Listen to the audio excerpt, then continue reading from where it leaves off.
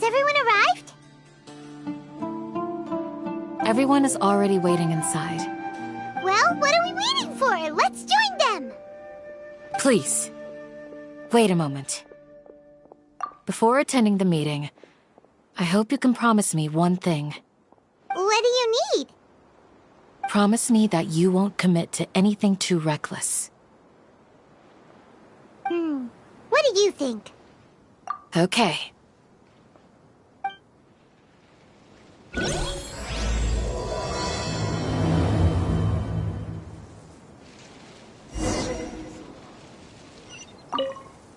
They're all waiting for you.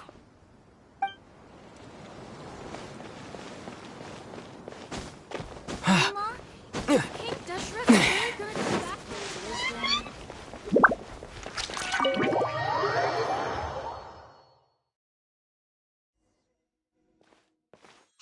here so early! But why isn't anybody talking? We already discussed things a bit. Hey, where have you been? I've missed you too. Are you ready? Very well.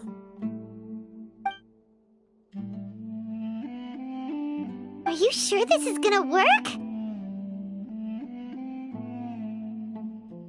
I gotta admit, it's bold.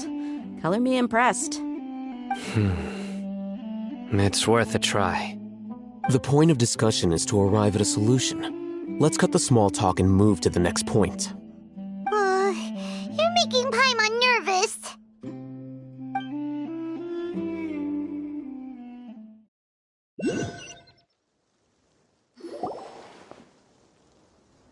You're finally done. I have some other stuff to take care of. Catch you all later. Come on, don't give me that face. I know what you're going to say. I'll be careful. That's what I wanted to hear. Take care. Well, traveler, Paimon, judging from your expressions, the meeting must have been quite productive. You can tell? I'm not that good at scheming or strategy, but I can sense people's emotions. And based on your reaction, things must have gone quite well. Paimon's a little worried. Hopefully nothing will go wrong. To be honest, I feel the same. But you're already some of the most capable people I know. So you have my trust. Candace gave us a compliment! Your deeds speak for themselves. Candace, we stayed behind to tell you that, although you won't be coming with us, we'll be sure to remember your words. I'm very glad to hear that. I've said the same thing to everyone here today as I said to you when you arrived. Your safety is the most important thing. Only when you're safe can the plan be successful. So please, take care. You're welcome. And thank you for taking my advice. Good luck with everything. I'll be here in the village praying for you.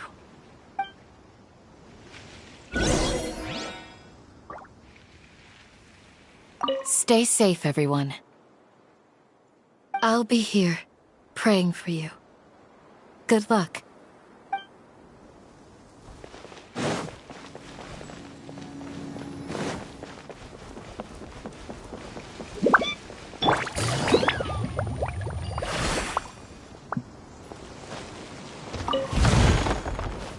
Yeah.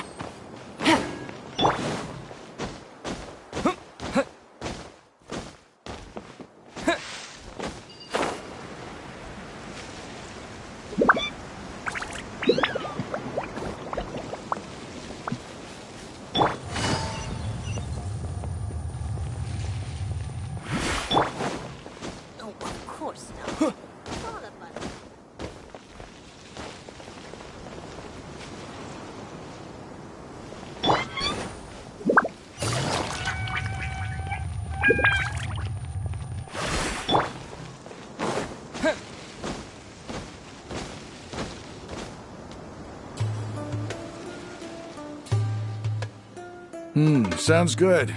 I'll go make some preparations. Okay. I'll hate them! Have you finished saying your goodbyes? Yeah! Also, Candace told everyone to be careful. Yes, she did. But I think my point also bears repeating. Our plan is not child's play. We won't be able to achieve anything if we're simply careful. We must go beyond that and fully commit ourselves to it. I hope this is clear to you. Huh? Shouldn't you be saying something more cheerful to boost our morale right now? Didn't we already do that during the meeting? You can never have enough words of encouragement. In that case, Candace can cuddle you to your heart's content while I continue to remind you of the seriousness of our situation. We all have our jobs to do, after all. It's like how some people can be put in charge of logistics while others will fight on the front lines.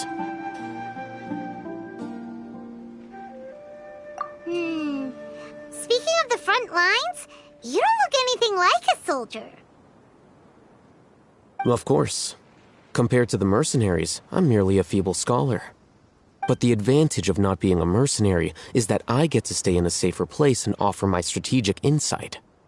Just think about that mercenary who lost his mind. Mercenary groups are facing constant danger every single day. Well, being a scholar is also a high-risk occupation, and you are a scholar. I'm not like the rest of them. Even among members of the same species, some will exhibit far more potential than others. This guy. Paimon still remembers when those mercenaries in Port Ormos called you a lunatic. All intellectuals are lunatics in the eyes of fools. I'll take that as a compliment.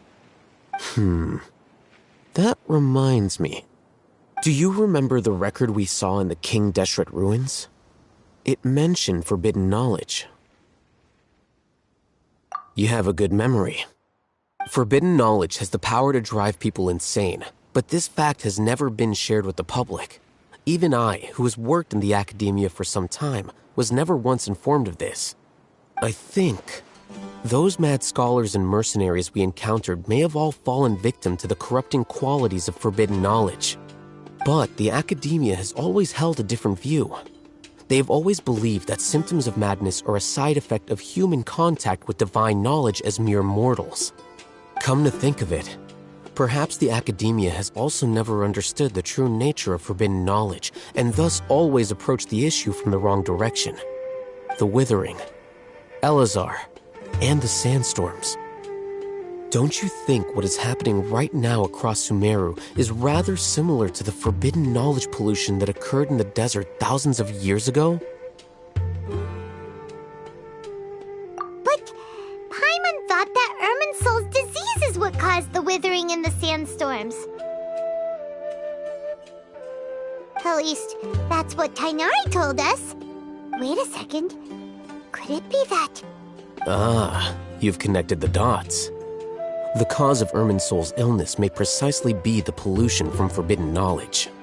But if that's the case, what should we do? This is huge! Wait. Why do you think Lesser Lord Kusanali would have a solution to this situation? You mean, it's related to the scene you saw when you passed out in the Avidia forest? That whole, the world forget me thing? In that case, it's imperative that we rescue Lesser Lord Kusanali. Only by working with her to save Irminsul can we completely resolve the problems Sumaru currently faces. To make sure we're still on track, I would like to check on the state of some of our preparatory work. Where are we going? To an Eremite base.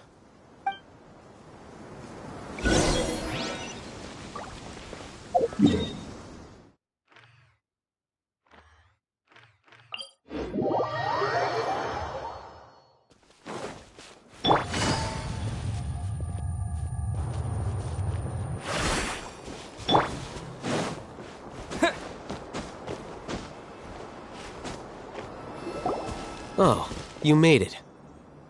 Huh? What are they doing here? I gave them some technical work to do. Ah, it's the scribe.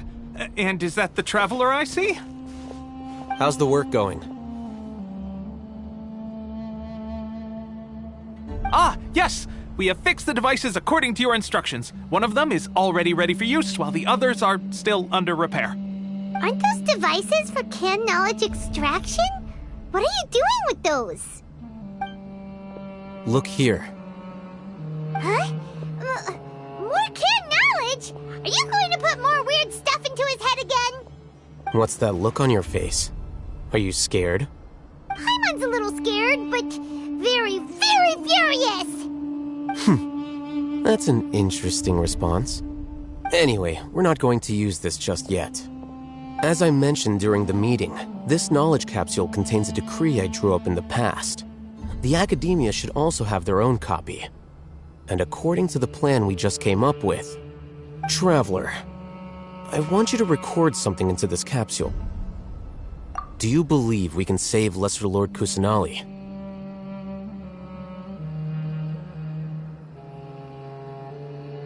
Good. Conviction is the most important part of all of this. Now, please get ready and put on this device.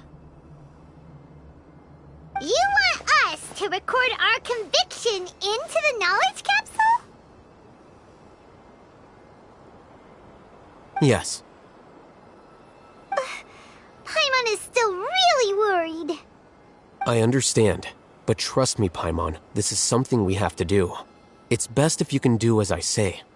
Because, to achieve this impossible task, it sounds like you'll need to fool your own heart first. Although it may feel like a trick, self-encouragement may be the most important tool we have.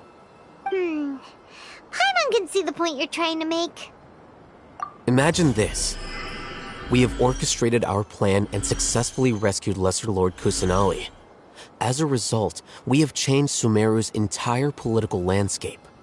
Everything went without a hitch, and everyone recognizes and praises our achievements. Now, open your eyes. Here. What's this? Read it out loud.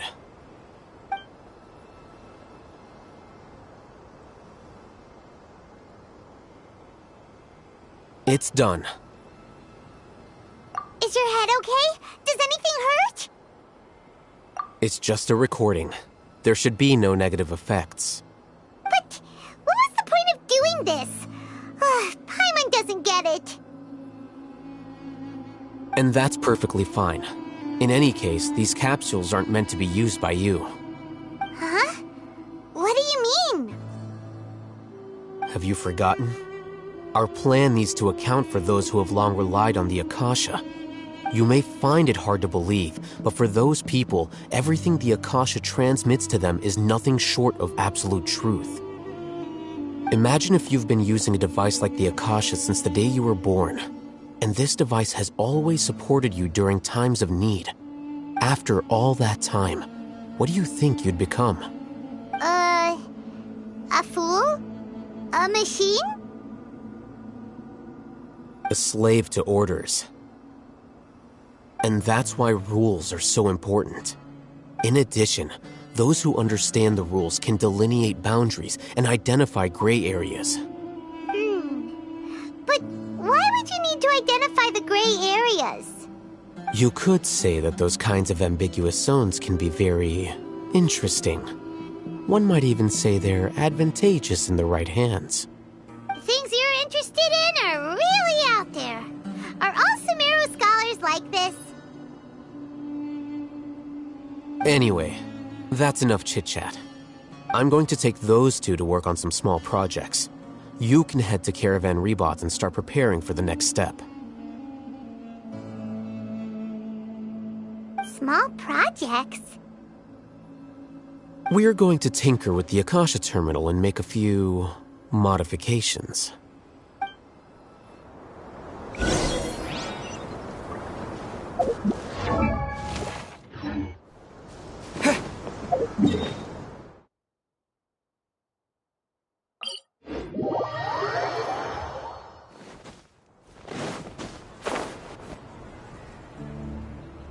I thought we agreed on a plan. How can you go back on your word? The plan is too radical and carries a high risk for casualties. I've given it a lot of thought. And in the end, I still can't agree to it. But it's still the best plan we have.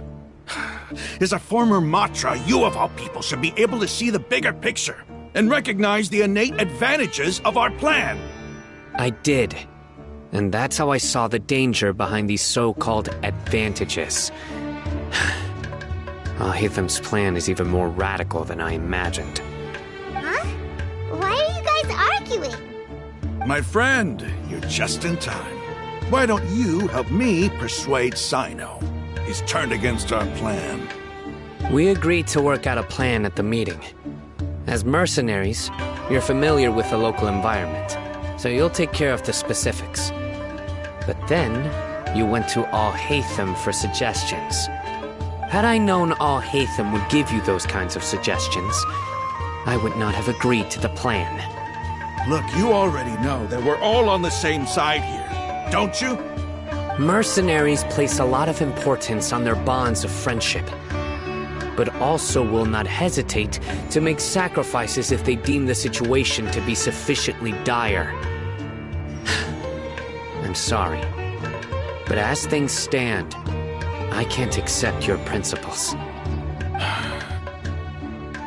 Seems you really do understand the ways of the desert. Traveler, Paimon, this is also something you should know. Rahman's plan is to have me work with the Caravan Reebok guards in my capacity as a Matra. We will arrest the mercenaries and escort them into Sumaru City. Wait, how can we work with the guards? We can't get through that wall easily, remember? Caravan Reebok would never let so many unregistered members of the Eremites enter Sumaru City. My plan will clear us of any possible suspicion, and also let us enter the city as a big group. There is no better way. That also sounds like something Al-Haytham told you. Am I right? Doesn't Al-Haytham know how dangerous this plan is? Of course he does. He told me, there is no perfect plan, but this can get the job done. He also said that with the help of Sino and the Traveler, our chance of success would increase significantly. I never blindly trust anyone, and I've always had a good eye for people. I think he made a number of valid points. It's my own choice to trust you. If I make the arrests alone, I can control myself and prevent you from getting hurt. But I can't guarantee that kind of discipline from the guards. To make the whole thing more convincing, you'll need to resist to some degree. Casualties are inevitable once push comes to shove. I'm okay with the deaths of enemies. But now that we're allies, I'm against the meaningless loss of our own. I can't believe a Matra would actually care about us. I've lived a hard life, and I can say that people like you are hard to come by. I've always treated my allies with honesty and respect. They have the right to know important things like this. Now you're making this hard for me. Hey, is there something we can do to help?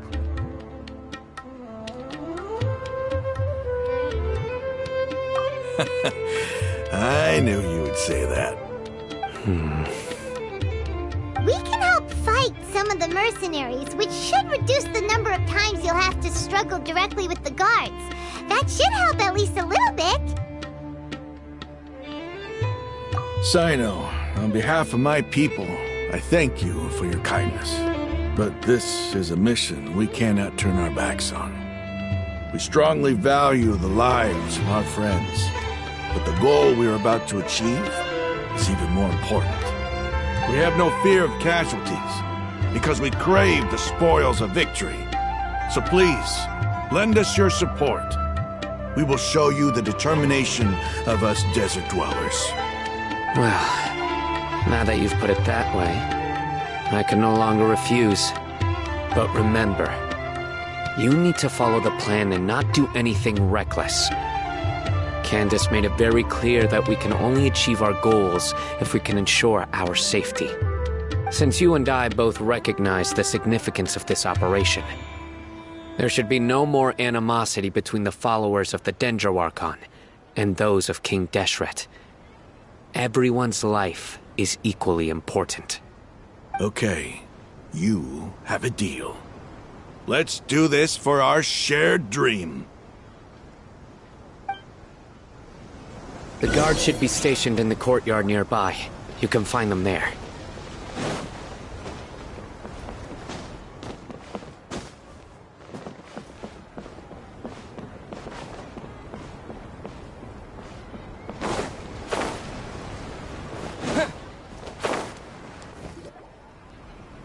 Guards!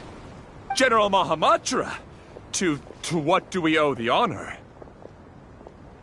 Keep your voice down. This is a secret operation. I'm going to arrest a large criminal gang near this location.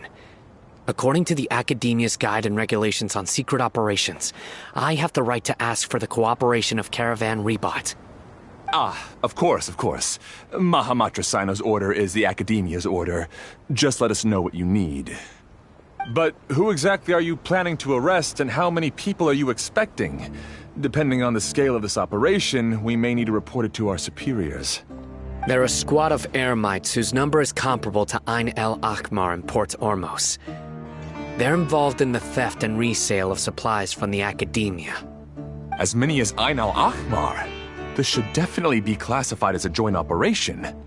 Then I suggest that you report this to your superiors as soon as possible, and treat it as a top priority desert operation. I will need personnel. Got it. Please wait a moment. I'll contact them immediately.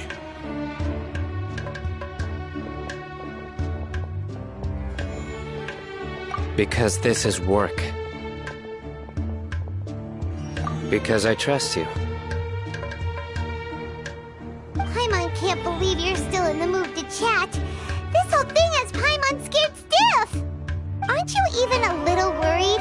What if these guards already know that you have betrayed the Academia and are no longer their General Mahamatra?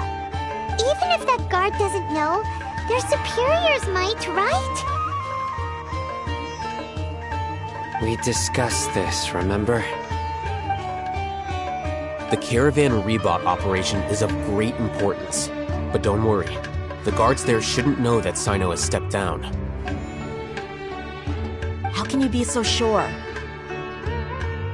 First, the other Matras still don't know why Sino has left, which proves that the Academia has been covering up the matter. Second, this is a crucial moment for the Academia's God creation plan. If something were to happen to the General Mahamatra, it's bound to attract a lot of unwanted attention. No matter how you look at it, they don't seem interested in sharing the news of Sino's departure. A reasonable inference.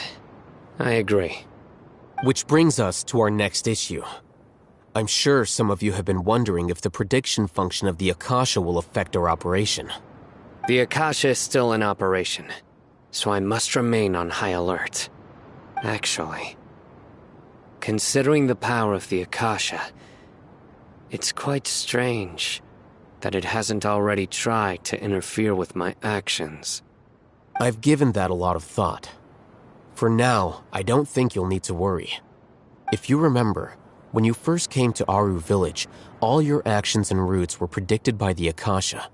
It even gave that information to those who kidnapped the village keepers. But things like that never happened again after we met up with the Traveler. That's true. But why? Look at it from a different angle. Why do you think the Akasha will predict your actions? Because my personal data has been entered into the Akasha. That's true, but the key to this question is, how well can the Akasha make predictions about a person? Haven't you ever thought about it? Just how can it do this in the first place? Because the Akasha controls the entirety of Sumaru. The Academia firmly believes that all human actions can be explained through logic. By sorting and analyzing entered data, the Akasha can derive behavioral logic and predict the actions of those who fit an existing logic model. However, at the risk of sounding like an advocate for fallacies, can everyone truly be considered logical at all times? Emotions are part of our behavioral logic, but can you guarantee that every experience of the same joy or pain would be equally intense? How can our feelings and opinions be predictable down to the letter in every single instance? Sino, in the past, you've always worked alone. In the absence of another person who could sway you or your thoughts, the Akasha could produce predictions that were similar to your real-life behavioral principles. Decisive and principled, you were used to solving problems alone. That's why the Akasha could figure you out. But now, you've joined a team. And I believe the Akasha hasn't yet figured out the full composition of it. Our thoughts and logic have intermingled and weaved themselves together to become a complicated, chaotic mess. Any one of us could potentially disagree with another. The Akasha lacks data on these interactions, and it's impossible for it to predict your actions in the future based on your decisions in the past. After all, there's probably a limit to just how much we can be modeled or controlled by data. So, in my opinion, you're probably safe for now. Makes sense to me. I agree. The Akasha is not alive, and I don't think we can be completely controlled by something without a mind of its own. Is that so? I guess there are things that even the Akasha cannot calculate, and people will not be forever trapped by the past. Paimon's so glad that this is settled. Next time, pay attention during our meetings. Will do. Just remember to stay vigilant. Footsteps! General Mahamatra, we were not expecting your presence here. I'm the security officer of the Grand Deshret Desert District. My name is Luxembarbo. This is my assistant, the Traveler. He will be working with me. The construct next to him is for his work. Beep! Construct, beep! What a great honor to meet you. Your golden hair is as bright as the sun. And, is this the latest technology from the Academia? Have you made a decision regarding the matter I mentioned to your subordinate? It seems to be a dire situation, so of course you will have our full cooperation. To be perfectly honest, I've always longed to go on a mission with someone as well known as yourself. There's no need for flattery. Yes, sir. Take your most elite platoon and follow me to the eastern side of the district. We will carry out the operation there. Understood. Map. Hurry, bring the map!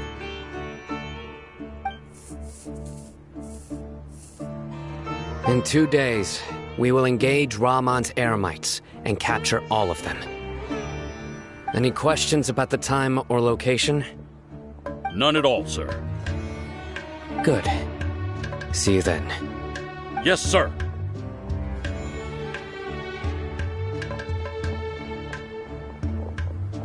Maybe hanging around the General Mahamatra isn't so bad after all. Everyone's so respectful towards us. This is all due to the absolute authority of the Academia. And now, we're going to strike back against that massive pillar of power. Get ready. We will move out in 2 days.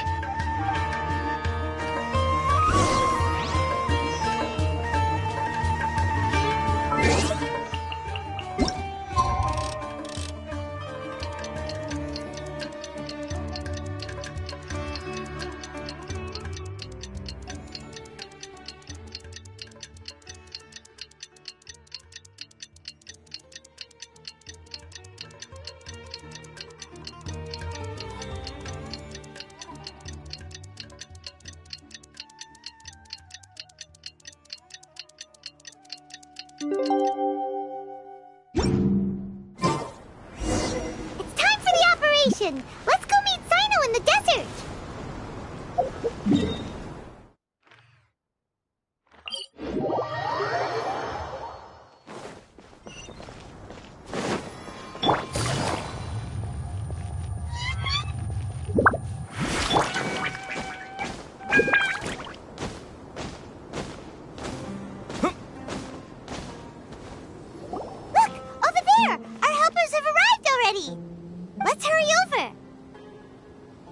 Wait a moment. Ah! Oh, it's you. You're my assistant, remember? Being my assistant, you must stay with me. Now let's head over there. It's General Mahamatra and his assistants. We meet again. You're here early.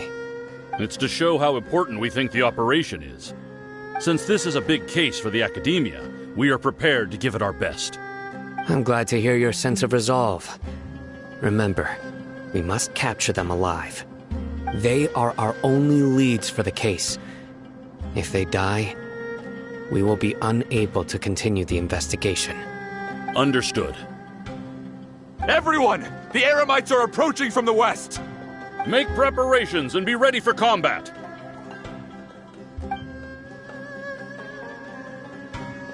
Halt! Oh? What a warm welcome!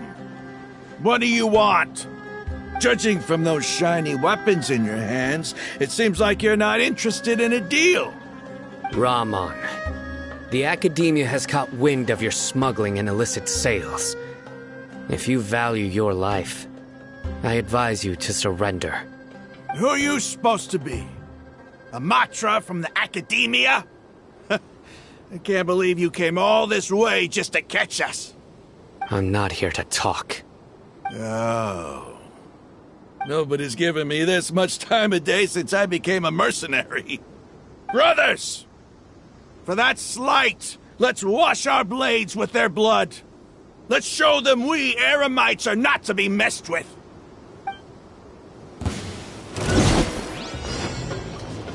Scatter!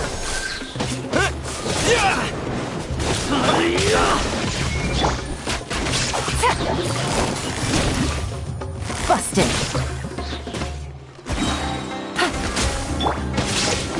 Propagate!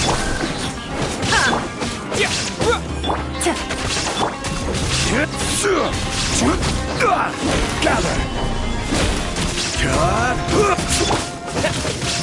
Scatter!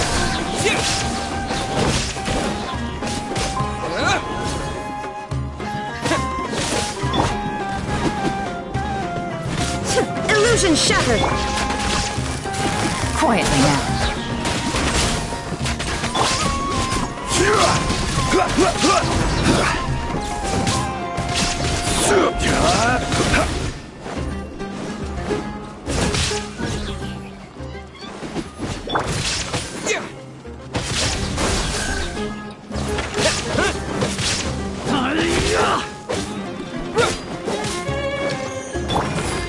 There is no escape!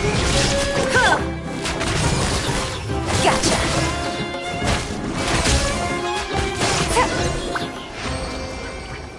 It's over. Ah! We have subdued them. The operation is now over. All Eremite mercenaries and related personnel in the area have been arrested. Ah, you pitiful Dendro Archon dogs! You'll regret this! I'm afraid you'll regret it first. King Deshret will curse you, and you will all! Silence! Oh, Restrain them and take them back to Caravan Rebot. Count their numbers and send them to the Academia as instructed by the General Mahamatra. Yes, sir!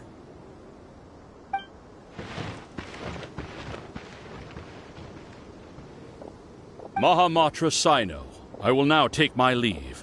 If you need further assistance, please come to Caravan Rebot and ask for me. Understood. You are dismissed. There they go. Let's talk elsewhere.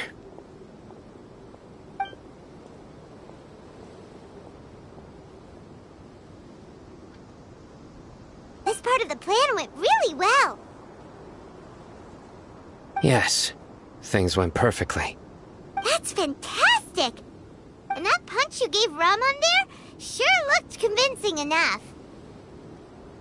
Once we're done here, I'll return to Caravan Rebot and oversee the group's transport. I promise. I'll get everyone into Sumaru City safely. Yeah, you're the reason why everything went so well. It's not the time to celebrate yet. I believe Dia should already be waiting for you. Go join up with her. She will need you to introduce her to Tainari. Speaking of which, is it really okay for us not to share the full plan with Tainari? What if he'll feel miffed about it and refuse to work with us? I have a very close relationship with Tainari. Given how well we know each other, I believe my message alone should be enough to bring him to our side. He knows I won't make jokes about things like this. If we need help, Tainari is the best option. Get ready for the next phase of the plan. Don't keep them waiting.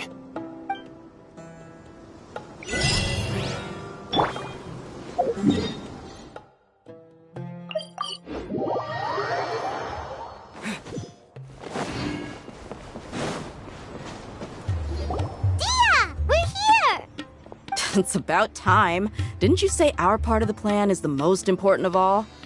And here you come rolling in late. In the time it took you to get here, I already did 5 laps around the place, downed 7 drinks, and even did some clothes shopping. Sorry. We didn't mean to keep you waiting. I just wanted to fix your attitude and rub it in a little. After all, you took your sweet time getting here, and we've got important stuff to take care of. I just like seeing that serious look on your face. Alright, I'll stop. All joking aside, I'm glad you're here. Let's get moving and take care of this as soon as possible. But where should we start? Our responsibility is to get a status update on the Fatui Harbinger known as the Doctor. We need to make sure he won't get in our way when we rescue Lesser Lord Kusanali. Dealing with an institution that controls all of Sumaru is already hard enough. If the Doctor were to crash the party, it would be next to impossible for us to achieve our goals. Yeah, we sure don't want him showing up. Ooh, he really gives Paimon the creeps. Right? Hearing his name just reminds me of those stuffy old geezers in the academia. I'd rather not have to deal with someone like that.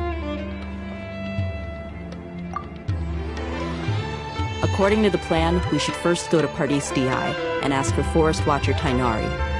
If all Hatham and Sino's sources are solid, then we can be sure that Tainari still has the Academia's trust.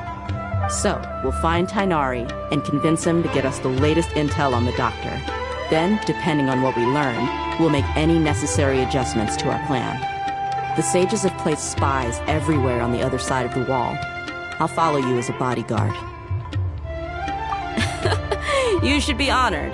I don't offer my services to just anyone you know. But Paimon thought mercenaries would do anything for Mora. That's certainly true. But when multiple employers are vying for your services, you should always go with the best offer. Let's see. If I were to charge you a bill, I guess I can apply a discount. How much more do you want? Paimon's not sure we can afford it. How much do I want? Hey, how about paying me with a smile? What do you say? I haven't seen you smiling much recently. If you ask me, someone like you must look lovely when they smile. Come on, give me a smile so that I can be less worried. Looking good! I hope this pretty smile will become our lucky charm. There are many kinds of smiles, but only a truly joyous one can bring blessings to others. Let's consider this smile a down payment for our future victory. Let's go. It's time to pay a visit to Pardis Di.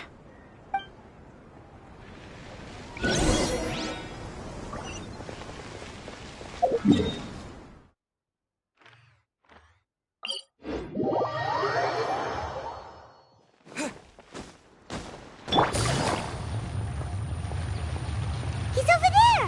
Let's go say hi!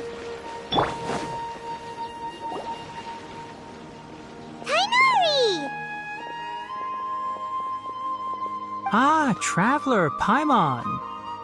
And you are? Hey there. This is our friend Dia. She's an Aramite mercenary. A mercenary? You must have some big news for me. It's something really important. Please help us out. All right, then follow me.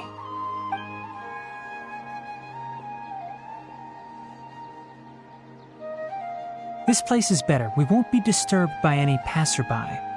Okay, what is this important thing you want to ask me?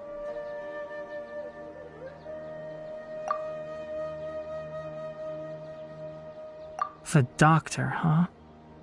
He's that strange-looking Fatui Harbinger with the mask. Paimon thinks he has blue hair. Yes, I know him. Actually, he left Party's DI just a little while ago. He left already?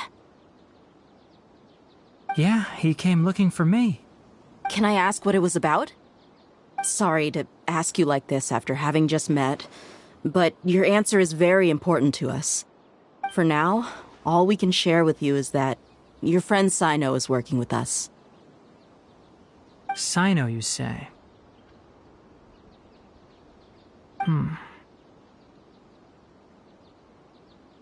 I see. So that's why he hasn't been at the academia. Okay. I will answer your questions and will assist you any way I can. You don't have to tell me everything that's happened. Sino's name really does work wonders. You're not even a little worried that we might have made it all up? Despite having just met you, I can sense that you're the serious type. Between you, the Traveler, and Sino, none of you strike me as the type that would conspire to deceive me. You don't need to tell me anything you don't want to. I'll also get straight to the point. The Harbinger you mentioned came to me because he wanted to take the scholar Hypatia away with him. Hypatia? Why would he want her? And what do you mean by take away? Is he planning to leave Sumaru? Yes. He told me his return to Snezhnaya is imminent.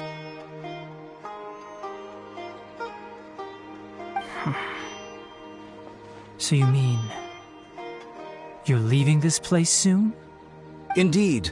Otherwise, we could have perhaps talked a little more. I was just about to set out when I remembered something important. To that end, I made a final trip to Pardis DI. Let me ask, have you been taking care of a scholar by the name of Hypatia? Your sources are accurate. No doubt because you recruited many informants. But you're right. Hypatia has indeed been receiving treatment from me. Forgive me for asking, but how's the treatment coming along? Given the way you're asking, I assume you have something to say. Since you asked, I'll be frank. I would like to take Hypatia to Snezhnaya. It's incredibly difficult to transfer a patient. As a scholar yourself, shouldn't you at least be aware of this? Oh? I can't believe your utter lack of faith in me, to the point of even questioning my general level of knowledge. How unbefitting. Well, you're the only one who's ever made such a request. I have my ways of keeping her safe during the journey. In addition, I can also promise that under my care, Hypatia will receive the most advanced and effective treatment. I will personally supervise her treatment and see to her recovery. Would that be agreeable to you? Hypatia was born in Sumaru and remains a scholar of the academia. Her situation has not become dire enough to necessitate her transfer to another nation. Transporting her to Snezhnaya is risky, and the potential benefits are unknown. As the person currently responsible for her treatment, I cannot possibly sign off on this transfer. Your suggestion is rude and reckless. I'll pass. I don't know much about the doctor, but after talking with him, I realized that, just like many other scholars, he possesses an aura of arrogance that I've come to detest. It's not so much that he's looking down on others, but more that he's so confident in himself and his abilities, to a point of near insanity. I would never refer a patient to someone like him. I prepared myself for a protracted battle of wits, and was really surprised to see him just give up on the topic. Still, his reaction really concerned me.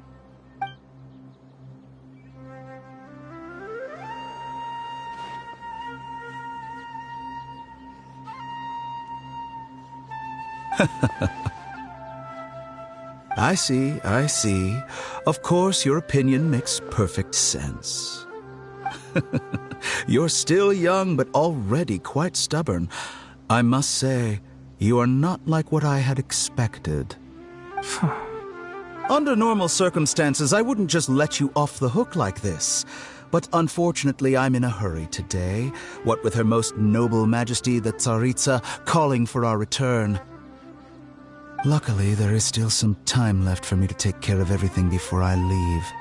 It's just as the Academia said, you're a responsible and gifted scholar.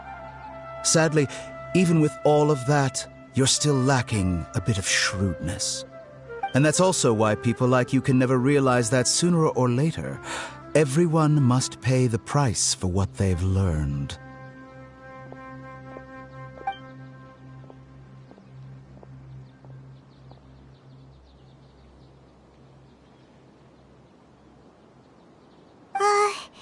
Paimon can't help but feel like he's hinting at something unpleasant. He asked a question, yet didn't care for my answer. Perhaps I'm nothing but a talking rock in his eyes. He never came off as malicious, but an utter lack of compassion permeated throughout our conversation. From his tone, I can sense that he's always looked down on others.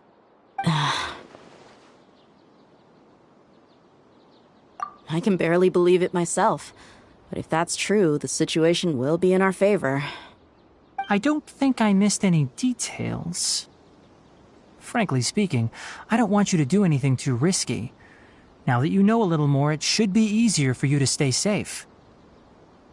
Sorry we can't tell you everything. We appreciate that you helped us anyway. I won't forget your kindness. It's okay. I have an obligation to do so. To be perfectly honest, all of this may have started because of me.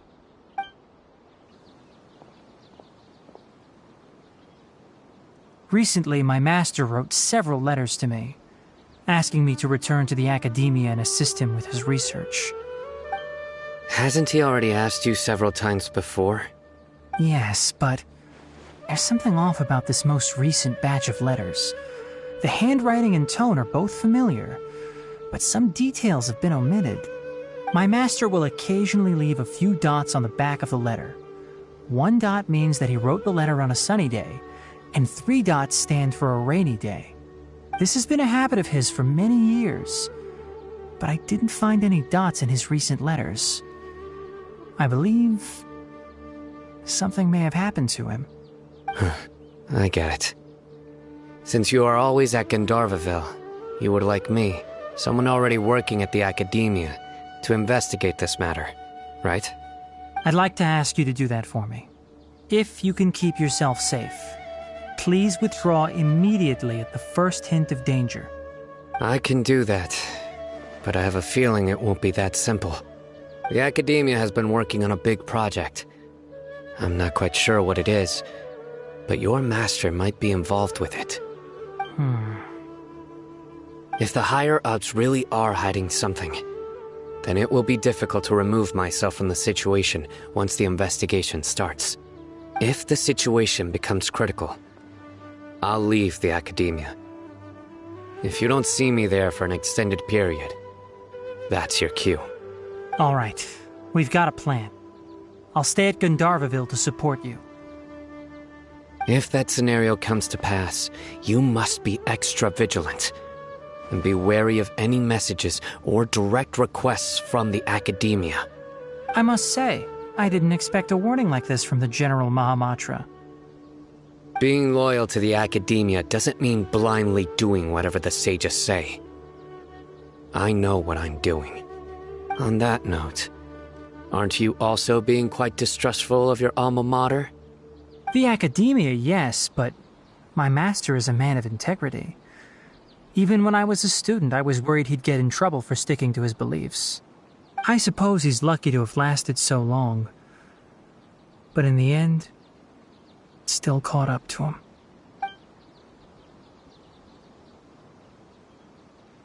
I see. So you noticed something was up with the Academia from the very beginning. This may well be how Sino became involved in all this. In that case, I must keep my promise and help you however I can. Also, if you run into Sino again, please help me pass on a message to him. Trust your own senses and experiences. I think this may be something he needs to hear right now. Okay, we'll find a chance to tell him. Thanks. Right. Now let's go hunt down this Harbinger. Oh, by the way, which way did the doctor go when he left Pardis DI? That way. Gotcha. Thanks so much. We'll be on our way.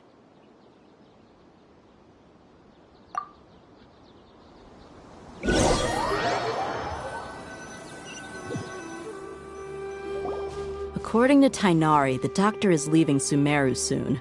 I want to check if the doctor was actually telling the truth. He also said that he'll take care of everything before he leaves.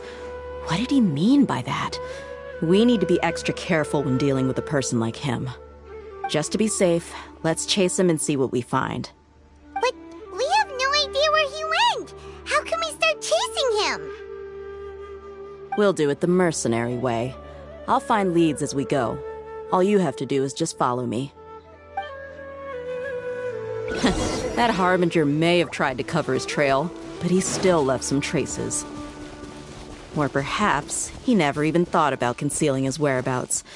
Maybe that's just how arrogant he really is. Yep, we're headed in the right direction. The traces are still fresh, but there's no sign of his entourage. Clearly they're in a hurry. It's just as I thought.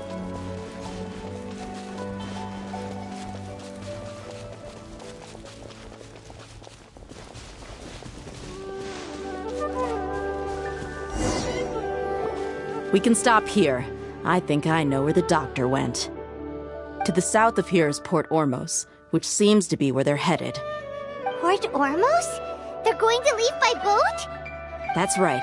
Let's go to the port and have a look for ourselves.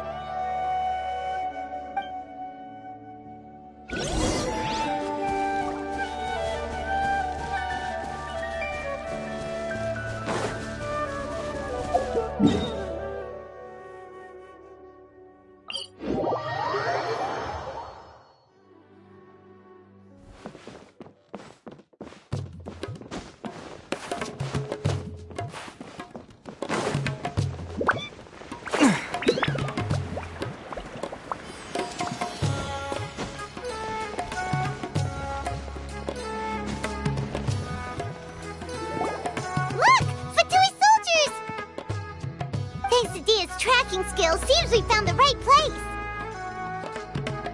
Shh! Don't draw their attention. The port is crawling with Fatui soldiers. Let's keep going and see what we can find. Now this is a proper farewell ceremony for a Snezhnayan Harbinger.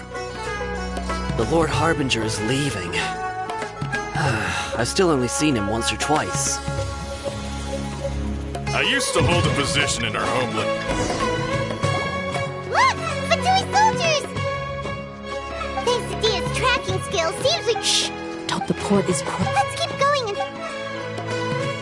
Now this is a proper farewell ceremony for a Snezhnayan Harbinger. The Lord Harbinger is leaving.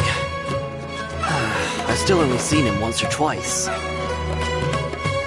I used to hold a position in our homeland, and back then, the doctor spoke in a very different way from the way he speaks now.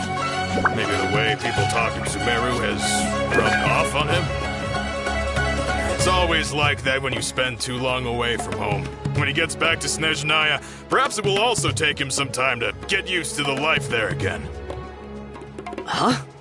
But, sir, that can't be right. No, I remember it like it was yesterday. Both his expressions and tones are now very different. Also, for some reason, he seems like he's all smiles now. You must be mistaken. Nobody's supposed to look happy when they're on a business trip.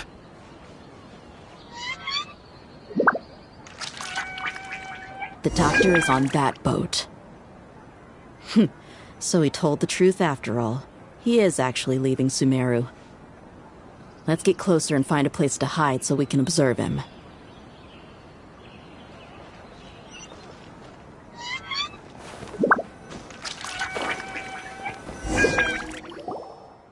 This place'll do.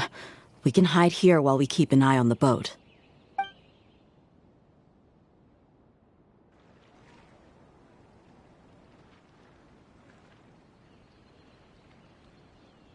Uh-oh! He saw us!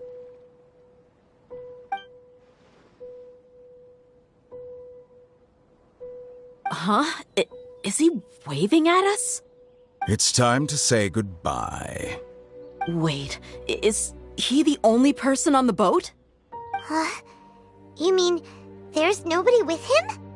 And where are all the soldiers we saw in the port just now? They were all here just a few minutes ago, but now they vanished. So this was a trap. Wait, don't tell me that. Luckily, there is still some time left for me to take care of everything before I leave. Oh no.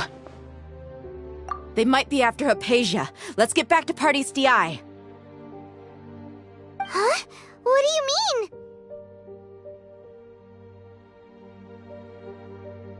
I'm afraid that she's seen something that she wasn't supposed to see. If I were the Fatui, I would also try to take her away. And if I couldn't... Oh no! Are you saying they're going to kill her? Let's go!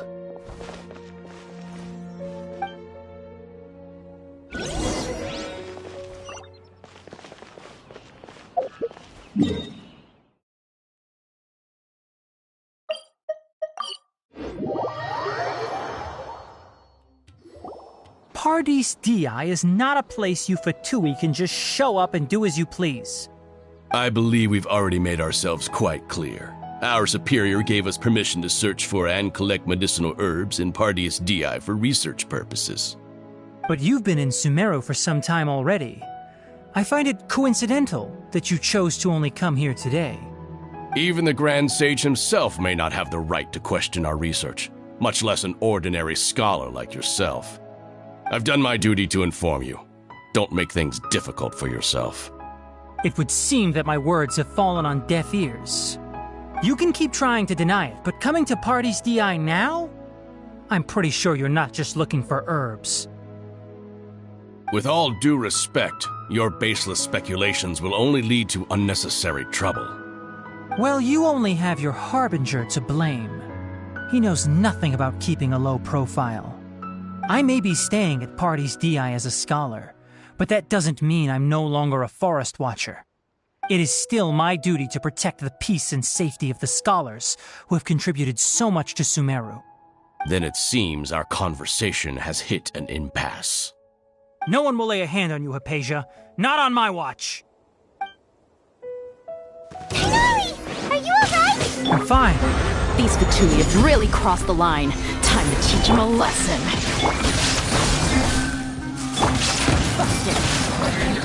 There's no use resisting! Give us Hypatia! Keep dreaming! Yeah, Tighnari! Beat him up! The doctor's orders are absolute! Yeah? You've been someone's lapdog for so long that you don't know anything else now!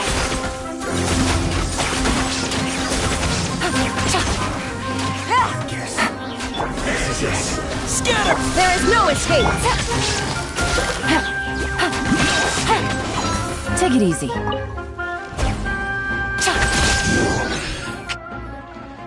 We're not getting anywhere. Traveler, Paimon, please go to Hypatia. We need to make sure they don't try to sneak around and attack from behind. Got it!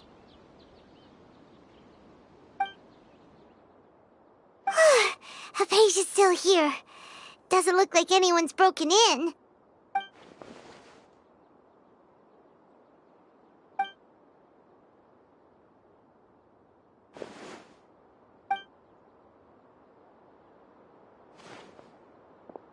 Well, how is she? Oh, that's good.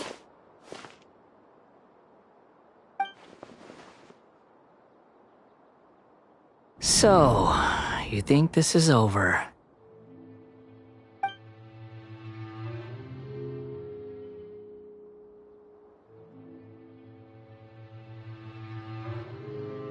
What? The Balladeer is here?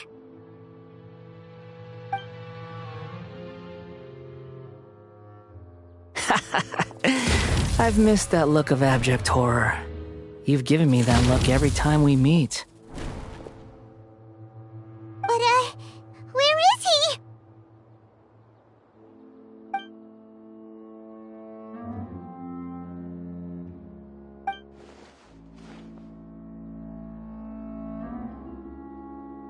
I can hear all of your thoughts, you know.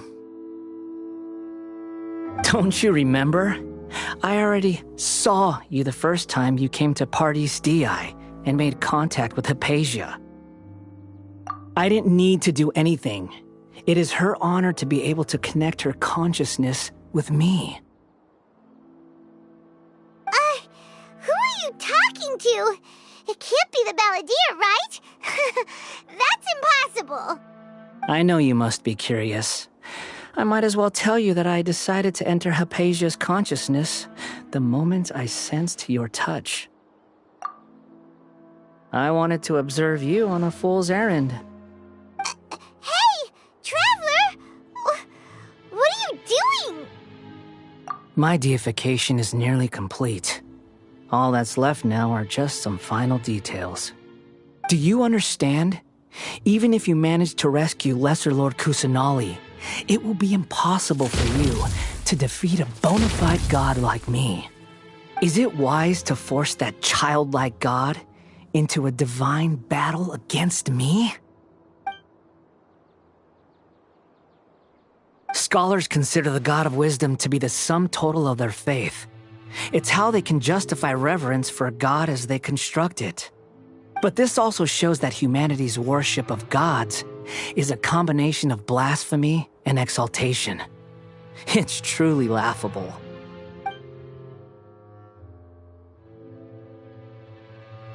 Yes. What is it?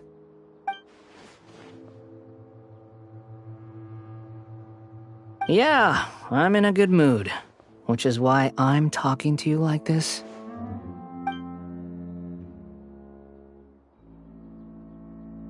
What do you mean?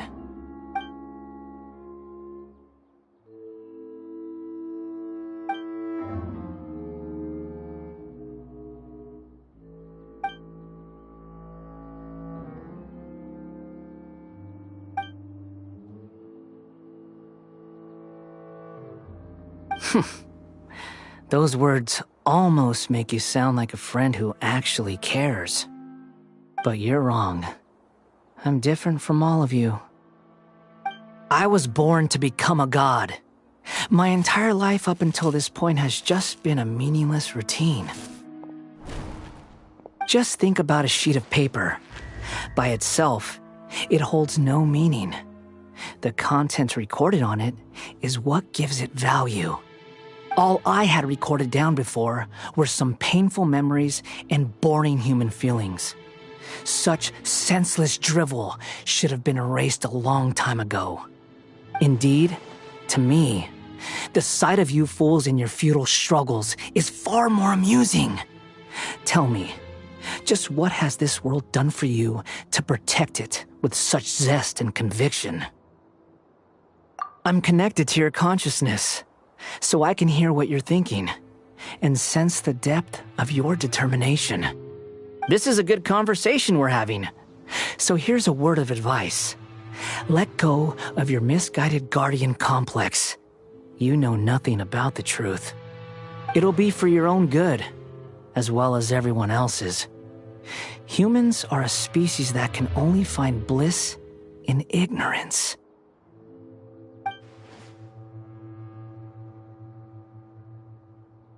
Ah, you've seen my affection for her. If you were in my position, I think you'd feel the same way. She peered into my consciousness and saw my past, someone like that is qualified to become my first follower. All gods need followers. So Hypatia has been chosen. Her appearance heralds my imminent arrival at the throne of divinity, while her worship shall become my glory.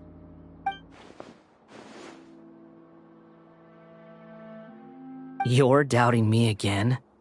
No matter. Soon, you'll know what kind of authority you're challenging.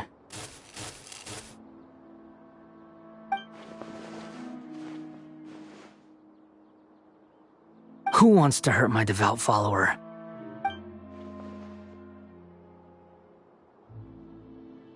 The doctor wants to hurt my first follower?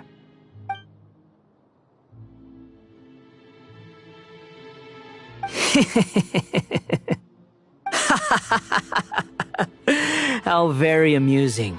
Has anyone ever told you that you're not good at sowing discord? The doctor has never known his place. Even now, the puny human thinks himself capable of interfering in the business of the new god. You're still too naive if you think a few words will be enough to convince me to destroy the doctor. But I'm willing to give you a gift, just like my expression of affection towards Hypatia. It is an honor for you to be able to stand here and speak with me. As my listener, you will be rewarded.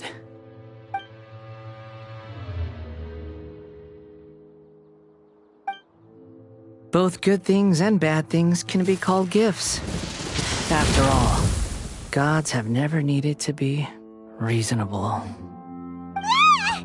Paimon hears thunder! That person Paimon couldn't see was the Palantir? Oh, he sure chatted with you for a while.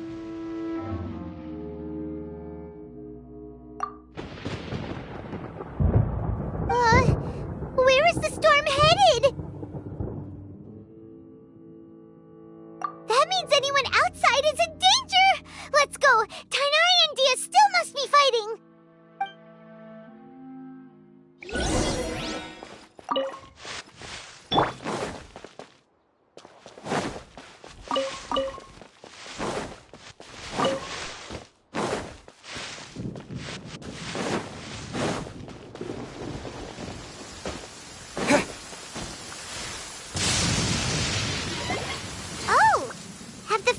Retreated?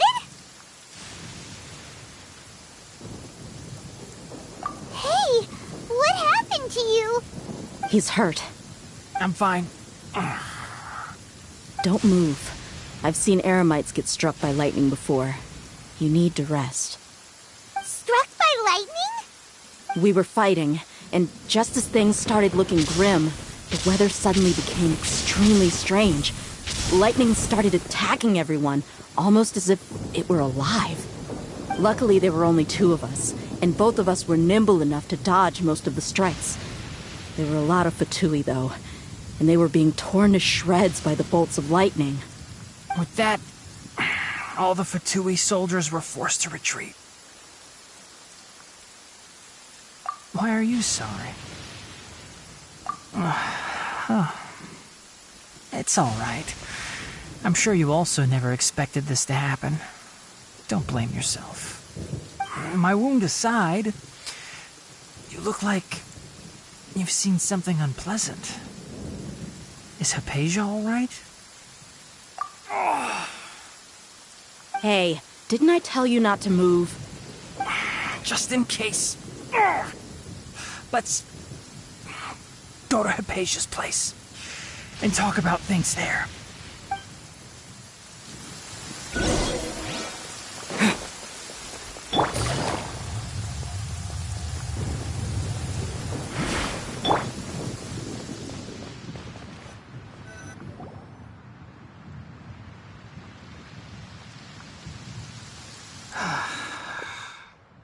Thank goodness she's fine.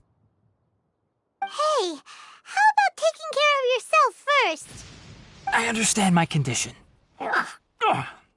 The wound is not fatal. I'll be all right. The more you understand medicine, the worse of a patient you become. I know. They always think they can push through the pain. Oh, he sat down. Let me rest for a bit. Sorry, Traveler. Now you may start.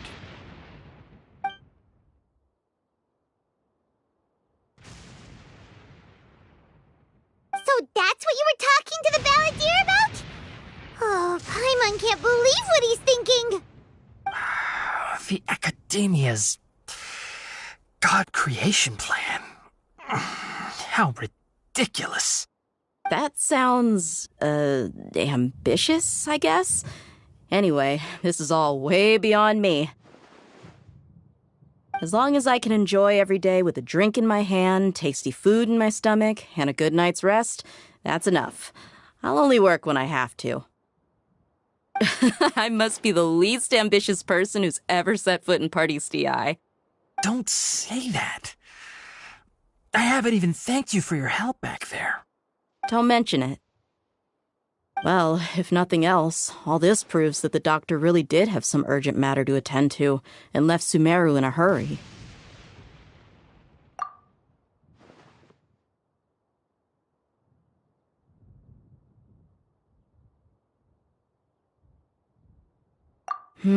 Maybe the Fatui want to cover up some secret of the balladeer. Is that why they tried to seize Hypatia? You said the balladeer claimed that Hypatia has seen his past. So, what could be there? Have you noticed? The balladeer is not happy with the doctor's actions. He thinks the doctor has no right to consider himself as his equal. So, if the doctor was to show up again, would the balladeer zap him with lightning? Based on what the traveler has said, I think he would. Having the doctor gone benefits him as well as us. In other words, we've successfully completed this stage of the plan. The doctor is out of the picture now. Yay! That's a big accomplishment! I'm also happy for you. Thank you for the help, Tainari. Make sure you rest up for now. Yeah. All right. Okay, that wraps things up for us here at Party's DI. Traveler, it's about time we rendezvous with the others at the Grand Bazaar. Let's continue to keep a low profile. You can head there once you're ready.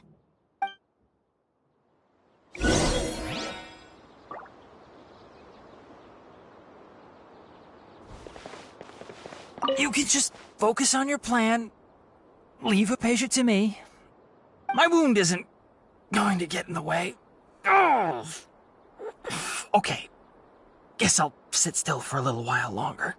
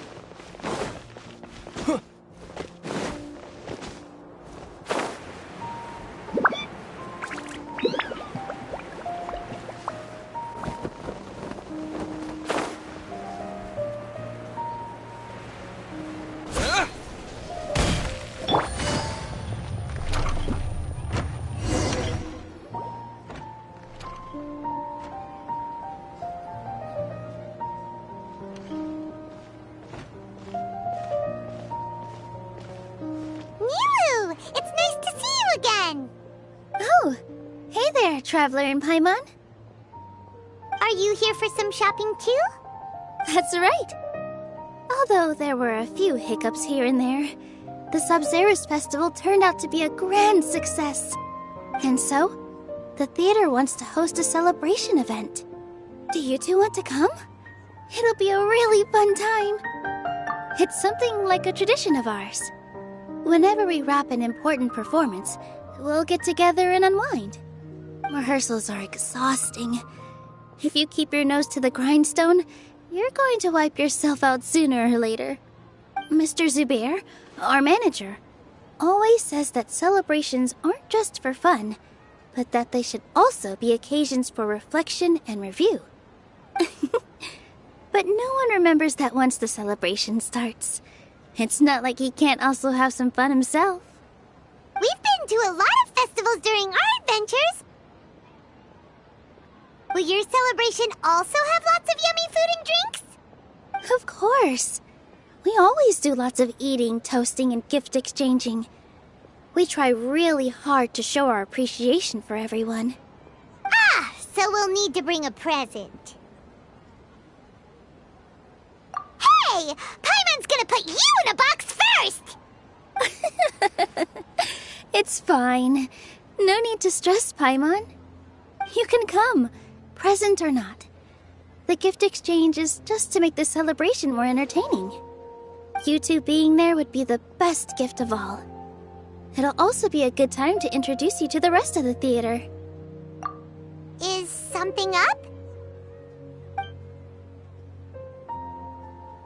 Yeah, but for now, it's more important for her to rest and recover. I tried to visit her, but I got turned away at the door. The people there wouldn't listen to a single word I said. All I could do was to leave a letter encouraging her to get some rest and keep her spirits up. She'll be better soon. And then we can celebrate together at the theater. It's all thanks to you and Nilu that we managed to save Dunyarzad.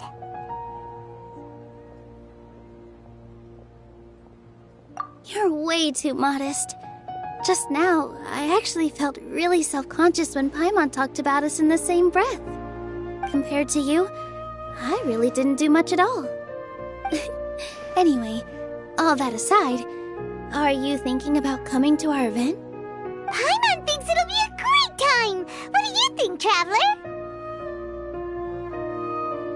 Alright, then let's head to the theater. Wait, I completely forgot about this pile of stuff! Whoa! Did you buy all of this, Nilu? Just one box. The rest were given to me. I really don't know how it came to this much. That's way too many freebies! Many vendors give out samples for free, but Paimon's never seen this much!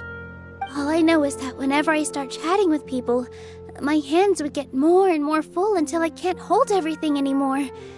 This seems to happen every time. I was planning on making a few trips to bring everything back before continuing on with my shopping, but I don't think I'll have the time.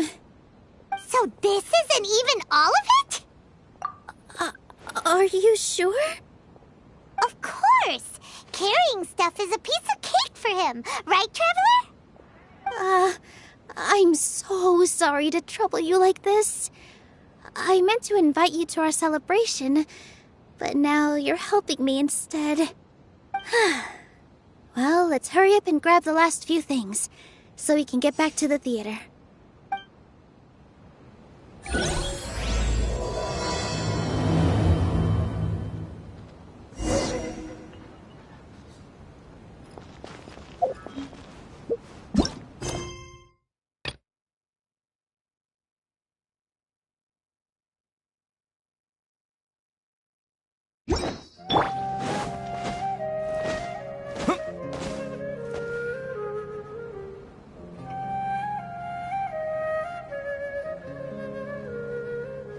Oh! Well, if it isn't Nilu! Greetings, Mr. Jute. Do you still have any food that's ready to go? Of course I do! I've heard that Zubair Theater is hosting a celebration event, so I've reserved some food for you in advance. Although, it looks like you're gonna need 2 more portions. Please allow me to introduce them. This is the Traveler, a very experienced adventurer. And this is Paimon, his super reliable guide and helper. No. Paimon is... hold on. She got it completely right. Look, Traveler! She introduced Paimon correctly!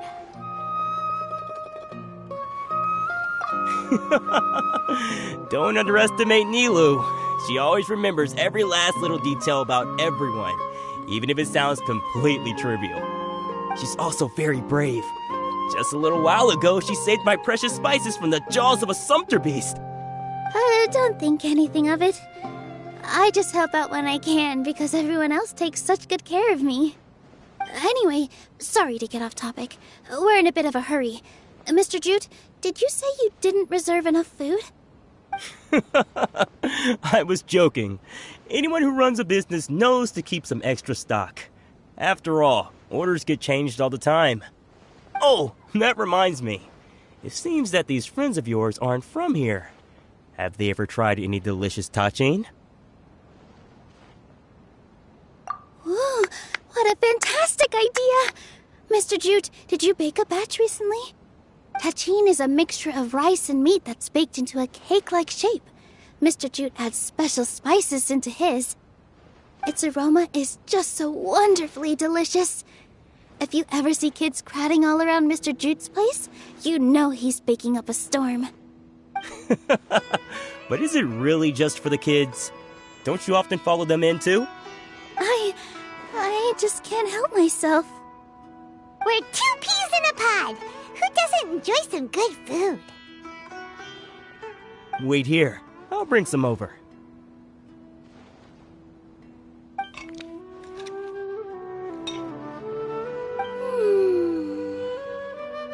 Whoa, what a dish! It's sweet and sour and full of deliciousness! Paimon can't eat it fast enough! No matter how many times I eat it, it's still so delicious. I wouldn't have offered it as a treat if I wasn't confident in the taste. I baked a lot just now, and it's all packaged and ready for you to take back to the theater. You made so much. Is it really okay to take them all? It was nothing. Making 1 serving or 100 servings is all the same to me. If anything, I should be thanking you for helping me clear my inventory. Don't worry about it. What kind of person would I be if I made you pay for a treat? Make sure you got everything. Feel free to come back anytime.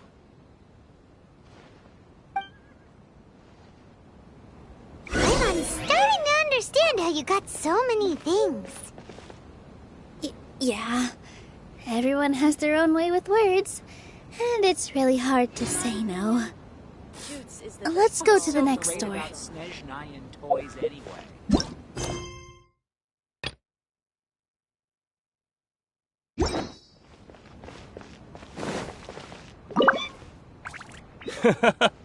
Off with ya. Don't think Soren and Abi will be able to hold out for much longer for that tachin.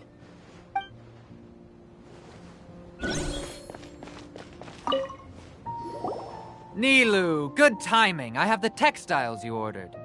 If you took any longer, the sumpter beasts might have gobbled them up. You and your jokes. Sumpter beasts won't eat those kinds of things, Mr. Offsheen. Jute said that some sumpter beasts ate his spices. Were they yours?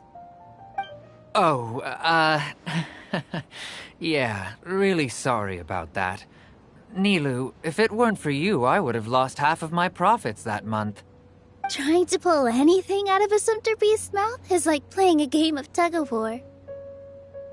So they really do eat anything, huh?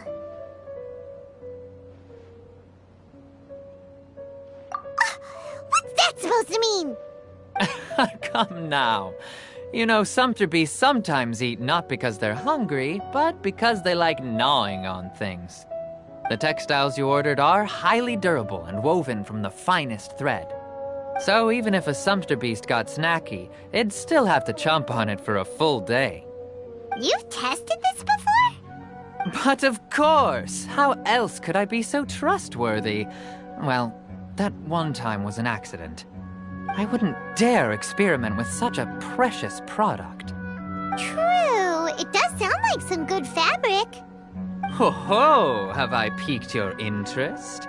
If you want to buy some, now's a good time. Buy 2 bolts and get 20% off.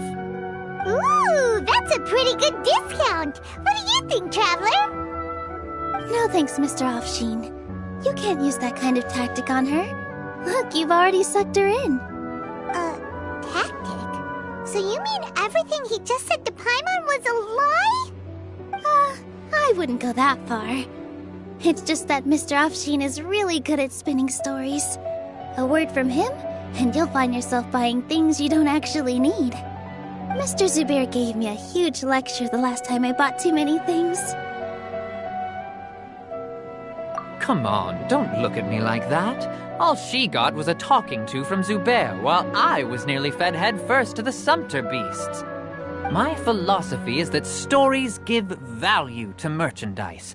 That's why my business started with such a boom. Our Nilu here is an extraordinarily good listener. Back then, she believed anything I said.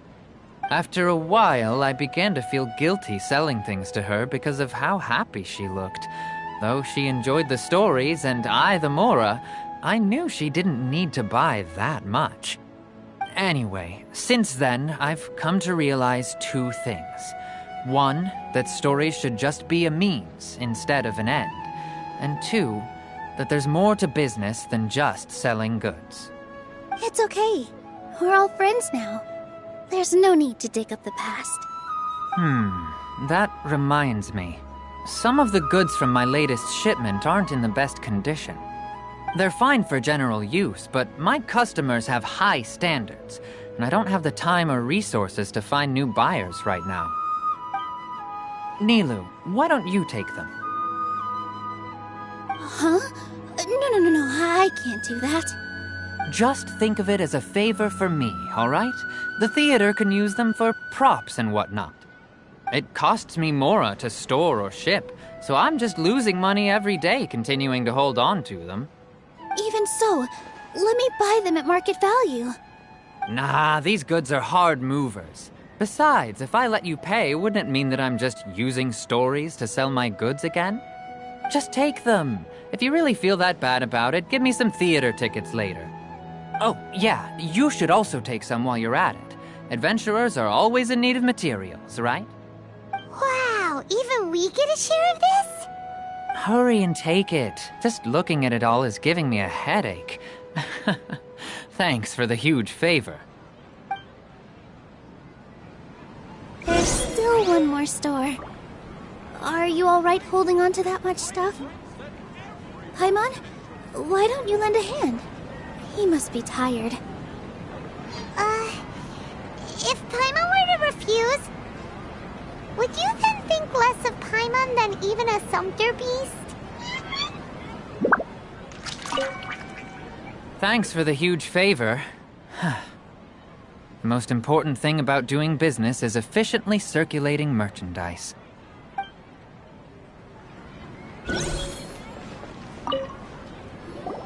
About time, Nilu. Farhad here was snooping around your props. Please, I was only looking at them to get a better idea of what your new show may be about. Wouldn't spoiling yourself just ruin all the fun? Yeah, please wait for our official performance. These 2 look familiar. I think I've seen them before. Weren't they at the Sub-Zerus festival? Yeah, and they're coming to today's celebration too. Oh, the more folks the merrier. I was actually just talking to Farhad about also stopping by tonight. Oh, yes, please do. I'm sure Miss Raykar and Miss Nadja would also love to have a chat with the 2 of you. We even prepared a small gift. Let me show it to you. Ta-da! It's a flower wreath. I really think we should wear some of these to give the event a more celebratory feel.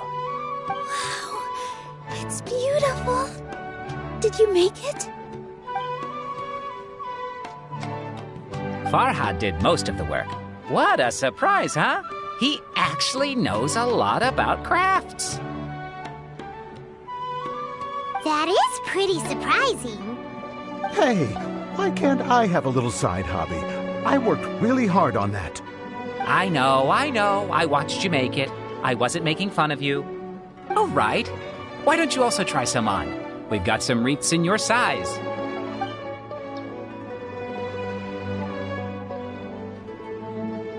It fits perfectly.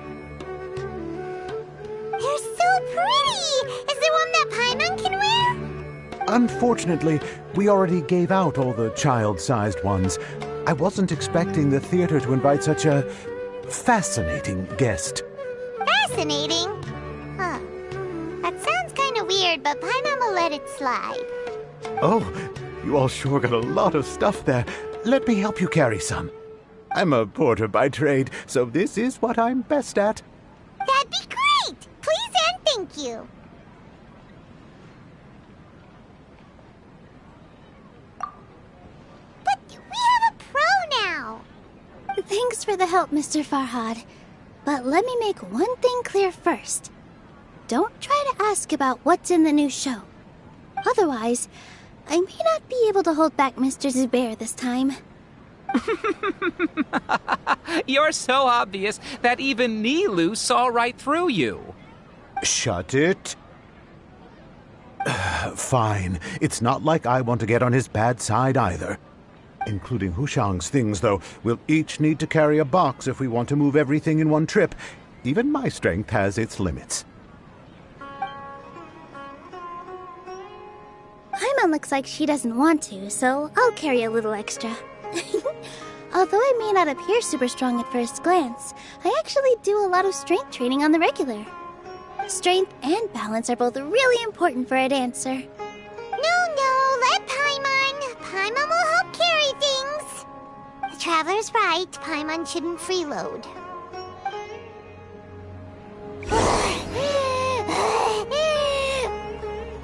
Paimon can't fly anymore. Are you okay, Paimon? Paimon's good to keep going. But Paimon now understands when people say there's no such thing as a free lunch. In my opinion, Jutes is the best star in the whole business. I still have some stuff to sort through. Catch you later.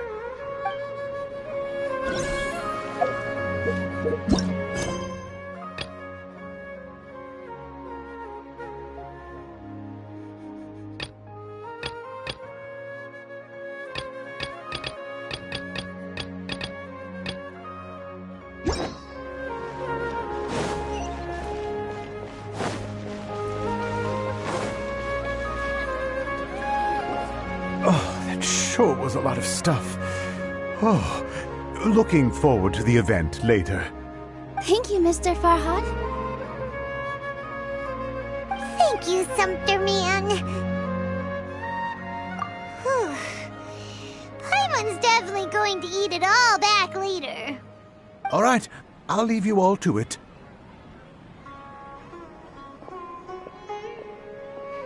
See ya.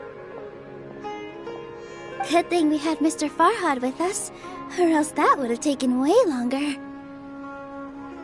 Of course! Because everyone's working here together. We're all like neighbors, so we're always helping each other out. It's easy to forget that everyone's running a business. With this many freebies being thrown at you, you probably don't need to work.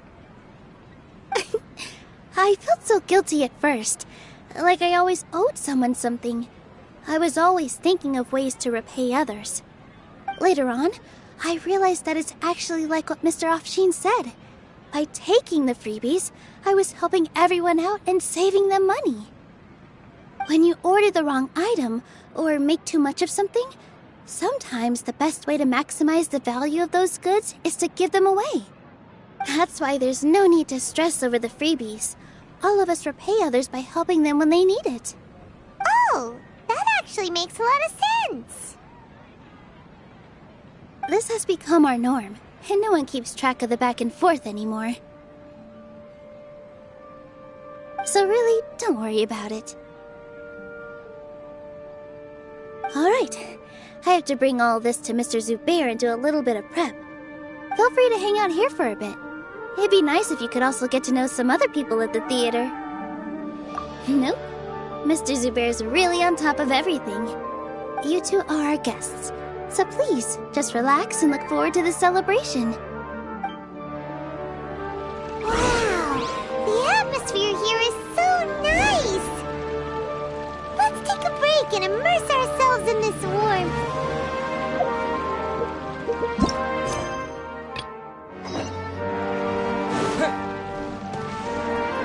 All right, everyone is here. How did everything go? Any luck with your missions? Let's report back one by one. I'll start first. We've made the necessary modifications to the Akasha terminal. In addition, the props required are also ready. I'll go next.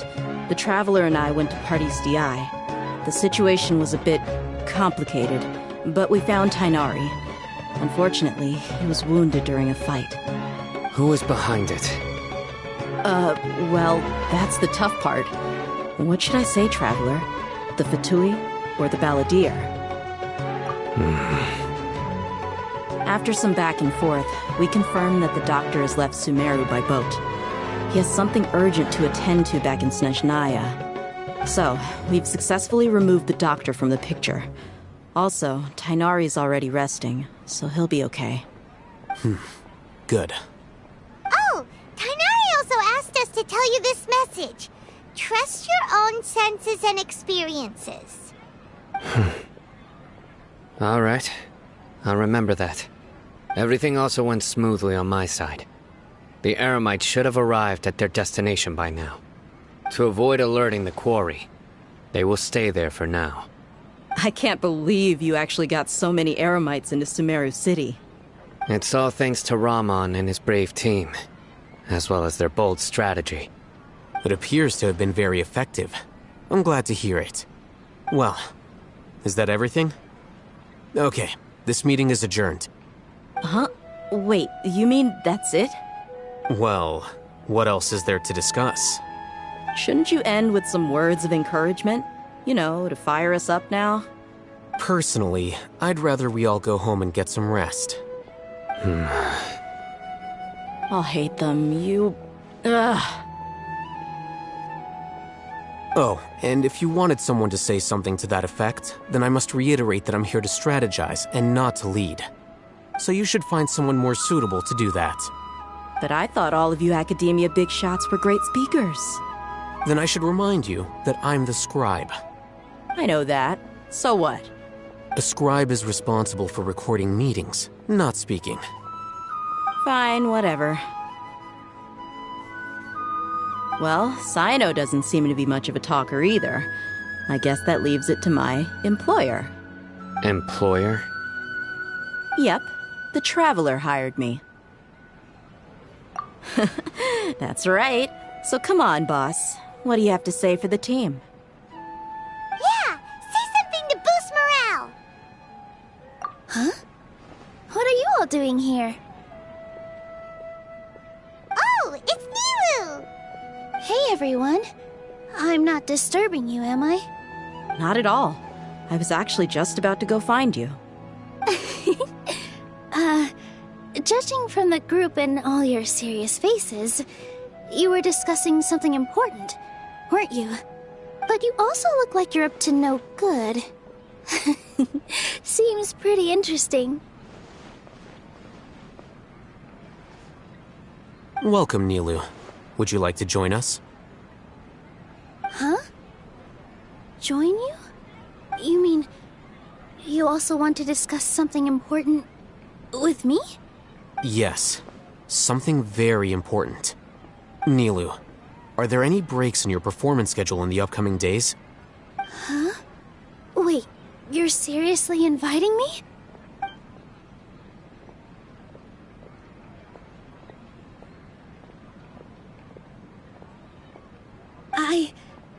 I can't believe my ears. You are truly the bravest and most passionate people of Sumeru, well, that I've ever met. Ahem. Oh, right. the Traveler and Paimon are not from Sumeru, but you are awesome as well. That's right! I must admit that I'm a little scared, but I'll try my best for Lesser Lord Kusanali. If I can somehow use my abilities to help you, then count me in.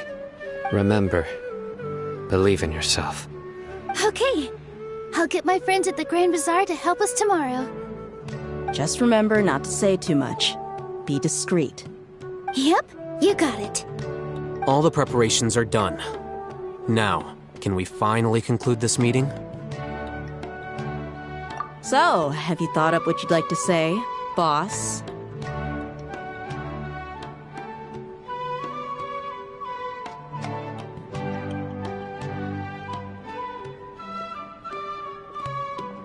Yep, it's a grand plan and we're all super awesome!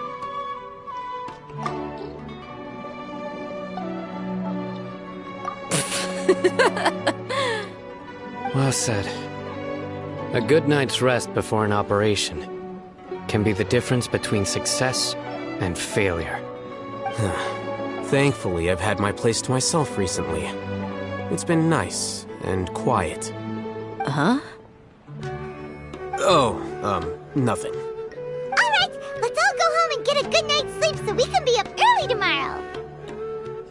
Okay, so I guess that means it's time to say goodnight now.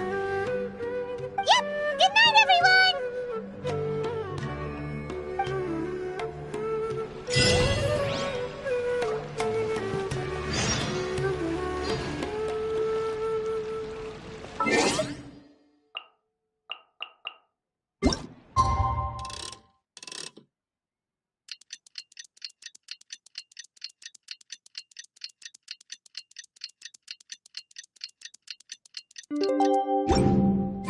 Today is the Academia's Nia Garbaha Day.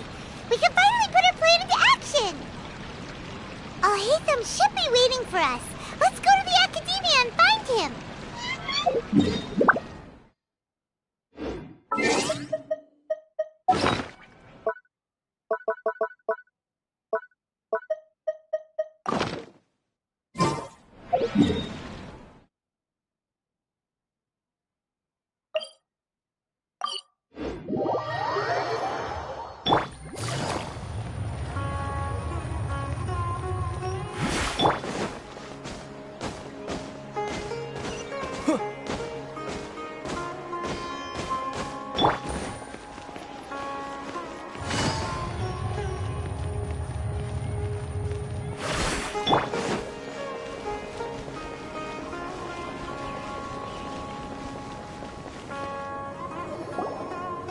Hello, you two.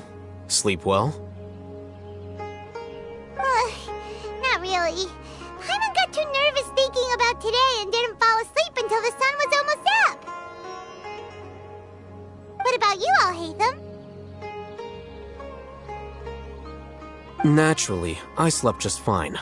After all, a good rest should be considered part of the plan, since energy is an important resource. You just want to show off how calm you are.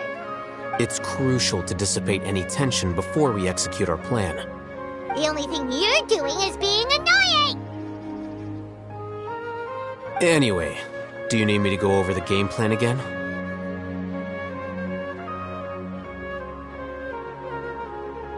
Our target is Grand Sage Azar's office. Everyone in the Academia knows that's where the Grand Sage's console is. Only they can operate it. Many restricted commands and operations are executed via that console. I'm sure that console has a way to free Lesser Lord Kusanali. You know, Paimon's been thinking, what kind of technology could let the sages imprison even a god? That isn't something they could have accomplished with their scholarly talents alone. In the Sanctuary of Suristhana, there's a device of Greater Lord Rukkhadevata's that she once used to isolate herself while meditating. 500 years ago, the Grand Sage at the time modified the device so that it could no longer be controlled from the inside. They were effectively trapping one god with the power of another. So, how are we gonna get to the Grand Sage's office? Don't forget, today is Nyargarbaha Day, arguably the most important day to the Academia. The sages and core Academia personnel are busy loading the latest batch of research developments and legal decrees into knowledge capsules so that they can be entered into the Akasha. All the Darshan's researchers have their noses to the grindstone, and the Academia's grounds are flowing with all sorts of people. It's the perfect time for an infiltration. When the Grand Sage leaves his office to supervise the entering process, that's our cue to access the console and free the Dendro Archon. Well, yes. That's just the visible side of our plan, after all. If precedence holds, the Academia should have already started preparing for Nyargarbaha Day. Everyone should be in position. All that's left is for us to lead the charge. Let's go. So are we just gonna walk in through the front door, or...? Yes. Were you expecting a stealthier approach? Paimon can't think of a good comeback. Alright, it's all on Alhaitham if things go south.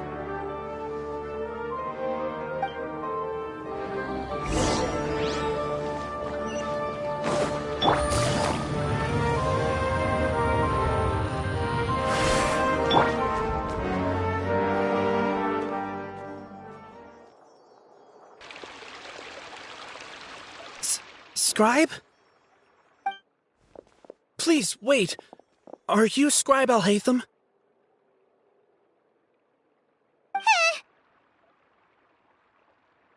That's me. Is something the matter? I'm in a hurry. No. I was just surprised to see you here. I had heard that the sages were looking for you not long ago, but I didn't know what for. And, also, please don't bring outside guests into the Academia. Outside guests? How did you arrive at such a conclusion? Your groundless inference shames the Haravatat Darshan. What did you say? I'm the top student in Haravatat, and I earned 3rd place at the last Inter-Darshan debate. Don't look down on me! That wasn't my intention. As your Haravatat senior, I just assumed that you possessed a greater aptitude for critical thinking. Look, based on what you already know, the purpose of my return and the reason they're here should be obvious. Is that so? Wait a moment. Let me think. Don't tell me the answer. The sages search for you. A blonde-haired traveler. Outside guests. So, from the start, the sages weren't looking for you, but this traveler? And you were gone from the Academia for so long because... Hey, shh. Yes, you've proven yourself as the top student in Haravatat. I surmise you've arrived at the correct conclusion. As I expected. Please, forgive me. I wasn't thinking clearly just now. Thank you for getting me back on track. It's nothing. We'll be on our way then. All right. Thank you for your contributions to the Academia, Scribe.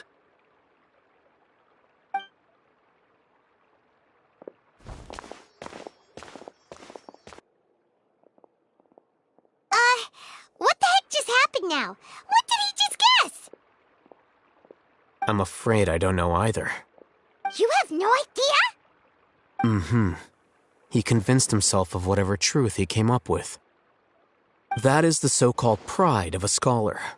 If someone questions their academic facility, they will instantly feign understanding to keep up appearances. Nowadays, the Academia is rampant with this type of scholar. Their obvious farces of intellect only serve to highlight themselves as fools. Wow, so there are special ways to deal with smart people. We don't even need to make up our own excuses. We shouldn't waste any more time. It would be problematic if we missed our window of opportunity. Let's go.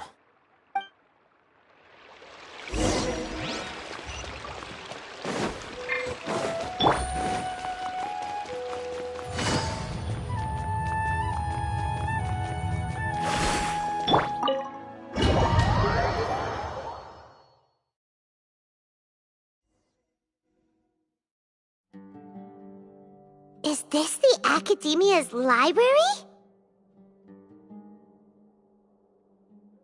Indeed. Known as the House of Dana, it is quite possibly the most extensive special collections library in Teyvat. There are a lot of students going through here. Is it really okay just to waltz right in? The Academia marches to a fast beat, especially since it's Nagarbaha Day. They're all occupied with their own matters. Just act natural. Now, hurry along.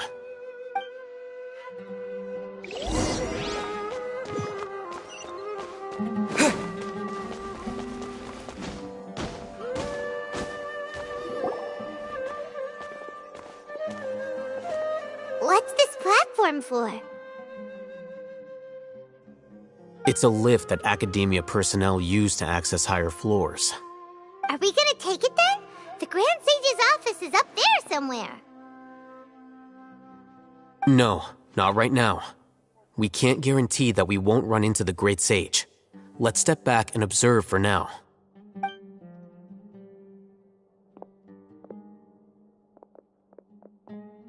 You think the Grand Sage will exit from there? And after he does, we'd sneak past him? Oh, Paimon thinks that's really dangerous. Who knows? However, if we can confirm Azar's current location, our operation will be much safer if we... Allow me to offer you a hint. If you wish to know his location, look behind you.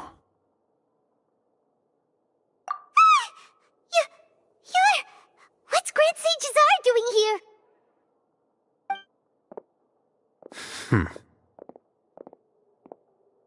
Do not tell me you believed the Academia would not grow suspicious of you after such a prolonged absence, scribe.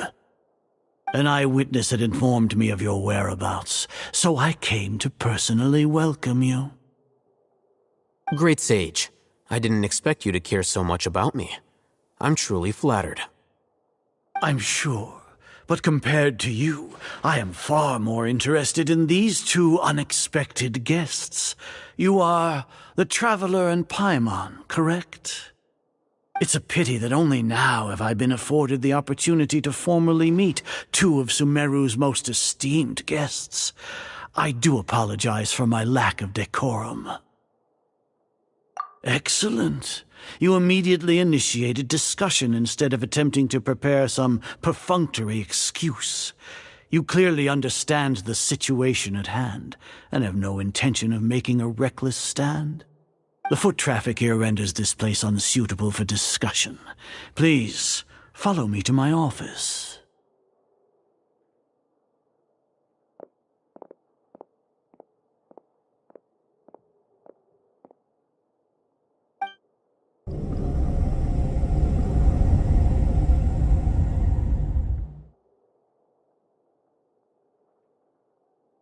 This place is crawling with guards.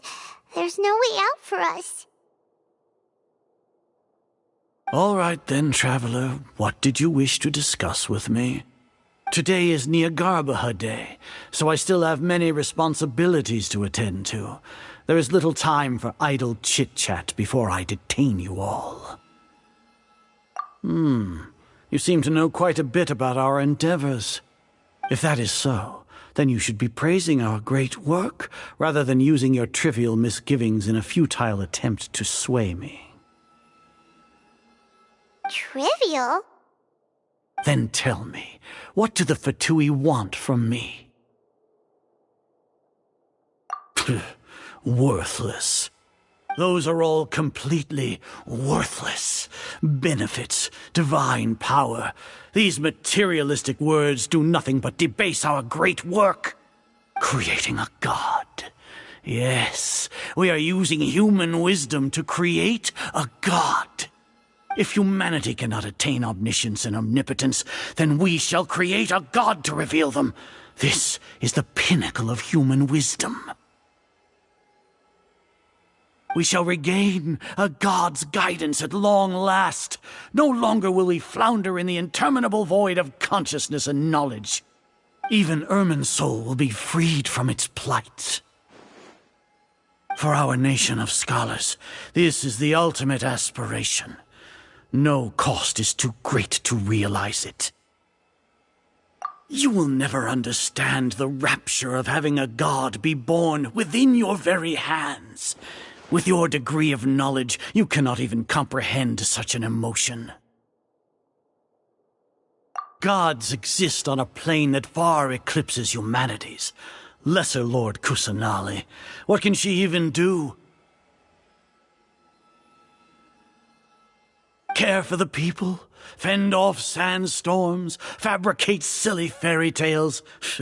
These are but child's play for the academia. Does that make us equal to the gods? We are a people favored by Greater Lord Rukkhadevata. Though I may have personally not seen it, our forefathers bore witness to true wisdom. The ascension of the Lesser Lord has brought nothing but bewilderment to the scholars. They all ask, is that truly what true wisdom is supposed to look like? With that in mind, it is better to keep her isolated in the sanctuary of Suristhana, so our academy will not become embroiled in turmoil.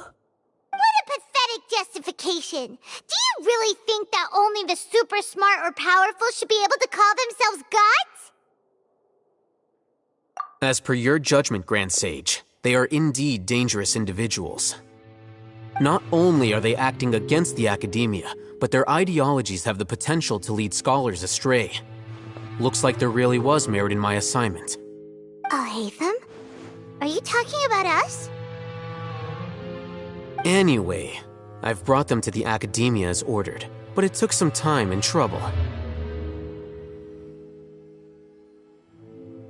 Oh, that reminds me. Here's the investigation report you had requested. It's a summary of my time spent with the Traveler, an array of information about him ready for your perusal. Oh, Hatham! So you're still on the academia's side! We finally started to trust you!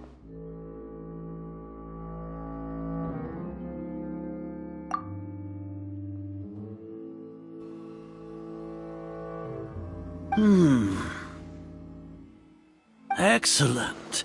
Detailed contents with no errors.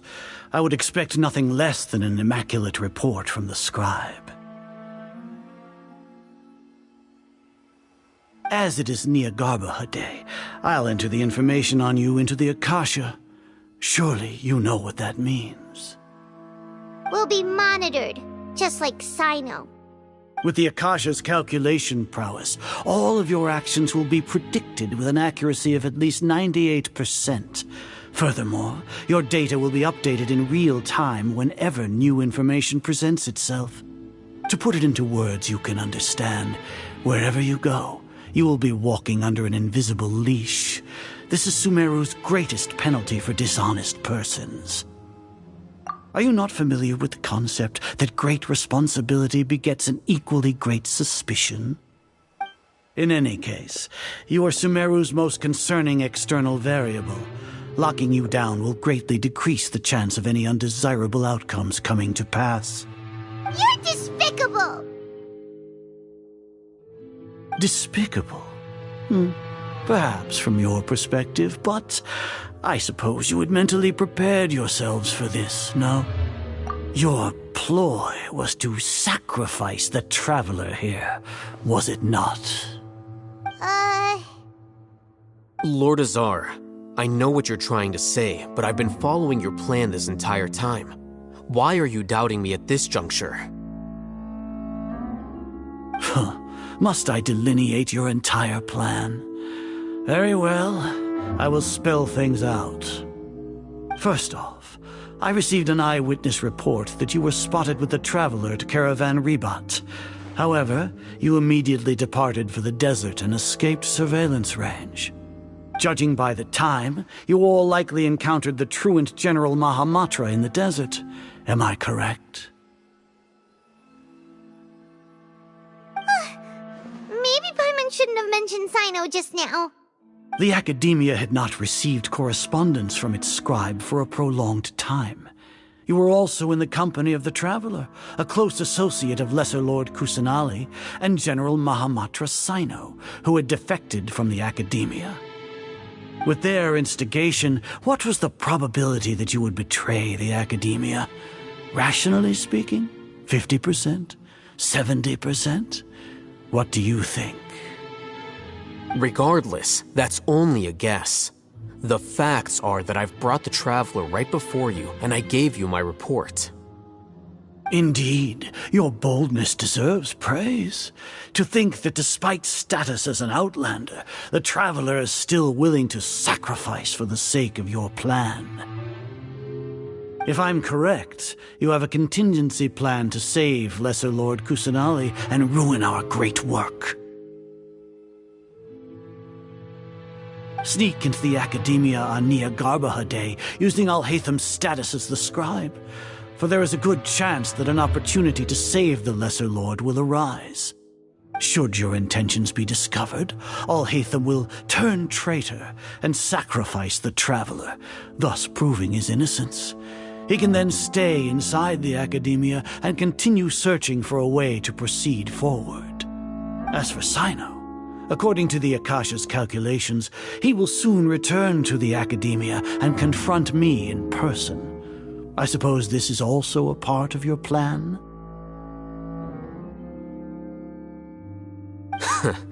You'll see me as a traitor regardless of what I say, no?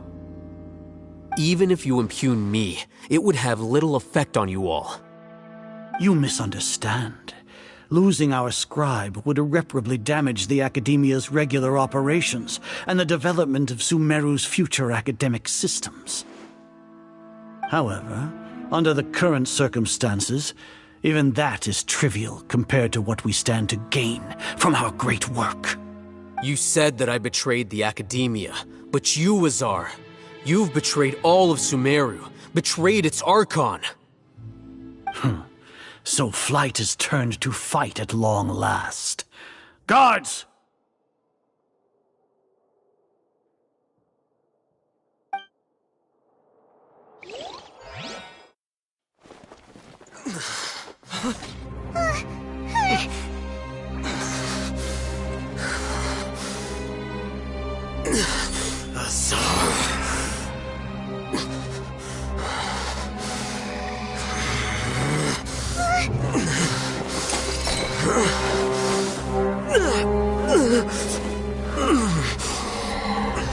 Well, what do we have here? So you stole that divine knowledge capsule. Traitor! You traitor! Even the most rational scholar will yearn for the power of a god in a moment of desperation. Aren't you doing the exact same thing as me, Alhaitham? Unfortunately for you, no god will lend you their power. Azar!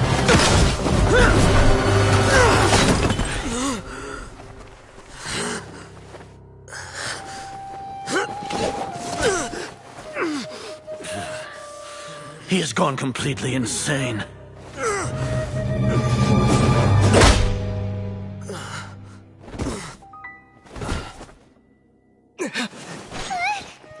Take him to the Matra and exile him to Aru village.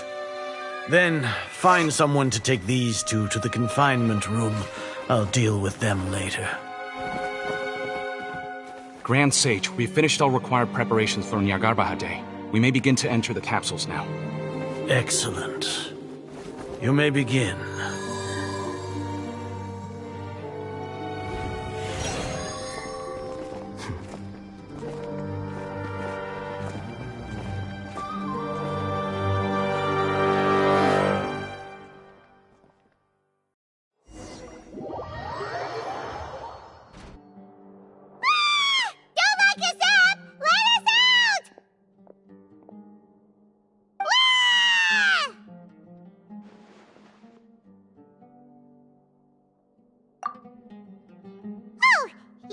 Paimon got a bit carried away there. How was Paimon's acting just now? Great, huh?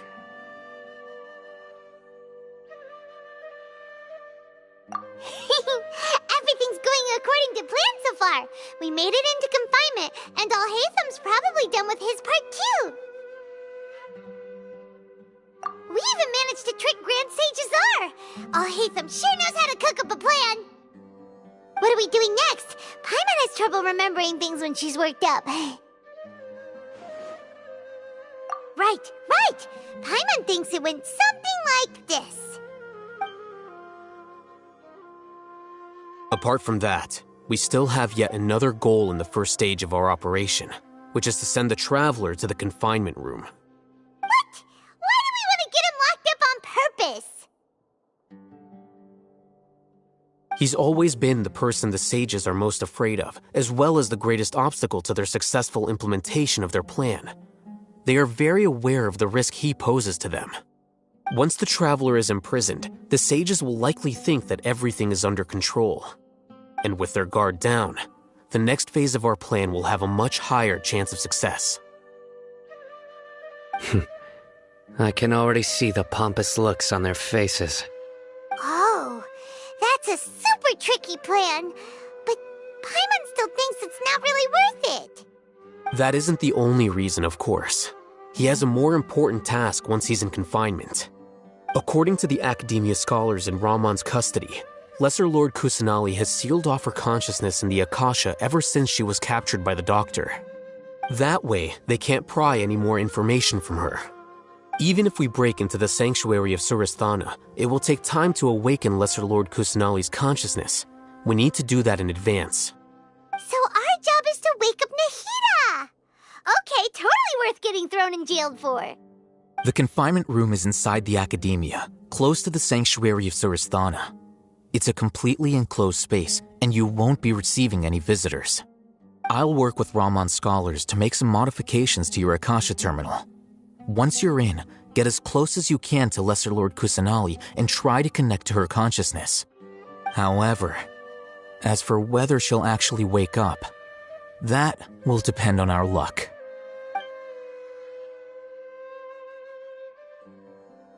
No wonder you've been wearing your Akasha terminal today. It's the one that Alhaitham modified. Paimon thought they'd take our Akasha terminals when they locked us up in here. Were they being careless?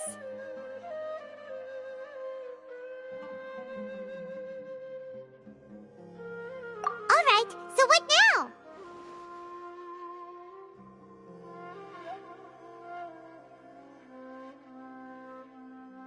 Sounds easy enough. We can finally talk with Nahida after all this time. Let's do it.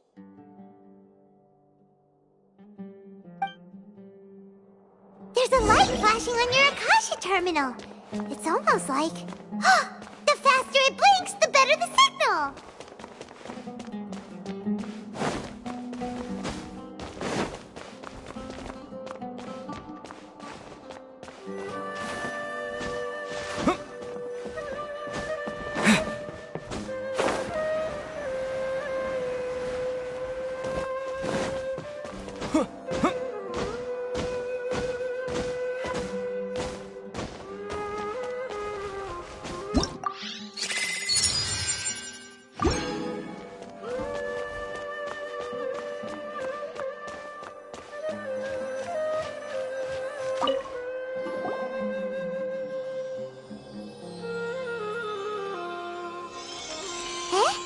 Is this the right spot?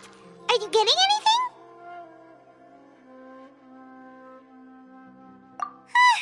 Please work.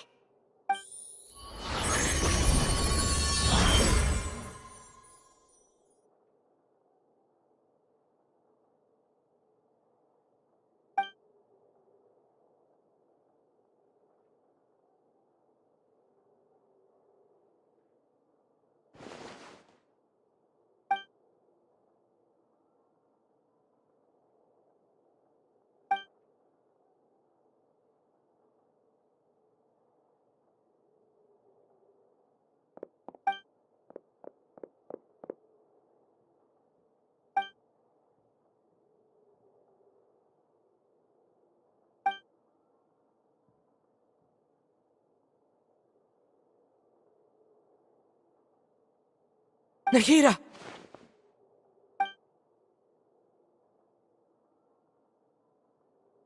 Hey, Nahida!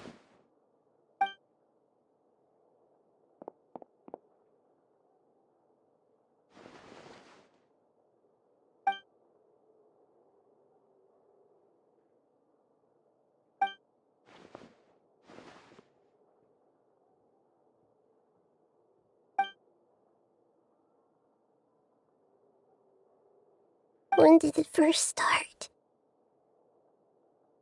Oh, right. It started from the moment I was born. I want to become a worthy Archon. So I've kept studying. Kept listening to my people and their hearts. Kept looking for a way to save Irminsul. So I can catch up. Catch up to Greater Lord Rukkhadevata. But I'm stuck in the sanctuary of Surasthana. The sages are creating a god to replace me. And I'm forced to lock my consciousness in this boundless darkness. Nahida!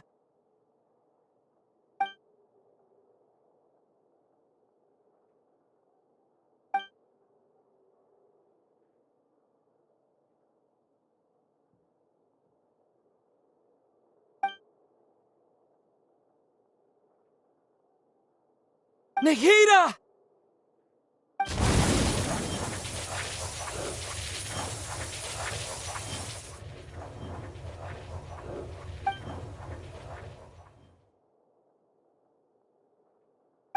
It's so quiet here. Now that I think of it, I don't think I've ever actually listened to my own inner voice.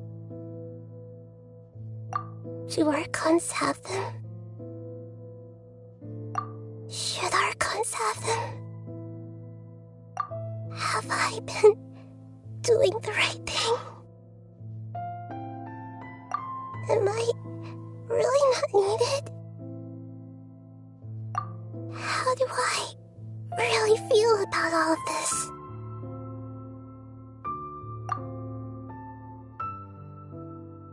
It's so quiet here. Since you're the god of wisdom, you've known the answers to all these questions since the very beginning, haven't you? Who are you? Whose voice is that?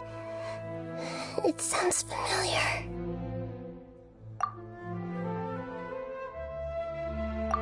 You're right, though.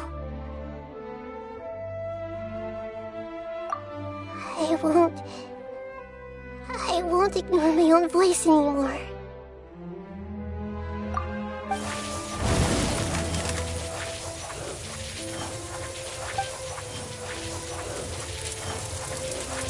Nahida!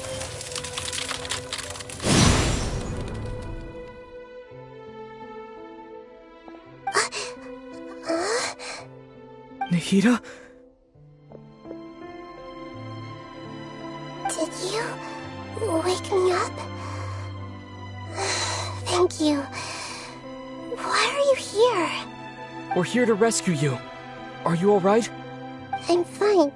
It's just... when I think of everything that's happened to me, I feel really angry now.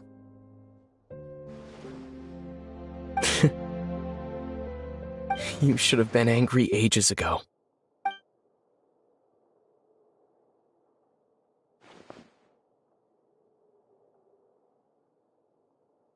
Huh? Oh, you're back! How's everything? That's wonderful news! Great! We weren't locked up for nothing! When you went to wake up Nahida, Paimon was listening for any sounds outside. You were out for a long time. There are fewer and fewer scholars going about now. You think everyone's done with their Nyagarbha day stuff? Yep, so that means our next act is Nilou's performance!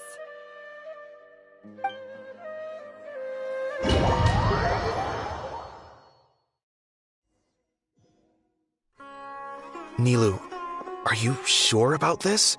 You're taking such a great risk for them. I'm sure, and I'm going. You know that I don't like to pass up any opportunity to dance, and this one is especially important. All right. You seem to have a lot of trust in them, so I won't say more on the subject. But if anything happens, the few of us here may not be able to help you. Don't worry. They've been through worse. Everything's going to be fine. All right. You know, if you really do get arrested, we'll do everything we can to get you back. Be careful, even if it's only for our sakes. Thanks, Mr. Zubair. You're so very kind.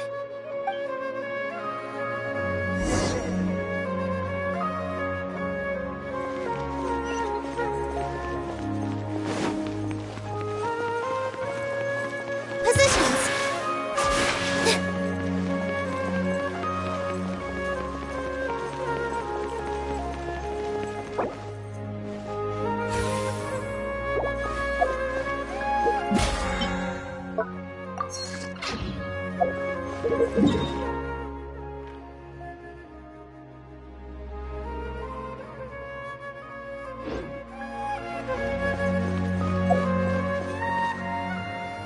Nilu, how's it going?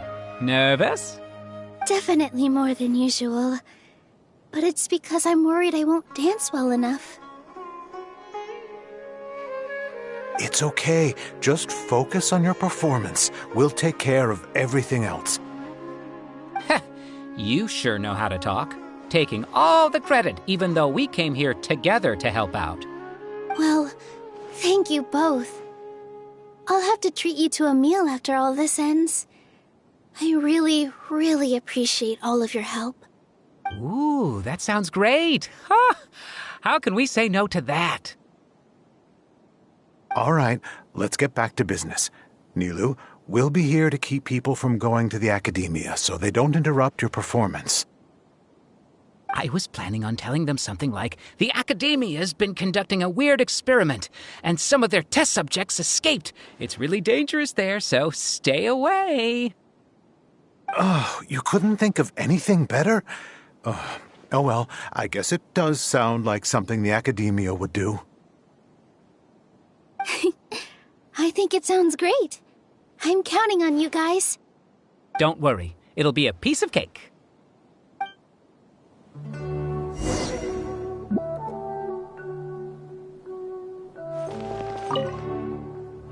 You really like to play cool in front of Nilu.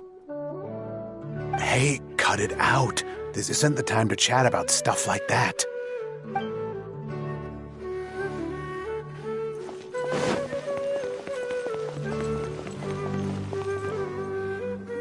Hey, Nilu! Sorry, it's great to see you, but I'm really busy right now. Our Bait People Away with Yalda Candies plan is working beautifully. Do you want some candy? We have more than we can give out.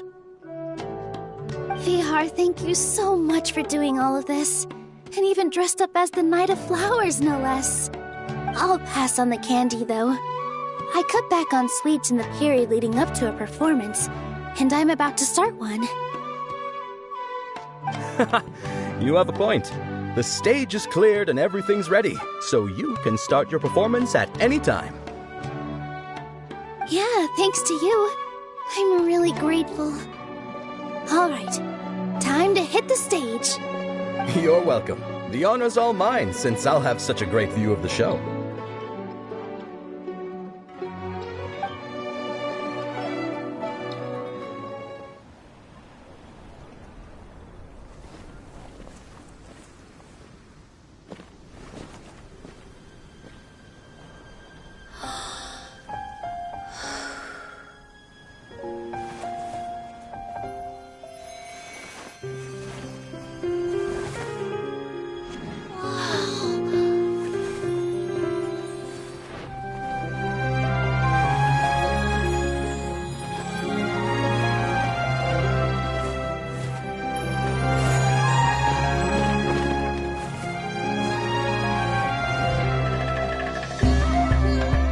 I've never seen a performance like this. This is incredible. Yeah, but I heard that public performances like these have been banned. I can't believe she's doing this here.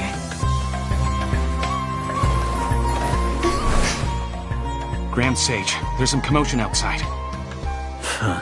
How uninteresting. Issue the new Prohibition Act from the Akasha to the guards. They'll know what to do.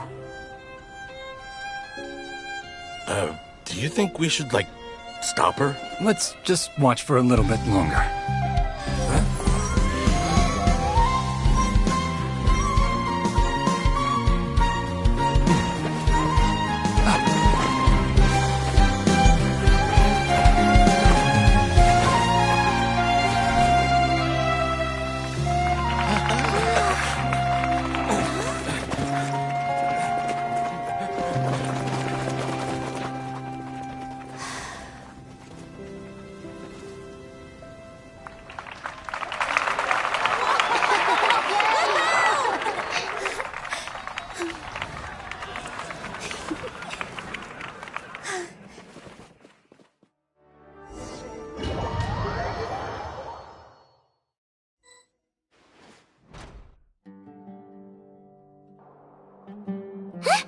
Did you hear that?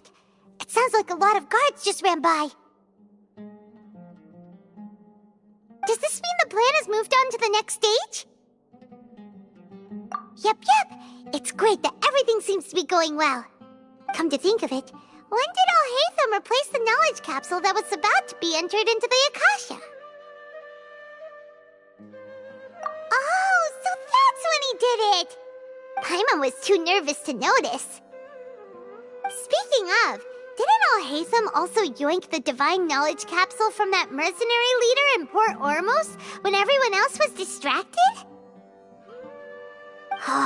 It's a time-tested trick of his. Why are we complimenting him? Yeah, he's smart and all, but he still makes Paimon's blood boil.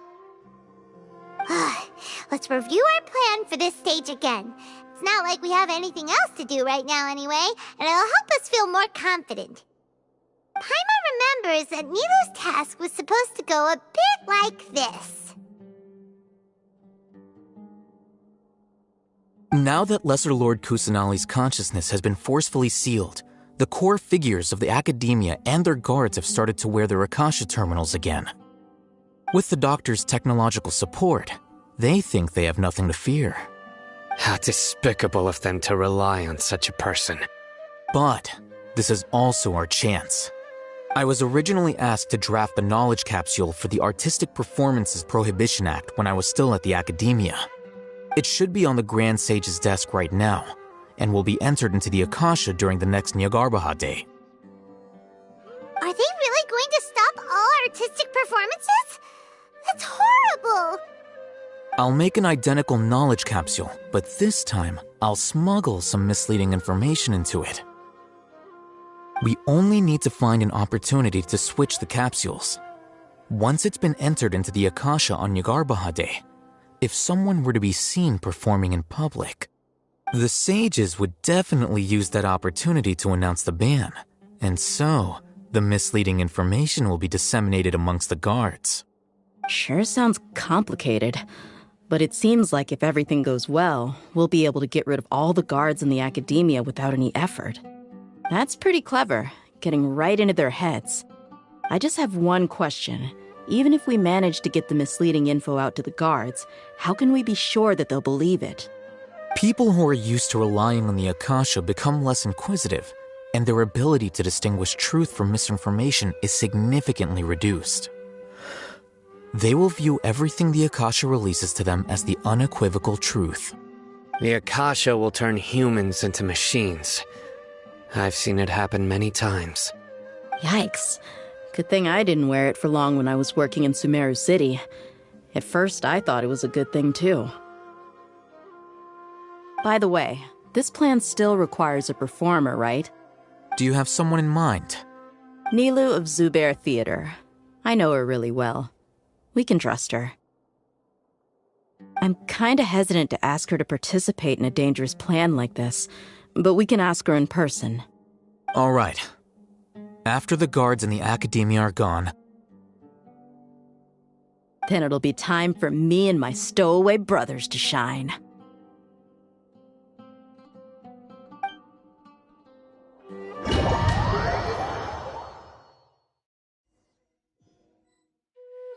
Here they come. Did you see that, Raman? They came out from the Academia in droves.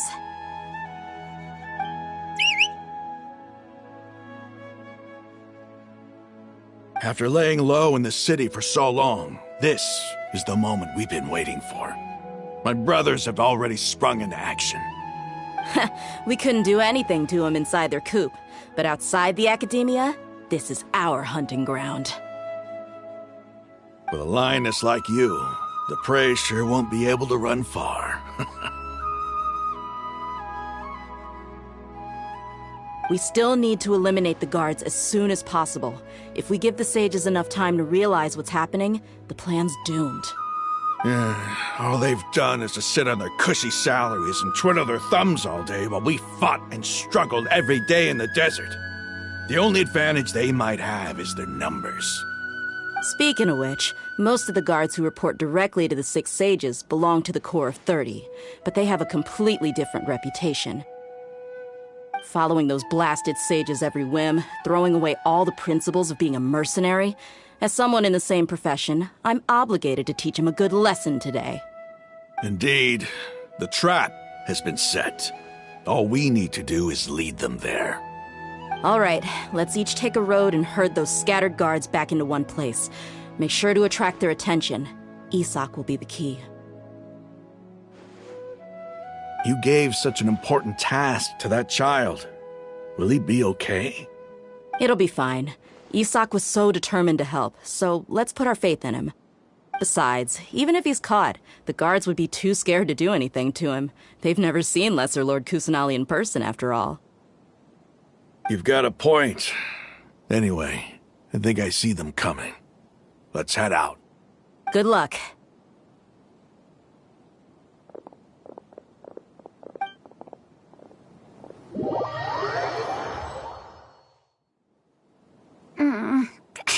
This outfit.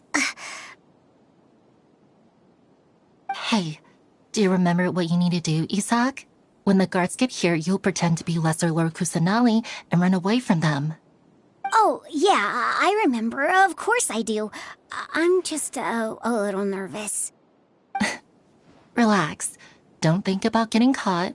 Even if that happens, we won't leave you behind. You only need to think about getting the guards' attention and leading them to the Grand Bazaar. Leave the rest to us. Okay, got it. I'm here to pay back Lesser Lord Kusanali for helping Grandpa. I won't get cold feet. Hey, they're here. I can see the Academia guards.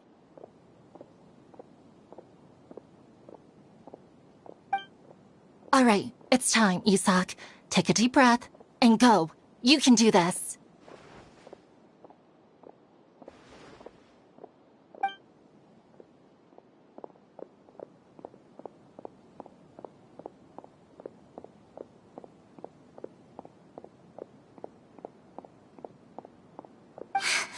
Why is there a guard over there?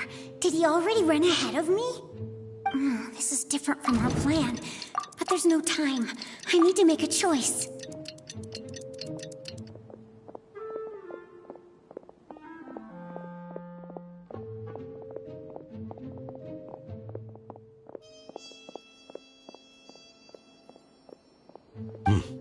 Let's have a look behind the house. What should I do next? Huh. Looks like nothing's here. A wasted time. Luckily, he didn't check behind the tree. What should I do next? The guard looks alert. What should I do next?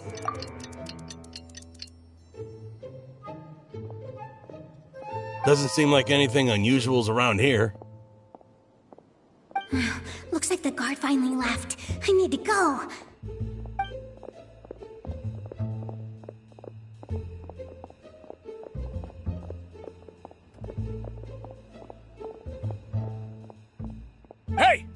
Lesser Lord Kusanali is over there! Stop! What? Lesser Lord Kusanali? How did I not notice that? They found me. This is bad. Where should I go? The target suspected to be Lesser Lord Kusanali has escaped into the Grand Bazaar. Assemble and arrest her!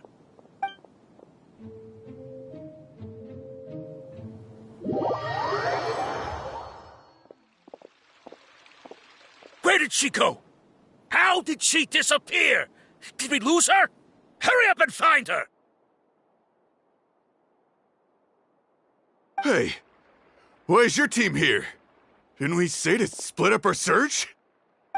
Hurry! Hurry! This place is... Why are you all here? Yeah, isn't it one heck of a coincidence? Everybody's here. What on earth is going on? I suppose that's all of you? Who are you? Did you set us up? What are you planning? Phew, that was rough. I almost got caught. Little brat! So you're not actually Lesser Lord Kusanali. Who exactly are you all? Eremites from the desert? Just some colleagues. Think of this as a business competition, or a personal grudge. After stepping into our traps, stop thinking of yourselves as hunters. Behave like the prey you are.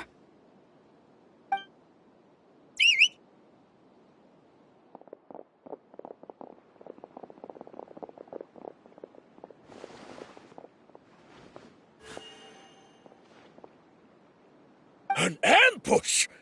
How's that possible? This is Sumaru City, but mercenaries from the desert somehow ambushed us! You've spent all your time hiding away in the academia. This place has long since become our hunting ground. Brace yourselves!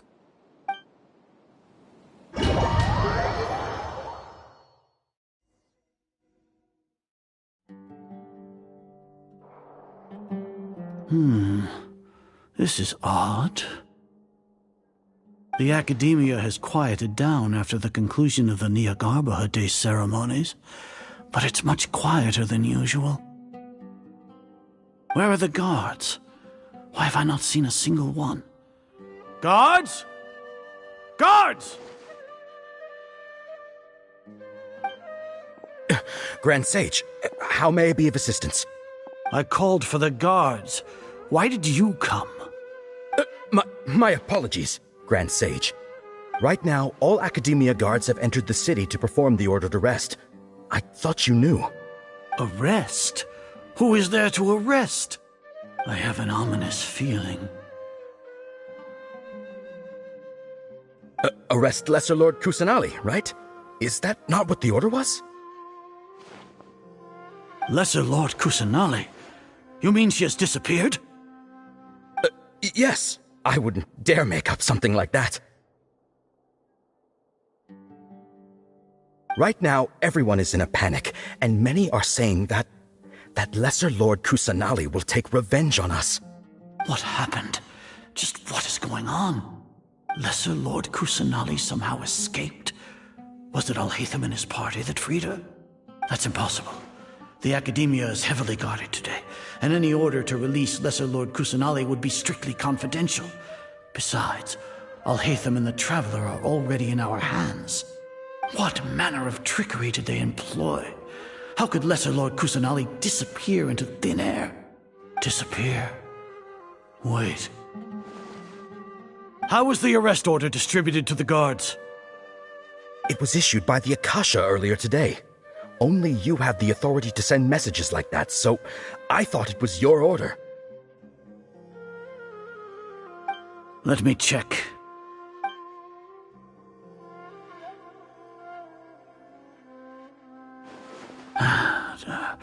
Here. Lesser Lord Kusanali has escaped from the sanctuary of Surasthana. Go to the city and arrest the escapee immediately. The Akasha indeed contains this information, and it clearly appeared in my mind. How did they bypass my permissions to issue this kind of message? Was it the report about the Traveler that Alhaitham submitted? No. I specifically checked that knowledge capsule before entering it into the Akasha. Could that have been a red herring? Well, even if I figure it out now, it won't make any difference. The important thing now is to confirm Lesser Lord Kusanali's status. Have you been to the sanctuary of Surasthana to confirm that Lesser Lord Kusanali has indeed escaped? Confirm? No, I haven't. It may be a bit offensive to say this, but Grand Sage, what you're saying doesn't make any sense. How can the information in the Akasha be inaccurate? What the Akasha decrees is fact. That is common knowledge to all of us. If we have to confirm the information and knowledge from the Akasha ourselves, then how is that any different from us learning that information ourselves? Wouldn't Greater Lord Rukkhadevata's legacy lose its meaning that way? In the beginning, it was I who asked you to believe in the Akasha, to believe in the legacy left by Greater Lord Rukkhadevata. Are you trying to use my words against me? No, Grand Sage. I'm merely confused because I believe in you. I never meant to refute you. Stay here and see if there are any suspicious people around. I'll go to the sanctuary of Surasthana on my own. Yes, Grand Sage.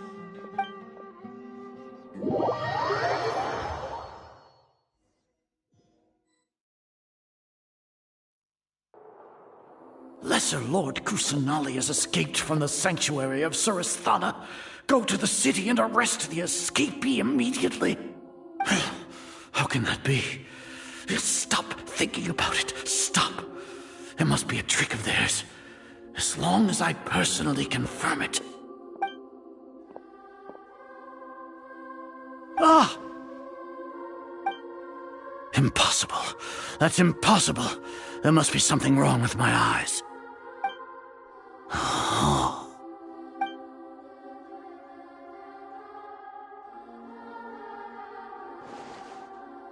What a comical sight, Azar.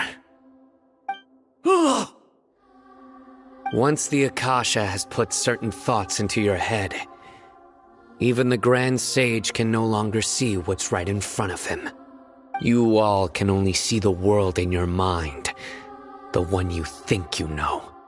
And precisely because of this, you disregarded Lesser Lord Kusanali's existence. She has been a wise and worthy Archon. Sino, have you been waiting for a chance like this? The Akasha predicted that you would return to the Academia to confront me, but I didn't expect it to turn out like this. I was careless. No, you were blinded. Your faults stem from your reliance on the Akasha. You're still the same as always. I truly did not expect a proud person like you to cooperate with Alhaitham and the Traveler.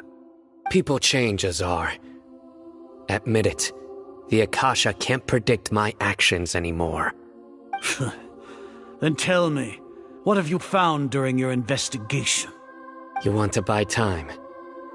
This is the sanctuary of Surasthana. Under your own regulations, even Academia staff are forbidden to come here. No one will come to save you. As for the investigation, I've at least confirmed that you are guilty of insurgency against the Archon. A serious crime. So what? Did you do all of this so I would plead guilty in front of you, General Mahamatra? No. I want you to plead guilty in front of the Archon herself. You once said that I had no standing to judge you. So now, how about judgment in the name of a god?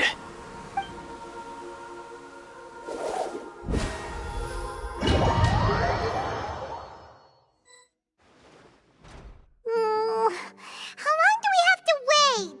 Paimon wants to know how things are going out there. Paimon hasn't heard any sounds outside for a while. Hopefully something bad didn't happen. Yeah, but aren't you scared that we might be locked up in here for the rest of our lives? thinking about it. At least Paimon has you. We could still chat like this. When Paimon thinks of Nahida being imprisoned alone in the sanctuary of Surasthana, Paimon can't help but feel sorry for her.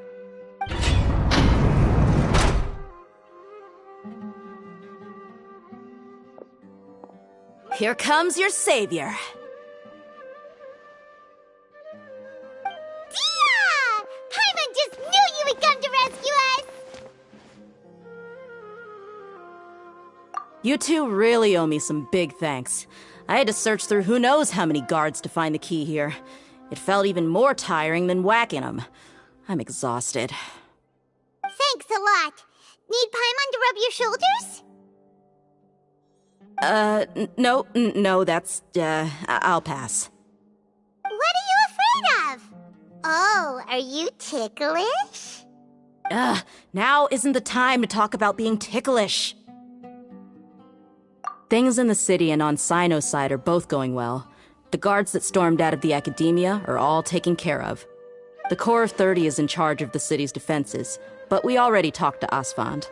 They've been fed up with the sages bossing them around. As long as it doesn't break their employment contracts, they'll turn a blind eye. That's probably because you've been super great friends with them for a long time. So, how's Sino doing? The Grand Sage is in his custody. Even I know how terrible it is to fall into Sino's hands, so he probably does too.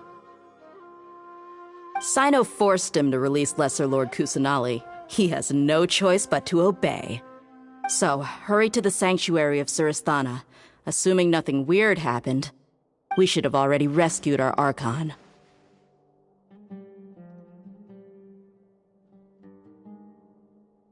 Honestly, I didn't expect our ragtag bunch to do this well. We just came together last minute to save the Archon, you know? Alright, you two better go. I still have to clean up some messes in the city. See you around.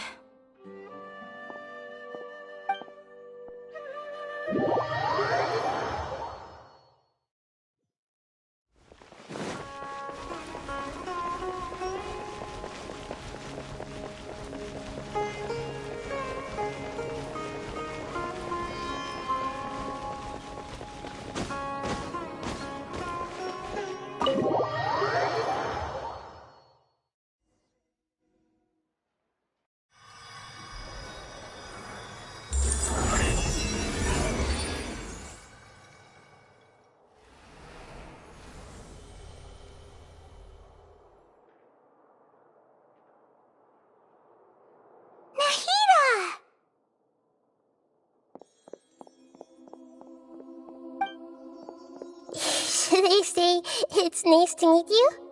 This is the first time we've met in real life. Before, we've only met in dreams, consciousness, or when I was in someone else's body. Thank you so much for coming to rescue me, but I also need to apologize. During this time, I did some self-reflection. My sense of inferiority and yielding to the academia led to all of this, and created so much trouble for you all.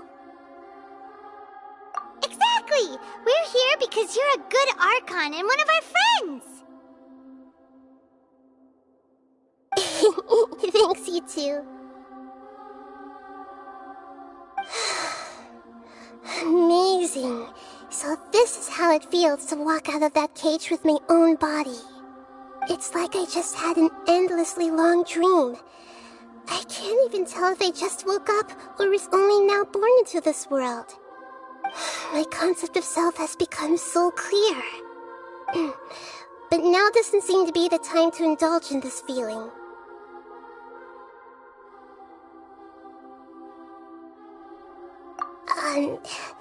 This is really embarrassing. You all just rescued an Archon, and now she needs your help to save her country, and even the entire world. It's okay. With you here, Paimon's sure that everything will work out. There's one more thing. What is it?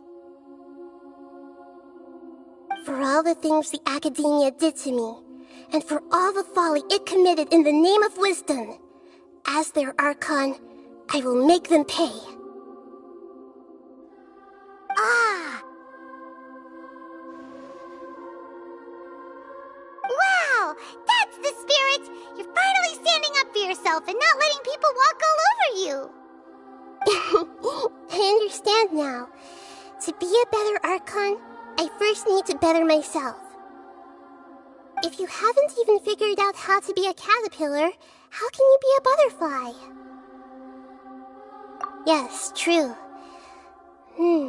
That reminds me.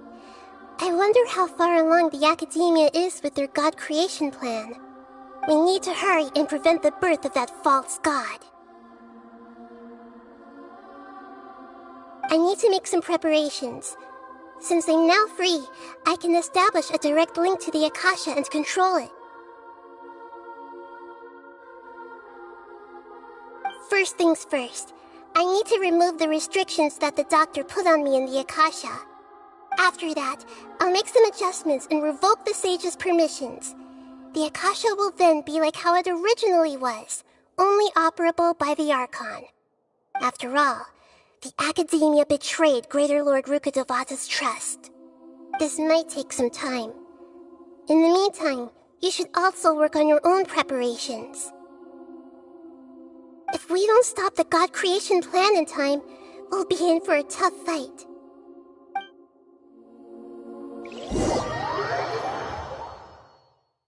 Might as well prepare for a fight. When we're done, we can take a walk around. After all, we missed out on a lot of stuff when we were locked up.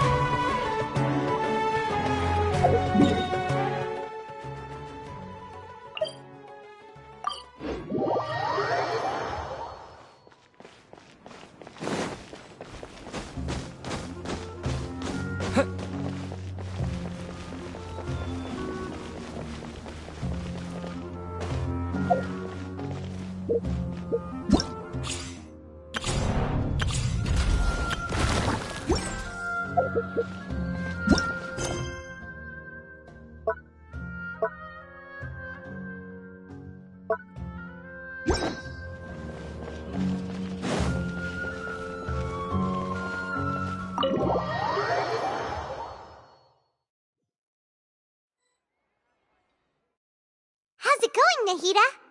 I'm done with the parts that needed my involvement to complete. Although it's my first time working with the Akasha like this, its internal structure and operation procedures are easy for me to understand. Greater Lord Rukkhadevata's design is truly brilliant. Oh, also, This is for you. Huh? What's this little floaty thingy?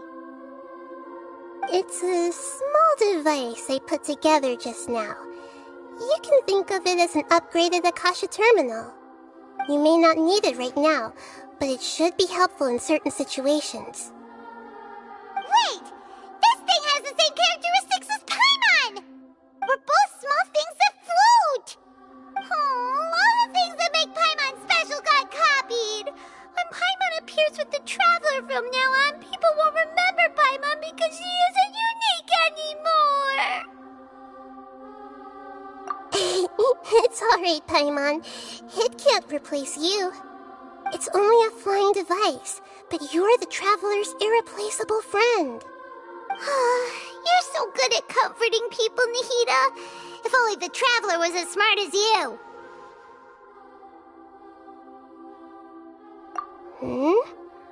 I was simply telling you what I feel to be the truth. I wasn't trying to comfort you. Nahida, you're natural at this. What you just said made Paimon even happier. By the way, there's something I need to confess. Even though I'm the Archon and in control of myself again, I'm not very good at fighting. You may have heard that an Archon's power is derived from their people's faith. However, I'm not as well loved as Greater Lord Rukkhadevata. If we get into a situation where combat is our only option, I'll have to count on you, and I'll do my best to provide support. I'm glad I can rely on you. So the God of Wisdom isn't good at fighting? That actually sounds about right. I've located where the false god is. Time is of the essence, so let's skip to it.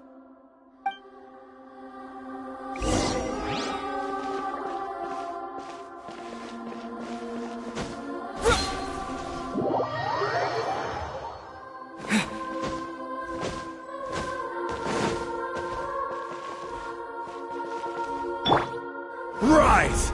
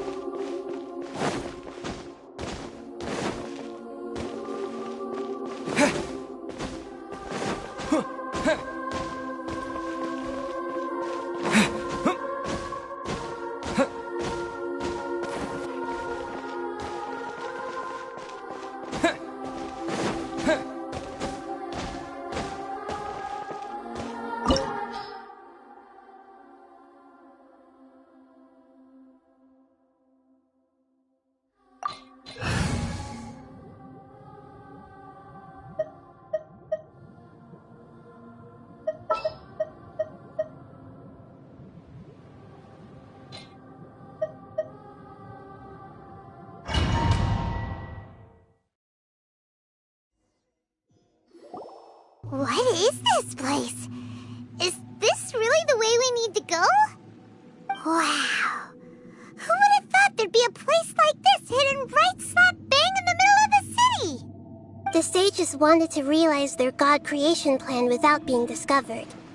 The safest and most convenient way would be to build within the academia itself. That's true. They were already hiding one god, so why not two? Judging from the structure here, the project is a huge undertaking. The sages really saw the god creation plan as their ultimate goal. But this place doesn't look like it could have been constructed by the academia alone. The Fatui under the Doctor sure didn't hold back. They provided a lot of technological support. Yeah, or else they wouldn't have been that generous. Is that it, though? I've always felt that this doctor is different from the academia sages. He doesn't seem to share their sense of urgency. Instead of being interested in the end product, it's like he's enjoying the experimental process. The Fatui Harbingers are all such weirdos. So, the doctor being weird is actually normal. So, this Fatui that they're trying to turn into a god is called the Balladeer? We had previously come into contact with his consciousness. He harbors particularly strong obsessions. One is the desire for a gnosis, since he was created to be the vessel for one. The other obsession is probably related to his past. I can't quite explain it. Paimon knows that he was a prototype puppet for the Raiden Shogun before he became a Fatui Harbinger. That's why he wants a gnosis so badly. There's no way he'd willingly be a test subject. Not with that temper and ego of his. It sounds like you know the Balladeer quite well. I see. Tell me more about him and what he's like. The more we know now, the better we can plan for and react to any future situation.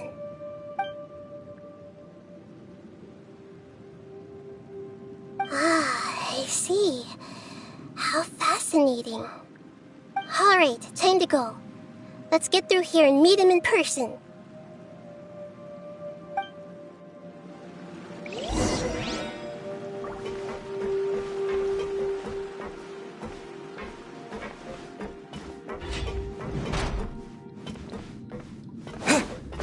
Time to work! Illusion shatters! Work time! Let's solidify!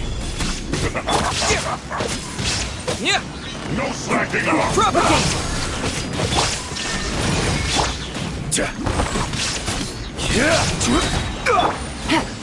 Busted! I will end you. My duty!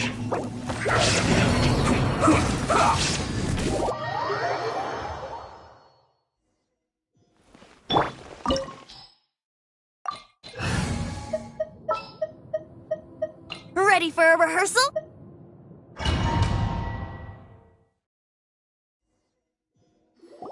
What is that? Wow. The sages wanted to realize... Judging from this, but this place doesn't look like it could have been the Fatui under the doctor sure didn't hold... Yeah! Is that it though? Instead of being... So, we had previously come into... One is the other obsession. Paimon knows that that's why he wants it. It sounds like you know the ballad. I see. The more we know... Ah, alright.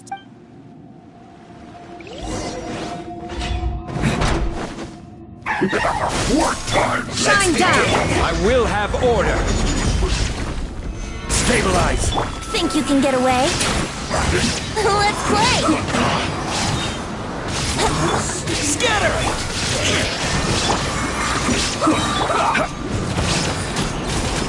Gather!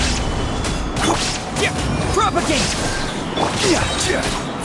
Order guide!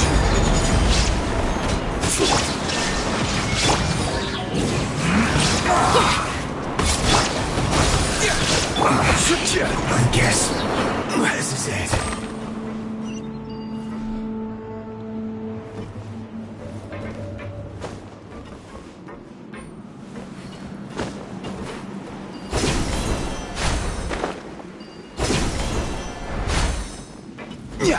It looks like we can climb up these pipes.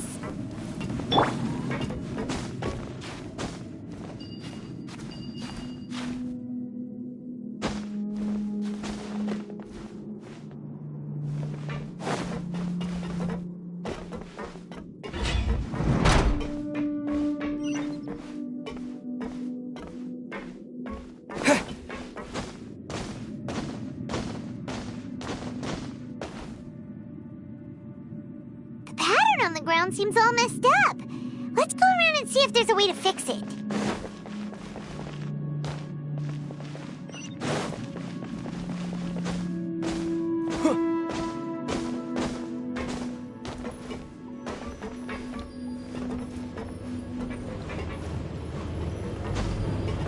to have stopped. Let's continue.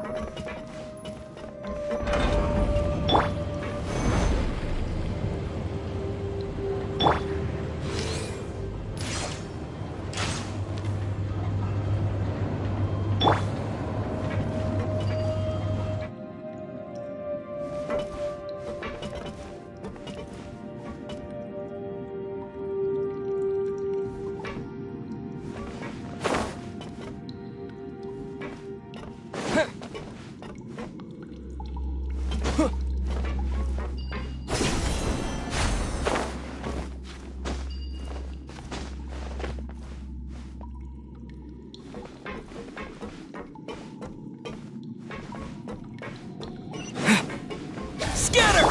No more words. Time for takeoff. I will have order. Stabilize. Propagate. Spring forth. This isn't good.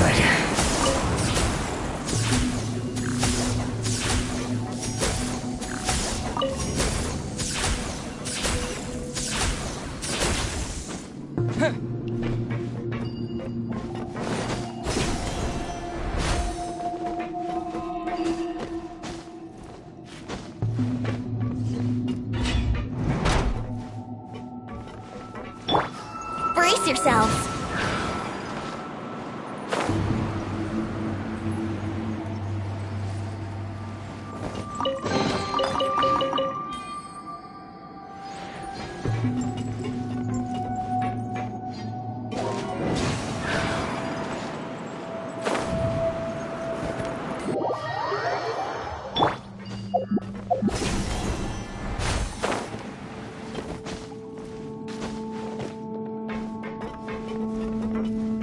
You'll get frostbite.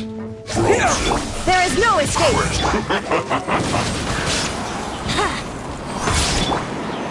You're not going anywhere. Precious preserve. Propagate. Illusion. Frozen.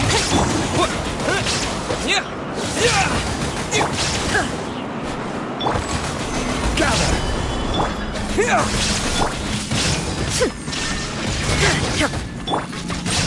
Yahoo!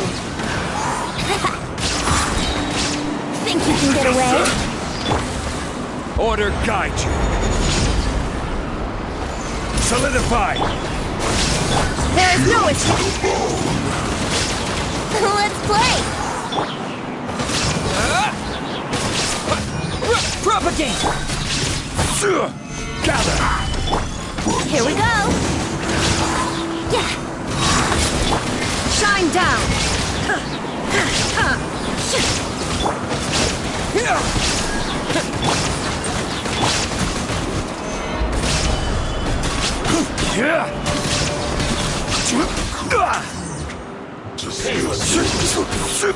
This is order. Propagate. Illusion shattered. Let's play.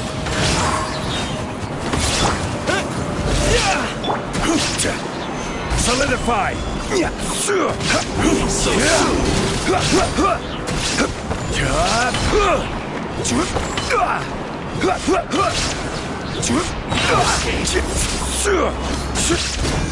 Quake.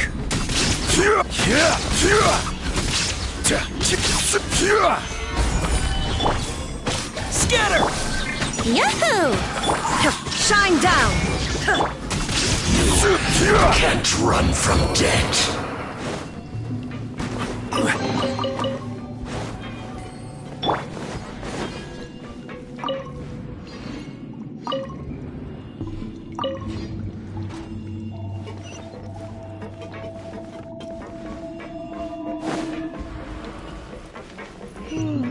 The cart is stuck. Maybe there's something wrong with the tracks. Let's try adjusting the direction of the device to clear the tracks.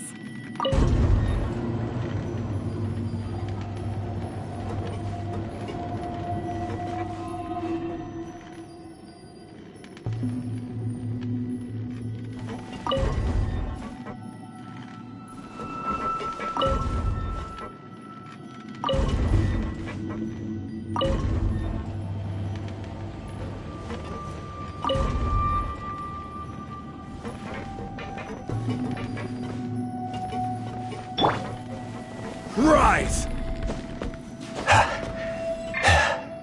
Brace yourselves.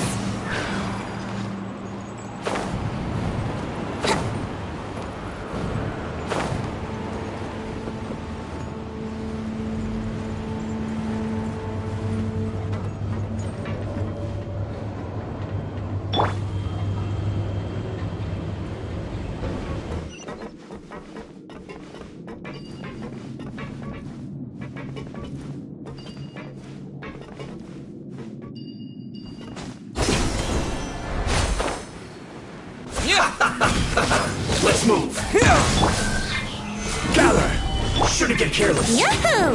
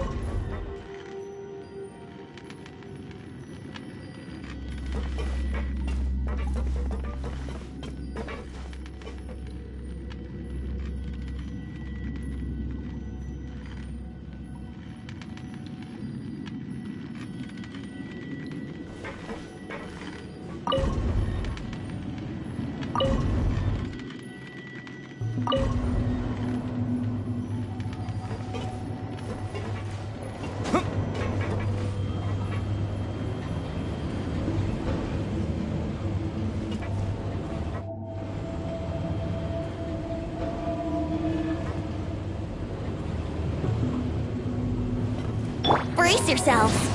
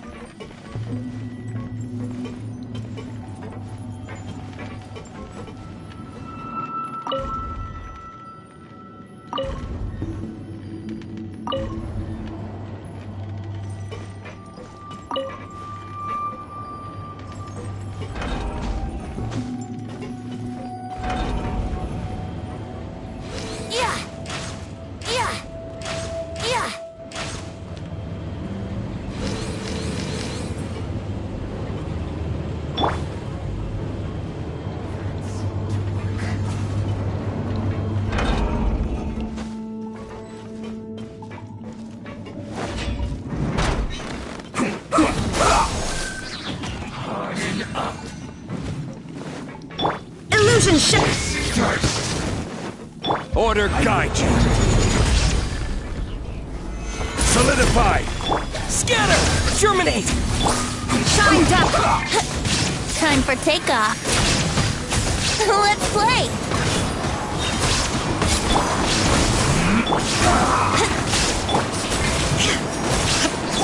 This is order! Stabilize! Illusion shattered! Propagate! Yahoo!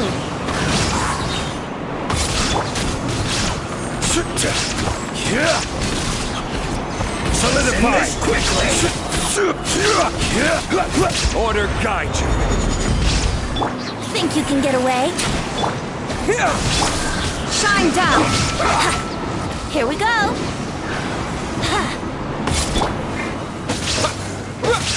Propagate! Illusion shell!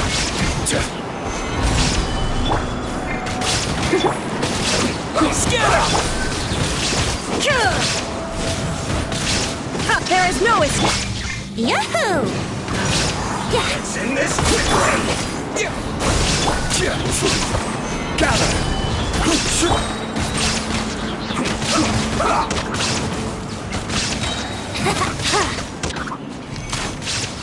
Brace yourself. Yeah. This isn't good. Come at me. Time for takeoff.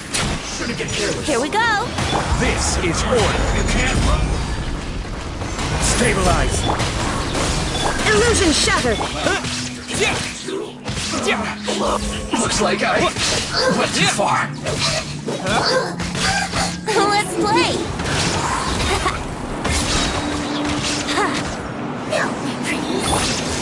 Gather. Shine down.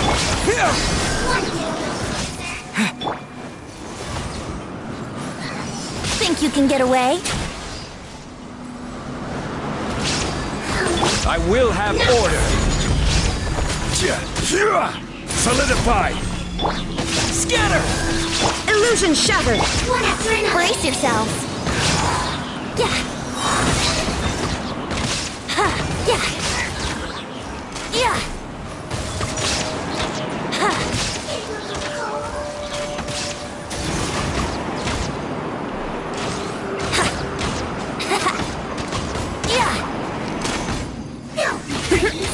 There is no escape.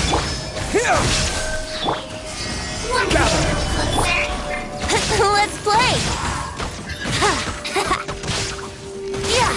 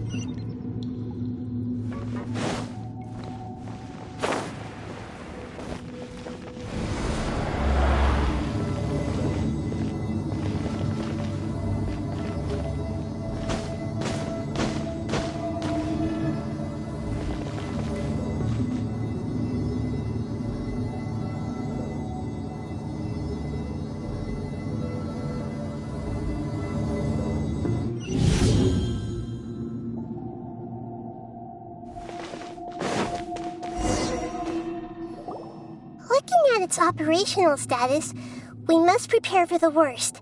The god they wanted to create is likely close to completion or already completed. Oh no! What should we do? Paimon can't imagine how hard it would be to fight against that Fatui Harbinger with a Gnosis!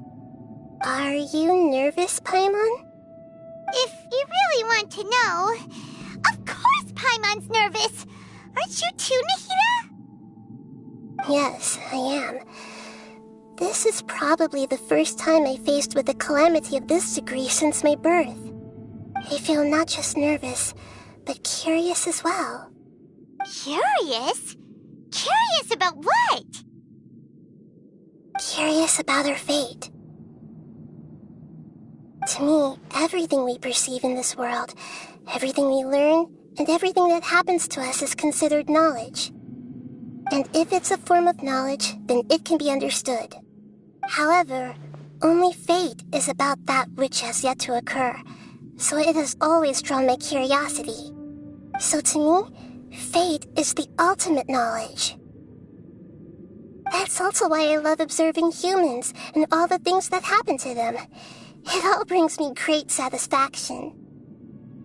And now, at long last, I'm not just an observer anymore. I will personally experience my own fate with you by my side.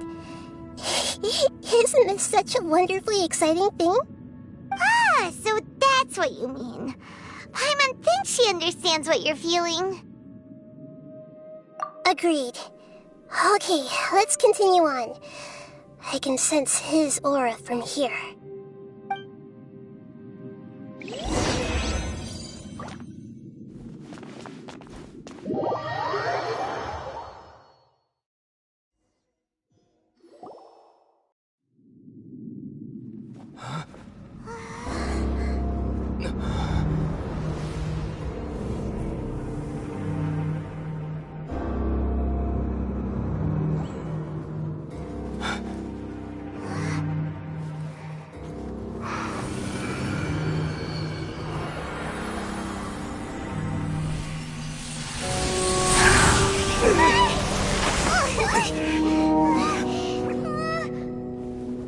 would have thought the world would be so eager for my birth? I remember you, Booer, the god of wisdom, and standing beside you, the traveler. Is he all-knowing and powerful now, like Greater Lord Rukkhadevata? No, I can't feel the same kind of divinity I felt from the Greater Lord. It seems that the sages didn't get the chance to infuse the divine knowledge capsules into him.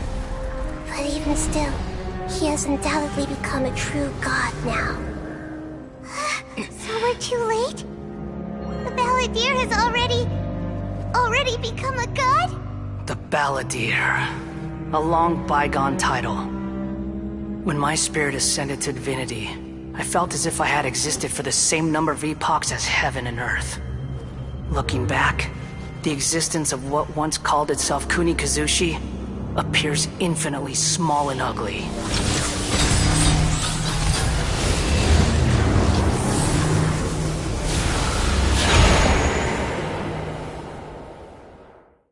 This imposing aura, it really feels like the gods! A body that capitalizes on the Balladeer's original construction as a mechanical puppet, with the Gnosis serving as a constant power supply. How much effort and resources did the sages put into this? From a purely technological perspective, it's a commendable achievement indeed. It's no exaggeration to say, this is the culmination of human wisdom. You sure are something! Dishing out compliments at a time like this? But I don't think he's reached the spiritual height of a god.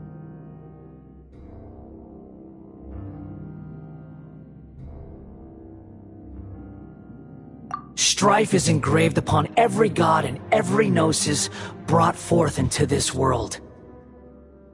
Can you feel it? The exhilaration of such power, and the thrill of anticipation for our contention. Nihito wouldn't feel the same things as you! Do you not realize that you are interrupting a conversation between gods? Lowly creature, know your place! The strife engraved upon a gnosis. You're talking about the Archon War. Tevat's current peace was not easily won. I didn't personally participate in the Archon War, but the way I see it, all those losses were meaningless, driven by the demands of the laws. There's no point in bringing it up again. Is that so? Yet I am deeply disappointed that I was never allowed the fortuity to personally participate in the Archon War. This is a first. Encountering a god in this world who does not crave power. No wonder your own people have abandoned you, god of wisdom. Your judgment is as your existence, unsubstantial. This is where everything ends, Booer, the god of wisdom. You should know that wisdom cannot solve every problem. Like now, where your only option is to face me in combat.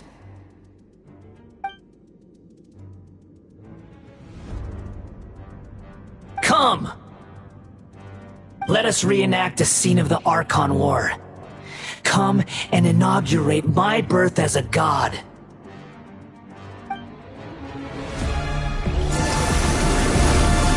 Scatter! Perish! Yahoo!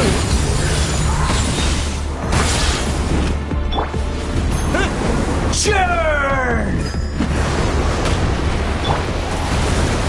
Solidify!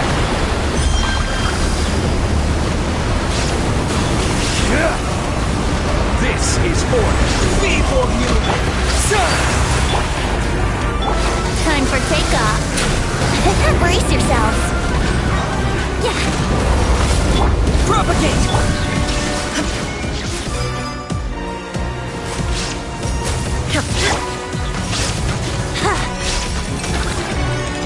At my command, you shall fall! Think you can get away?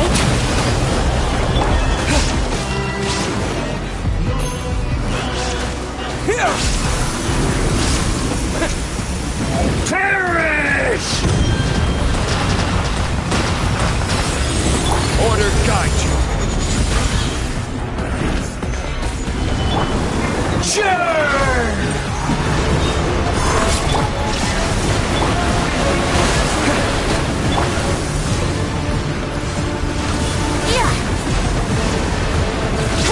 Insignificant past!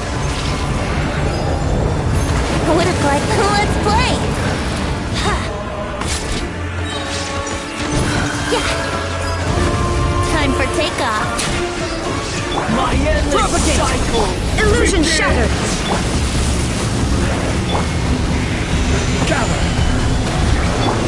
Yahoo!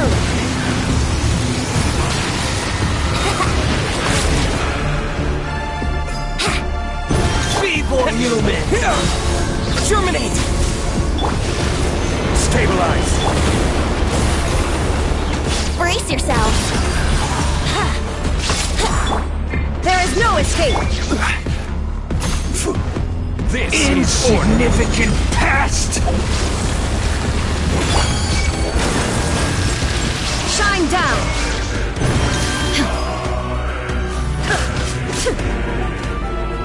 Now you shall perish!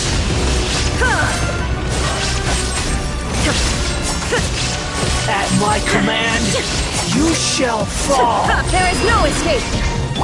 Order guide you. Gather! Think you can get away?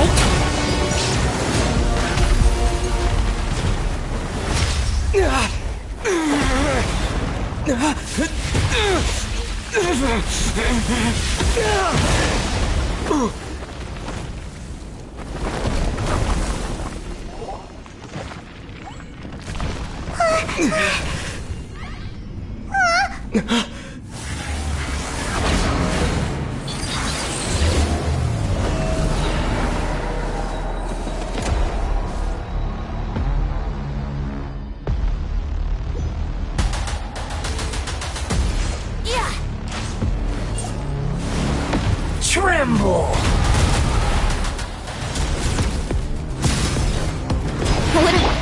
Burn to oblivion! Shine down! Yahoo!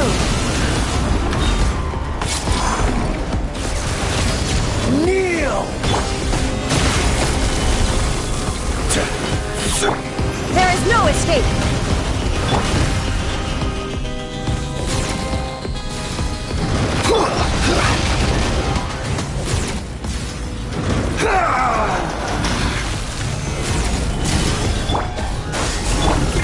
Shine down! Let's play!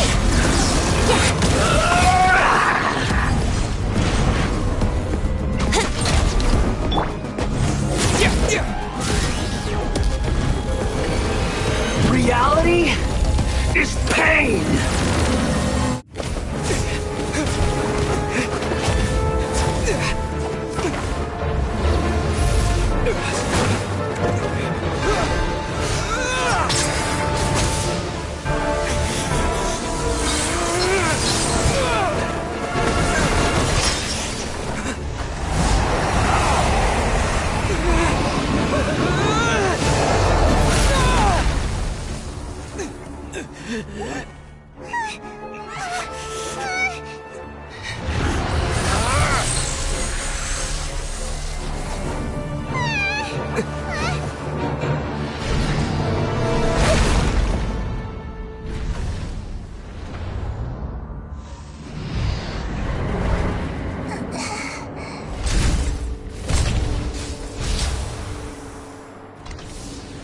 This is supposed to be a battle between gods, yet you choose to hide behind a mortal.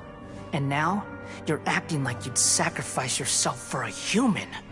Are you having fun proving a false sense of heroism to yourself, Booer?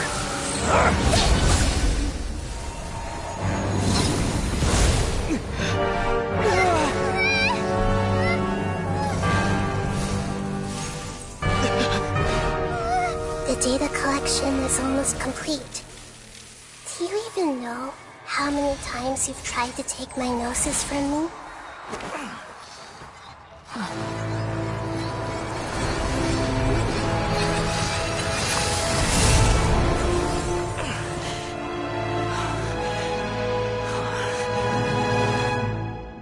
We just concluded the 168th loop.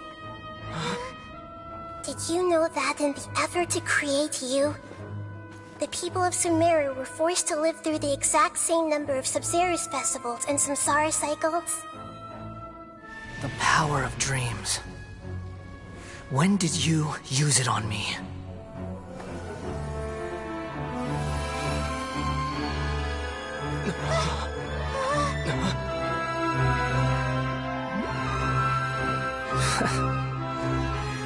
You can't even defeat me in a dream. What do you hope to achieve with this little trick? Come, Traveler. Just like before. Allow me to awaken the memories in your dreams. All that battle experience! It's more than that. Compile everyone's wisdom in the name of the Archon. That is the original function of the Akasha. I've sent everything that happened just now to the people of Sumaru in the form of knowledge.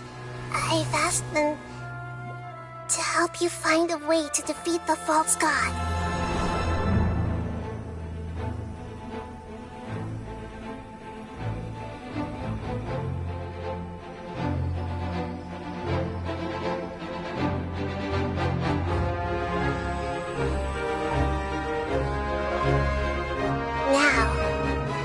Sumaru's wisdom is at your disposal. Meaningless tricks won't save you.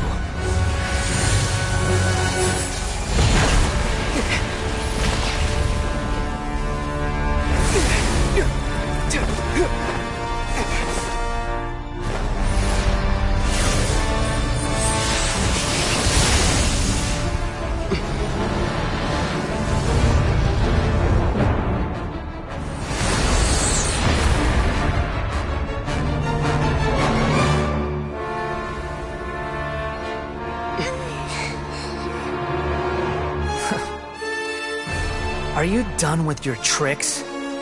Can I finally take this as a real battle between gods? I'll leave this to you, the first sage of Boor.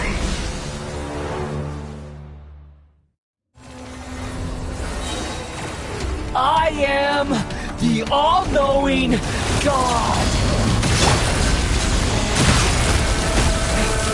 Propagate!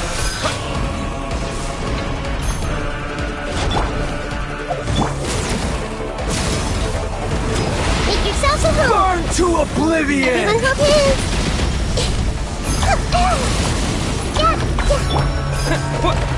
Scatter! Filth! Brace yourselves!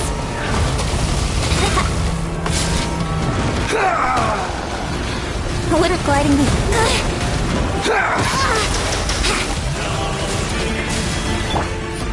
Stabilize! Kneel! This is order!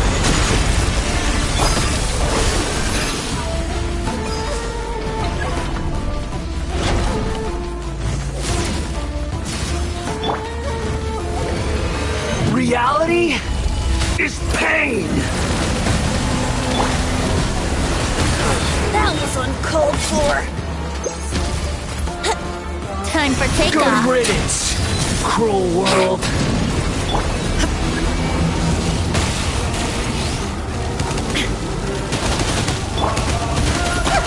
Committed to memory.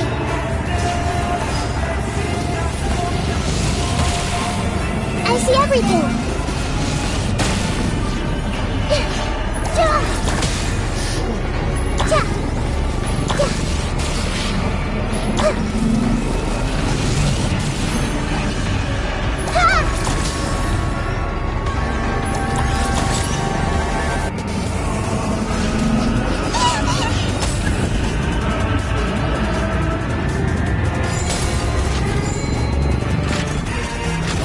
Your new god awakens!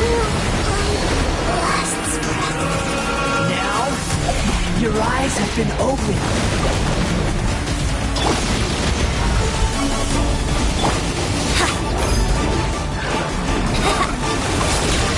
Kneel! Propagate! There is no escape!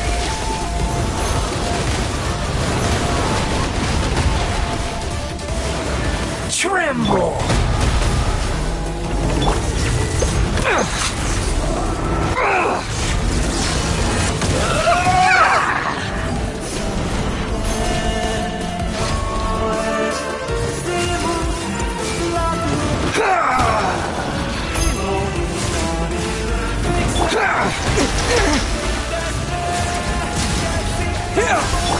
Shine down! Solidify! Reality is pain! Propagate! Here we go! Yeah! There is no escape!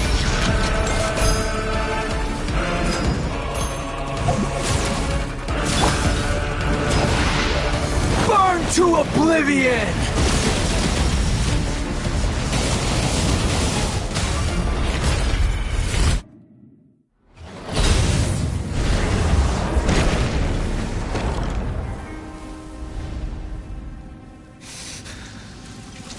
Humans. Filthy humans.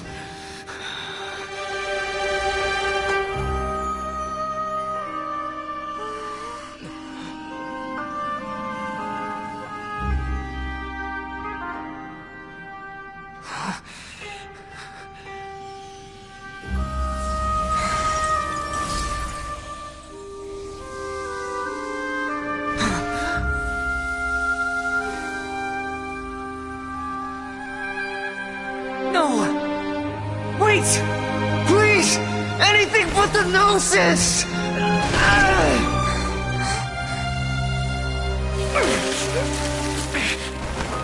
That's mine!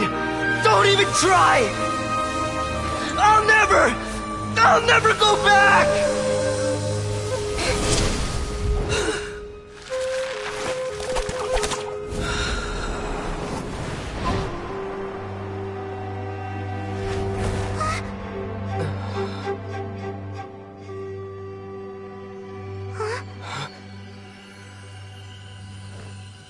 We haven't yet found the answer to the most important mystery. Irminsul is still waiting to be saved. With the power of another Gnosis, we may now finally understand the last memory of Greater Lord Rukkhadevata.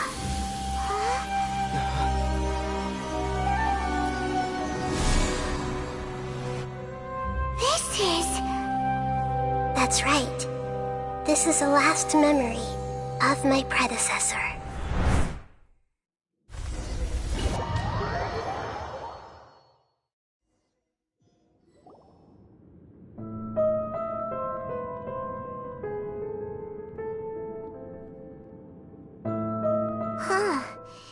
This sure seems very different from what Paimon imagined.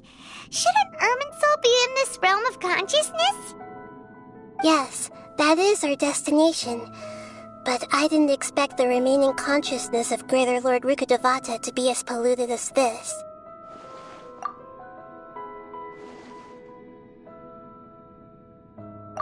Forbidden knowledge? It seems you know about a concept that even I don't completely understand. Could you tell me what you know?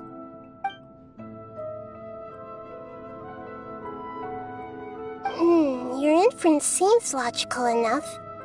Forbidden knowledge once polluted the desert thousands of years ago, but was successfully repelled thanks to King Deshret's self-sacrifice, and Greater Lord Rukkhadevata nearly exhausting her power. Then, a second instance of forbidden knowledge pollution occurred during the Conria Cataclysm 500 years ago. But I'm afraid it is much more serious this time, with Irminsul itself already in danger. So, if we're in the remaining consciousness of Greater Lord Rukkhadevata, and it's also been affected by forbidden knowledge pollution, then does that mean, in order to save us, Greater Lord Rukkhadevata? Yes. It's very possible that she sacrificed her life in the fight against forbidden knowledge.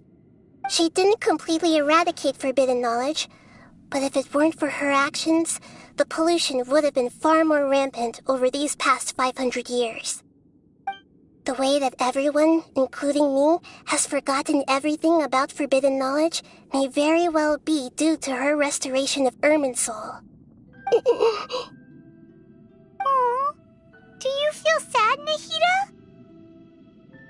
I'm just sharing her pain. The pollution of her consciousness here is severe. There is madness, chaos, and pain all around us. Did she fight to resist the forbidden knowledge pollution in such terrible conditions, all the way up to her last breath? She even used her last remnant of lucid consciousness to leave a clue for us to follow. Yes, her words were distorted by forbidden knowledge, so that's all we could hear. But now, we have a chance to find the answer to this mystery. We can cross the polluted consciousness until we found the right path to meet with our lucid consciousness. And then, we'll let Greater Lord Rukkhadevata tell us the truth in person. Each of us need to be mindful of the state of our own consciousness while we are here. Even with the Gnosis' protection, we must always keep a clear mind. Otherwise, we could go mad at any moment. That's so scary. Don't worry. It should be easy enough for you to keep that mind of yours clear, Paimon. Let's go.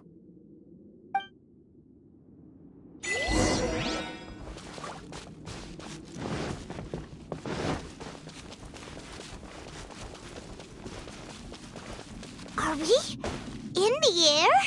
And why is there a huge boat? That's the boat of consciousness, which symbolizes reason here.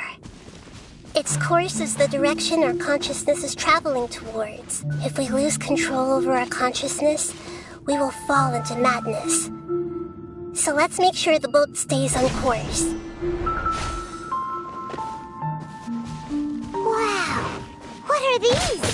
The monsters seem to have been affected by them.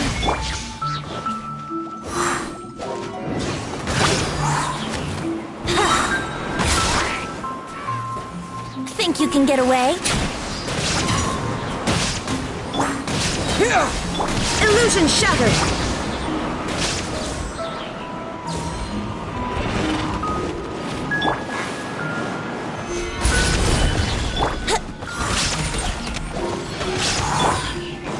There is no escape!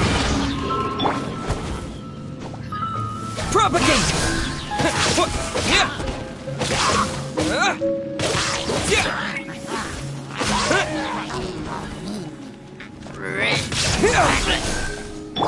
Order guide you.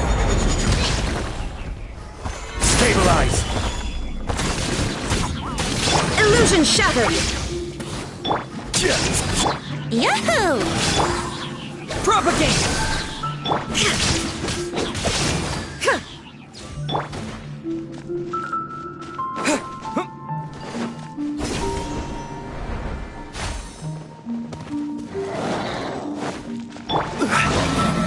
Solidify! There is no escape! Time for takeoff. So! This is order. Gather! Here we go! Scatter! Torn to oblivion!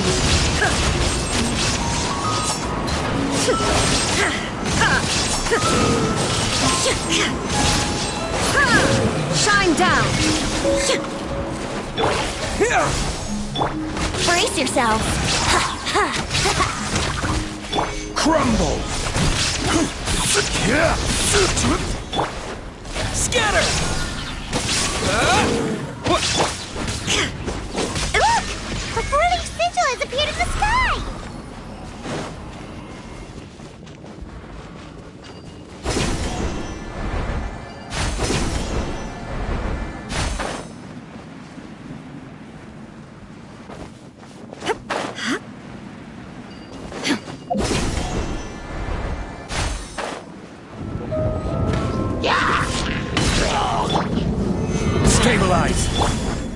can get away? I will have order. Propagate!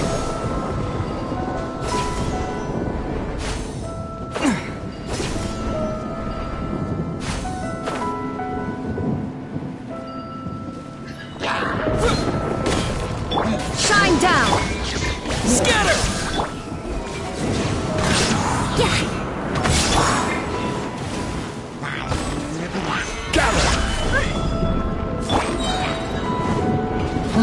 Time for takeoff. Propagate!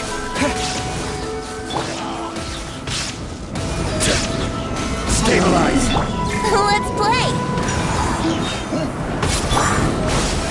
There is no escape!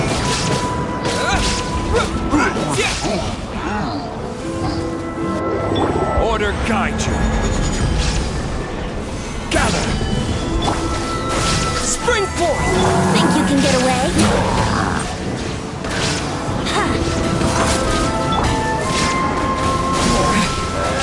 Shine down! I will have order. Time for takeoff. Yahoo! Propagate! Order guide you. Stabilize!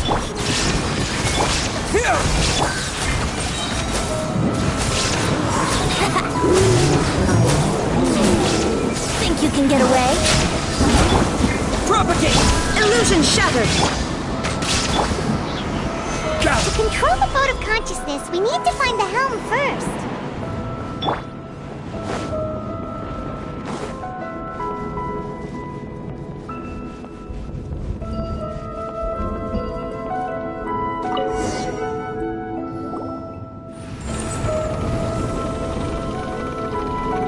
We changed direction. Are we still going the right way, Nahida? Judging from the current route, the boat of consciousness will soon take us out of here.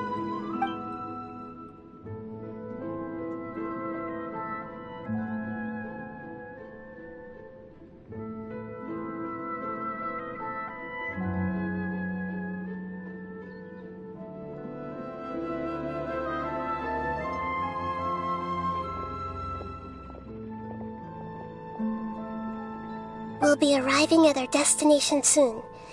How are you feeling? Are your minds still intact? Huh? But everything's been completely normal for Paimon. Hopefully there won't be any more interruptions. This time, we should be able to meet Greater Lord Rukkhadevata. Are you saying you've never met Greater Lord Rukkhadevata before? No. It seems that my birth and her death took place at the same time. Otherwise, I think she would have given me a little more guidance, and I could have done a better job. Hey, you've done a great job, Nahida. Let's get out of this creepy place and go meet her.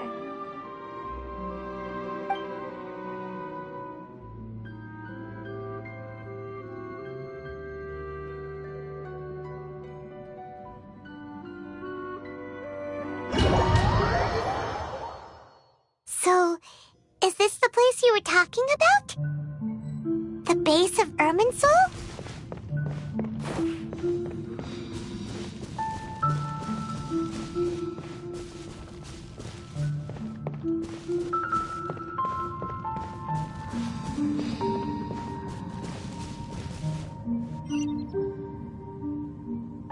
Well, this is the place.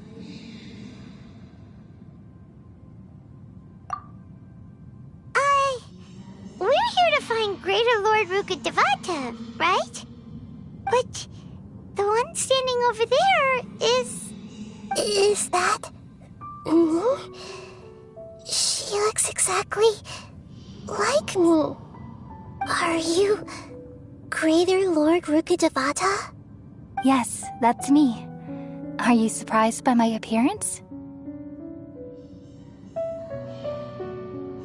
Irminsul and the surrounding lands have been reproduced here as they were years ago. but this is just a realm of consciousness. We are manifestations of the same nature. Hence why we would appear exactly the same. We're of the same nature? Why? Because you are me, and I am you. You are me in the new samsara. The new samsara? As Greater Lord Rukkhadevata, I'm the avatar of Irminsul, and you are the purest branch snapped from Irminsul. Imagine it this way. Even if a tree dies, its branches will eventually take root and grow, continuing the tree's life in another form. I'm merely the remaining consciousness of Greater Lord Rukkhadevata. The real me has presumably died a long time ago.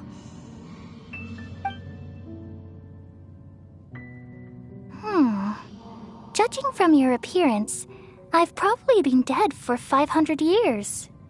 But you're finally here. My new self in the samsara.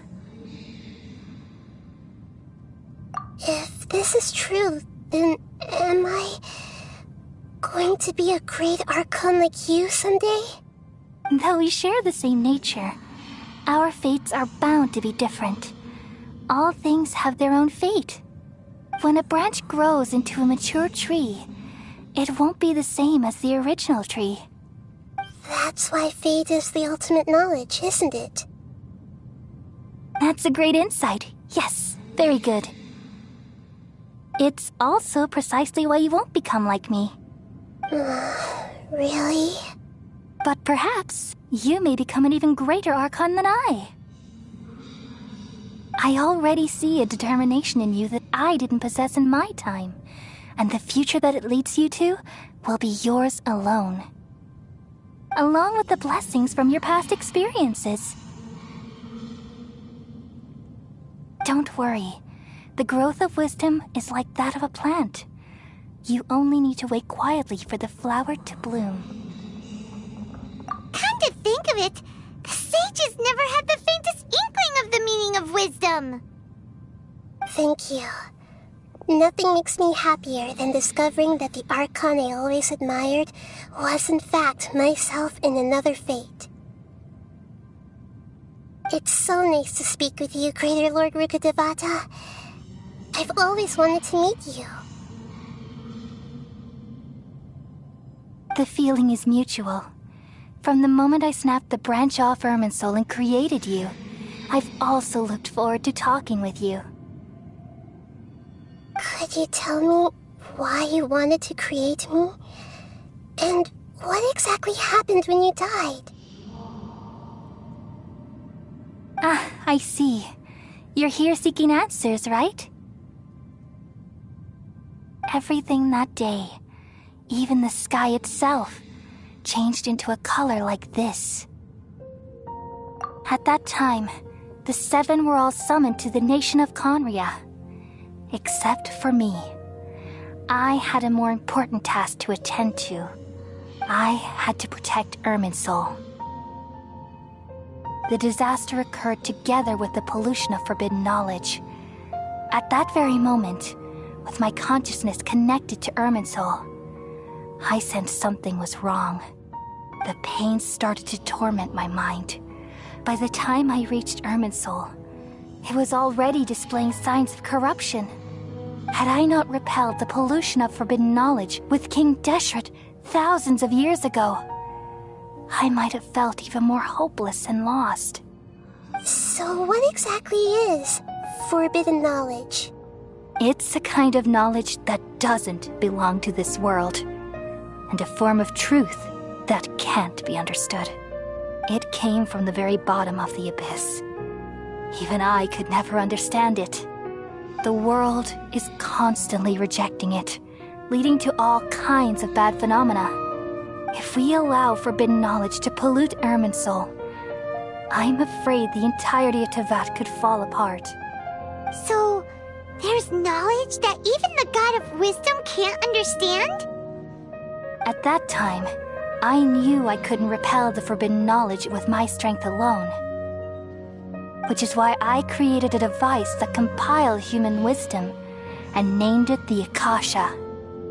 It's truly the world's most amazing invention. Thank you. For a long time, I thought dreams were the fruit of human wisdom. Though it was selfish to do so, I borrowed people's dreams using the Akasha. Then I compiled their wisdom and all of my own power. Well, did it work? Thanks to the wisdom of the people of Sumaru, almost all the forbidden knowledge was cleared from Irminsul. But things didn't go as smoothly as I thought. I had a terrible headache, which gave me an uneasy feeling.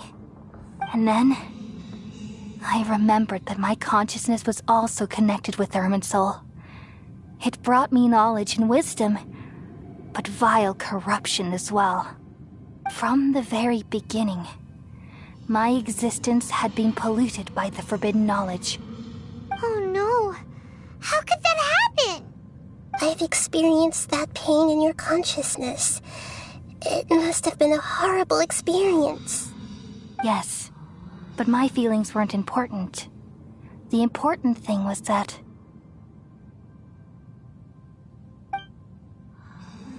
even if I died, my existence and everything related to me would continue to exist in Irminsul as memories and knowledge, meaning that the forbidden knowledge couldn't ever be permanently eradicated.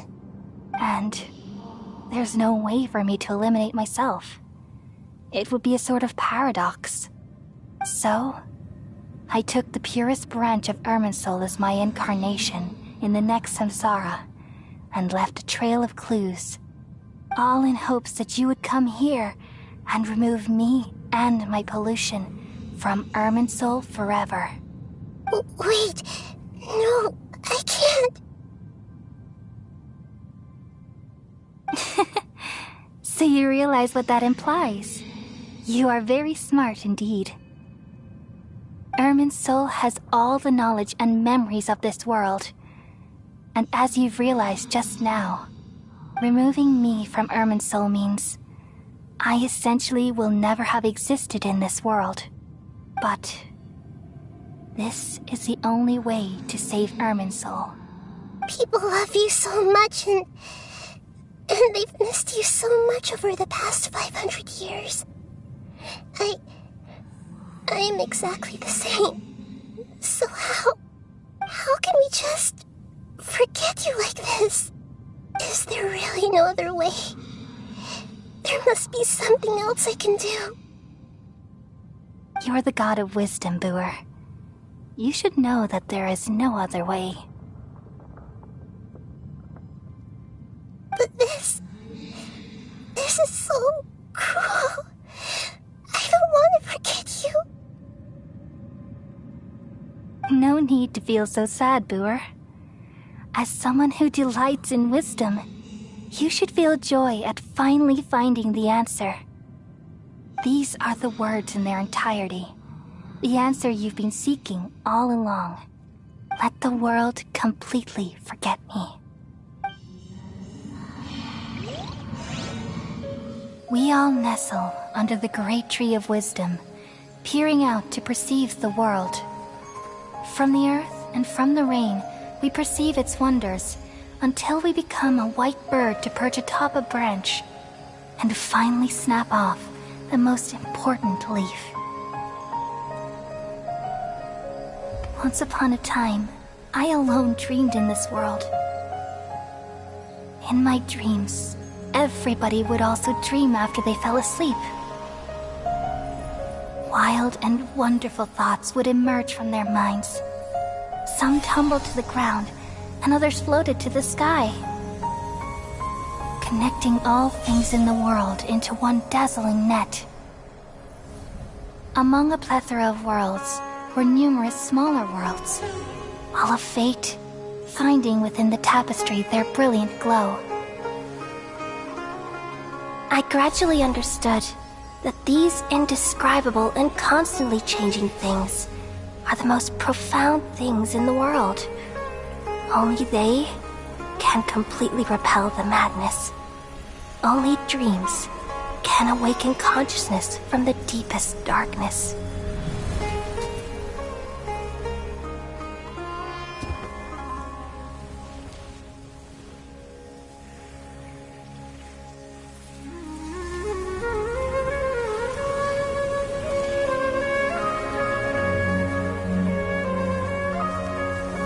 I'm the one who posed this question, yet also the one who sought a solution. Saving the world with the dreams of the people used to be my answer. And now, you've also found your own answer, and I shall return all the dreams to the people.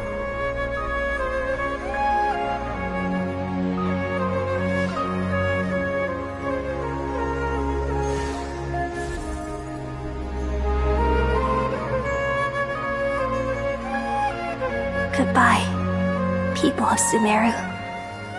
May you be blessed tonight with the sweetest of dreams.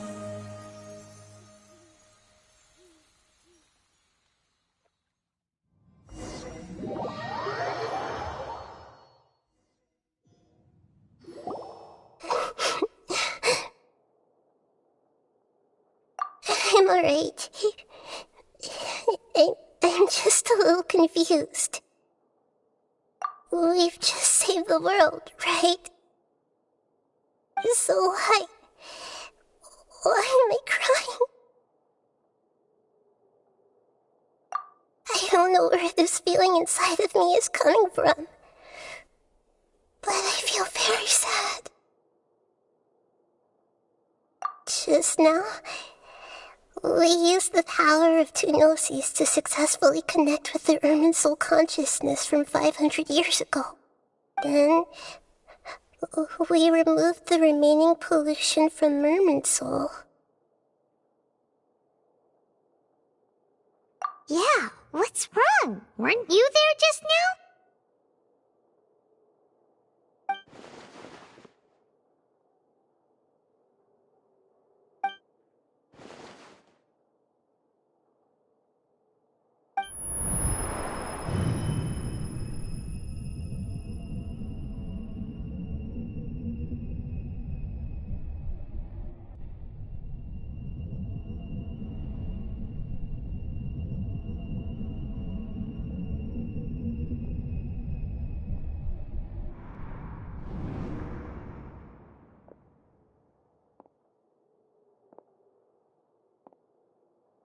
Huh? That sound. Traveler! Paimon! I've been waiting here far too long. But finally I have the chance to be alone with you. All the precious time I wasted has finally paid off. The doctor! What have you done? Just a type of sound wave that can quickly put defenseless people into a dream. As I expected, it doesn't have any effect on gods. This is the only thing of interest I found among the sage's research. I thought I'd take it for a little spin. Don't worry. I know you would never forgive me if I actually killed them. I'm here to negotiate with you. Naturally, I won't do anything dangerous that could potentially damage our relationship. Negotiate with me? I heard you had already left Sumaru. Why are you here again now? I left Sumaru, but I also stayed in Sumaru. Even the God of Wisdom is restricted by the habits of cognition. How disappointing. You mean there are many different versions of you in this world? An astute guess. Even the same individual will have different cognitions at different ages. A long time ago, I made a major decision in hopes of preserving all my perspectives of how I observed the world. Observation is the first step of any experiment, but observing the current world doesn't satisfy me. It lacks an important dimension, that of time. So I saved segments of all my ages and made them into independent individuals. That's all there is to it. Indulge me. How does the God of Wisdom find my method of seeking knowledge? It's an insult to the very concept of life. Life inherently has many rules and restrictions, each with its own significance and reason to exist. It can't be broken on a whim. Good. Amazing, even. Indeed, it's difficult for humans to make peace with themselves, not to mention oneself from a different period. Since you're in the academia, why wait until now to show up? You could very well have stopped us and helped that fake god. Simple. Let me ask you this. Would any staff member ever help the subject in the middle of an experiment? It was my experiment. So why should I interfere with the results? The academia saw the plan to create a god as their ultimate goal, yet you only saw it as an ordinary experiment. You really are crazy. If the experiment succeeded, you would have had a new god on your hands. How would you have faced your own god then? Would you still take the same stance? Would you still hold the same view of yourself? I'm first and foremost a scholar. These results should be left to the judgment of the hypothetical me confronted with that outcome. But you're right. And that's exactly why I'm disappointed with the conclusion of this experiment. As an individual, you don't have any sense of belonging. You seem to have even fewer convictions than a typical scholar. Oh no, I certainly have my own convictions. They just don't fit your standards, that's all. All right, that's enough conversation for today. The experiment is over, and it's time to tidy up the equipment and reclaim any useful materials. For example, the Gnosis. Lesser Lord Kusanali, you're an intelligent Archon. I'm sure you understand the disparity in our combat abilities at this time. Besides, you have no way to use that Electro-Gnosis in battle. Didn't you say you were here to negotiate with me? Somehow, it's starting to seem like you intend to take it by force now. I'm merely stating a fact. After all, I'm also a scholar. Naturally, I hope to show proper respect and dignity to the God of Wisdom. Your hypocrisy is built on absolute confidence. I understand your scheme, but... what if I were to destroy the Gnosis now and awaken the heavenly principles? Awaken the heavenly principles? Do you think that's really possible? The heavenly principles have been silent for many years, but the Gnosis are symbols of their control over Tevat and all the laws. Will the destruction of a Gnosis attract the attention of the heavenly principles? And if so, how do the Fatui plan to deal with the consequences? Do you dare to gamble such a possibility with me? Gamble? How surprising. I thought you would show evidence or use rigorous reasoning to prove your point. The word gamble is the last thing I expected to hear from the God of Wisdom. But this is a clever move. You must have seen through me when I first captured your consciousness. As a scholar, I respect all possibilities. This has always been my principle and is an essential trait as an experimenter. Indeed, I can't ignore this possibility.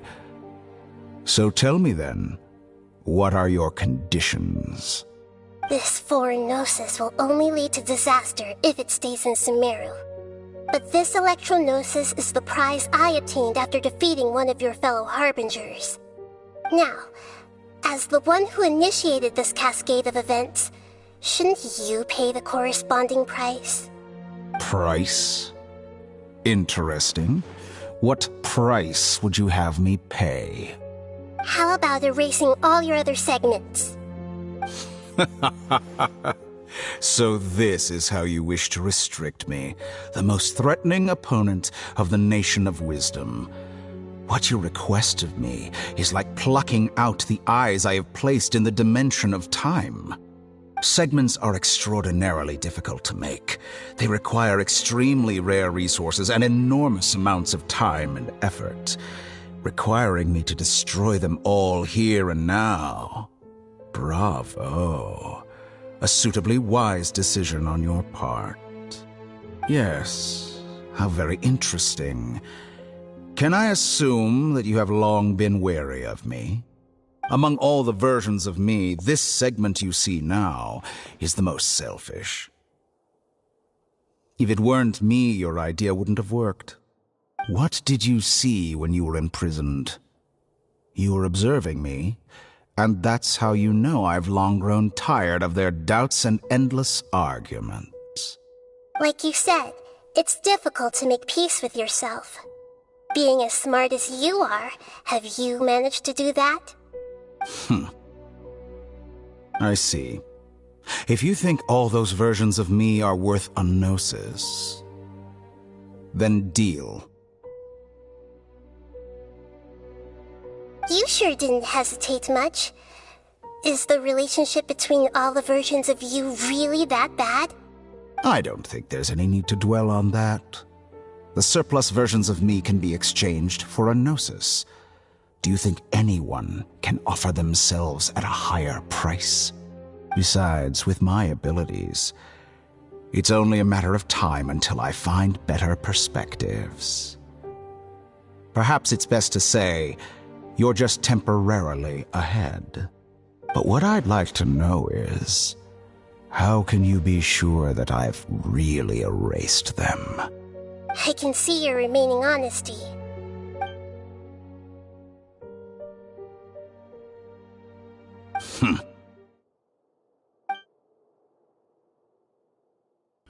What a ridiculous decision! You can't be serious! How could I have been so short-sighted? You think this is the end? Wait, I'll have my revenge! You'll make this moment count. You will regret this! Well, have you confirmed that it's complete? Here, take it. The future of Sumaru City will be in my hands alone. I will shut down the Akasha and let curiosity and the thirst for knowledge drive the realm of academics once again. There won't be any further gaps for you to exploit. It truly pains me that my academic achievements have never been appreciated in my homeland. Of course, I have no interest in being rejected by this city for a third time. Another chess piece. And where is your dendronosis? Don't be greedy, Harbinger of Snezhnaya. No, this is a different transaction. If you intend to turn off the Akasha anyway, then there's no further use for the Gnosis of Sumeru, is there? Besides, isn't it the Archon's duty to deliver what's desired of the Seeker? Oh, judging from your expression, you don't seem to find the idea very agreeable. Then let's think of it this way. Since you're the god of wisdom, how about I exchange some knowledge with you? People exchanging knowledge with the god of wisdom is the stuff of legends. Yet here you wish to exchange knowledge for the god of wisdom's property. Arrogant as that is, it has piqued my interest. Let me ask you, have you in all your mighty knowledge ever heard the rumor that the skies of Tevat are fake? Huh? That's the secret hidden by Irminsul concerning the truth of this world.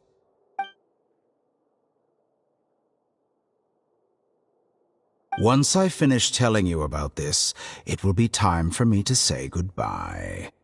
With negotiations, we've all gotten what we wanted. I'm very glad I got to meet you like this. Your arrogance may know no bounds, and convictions may mean nothing to you. But I'll still listen to what you have to say.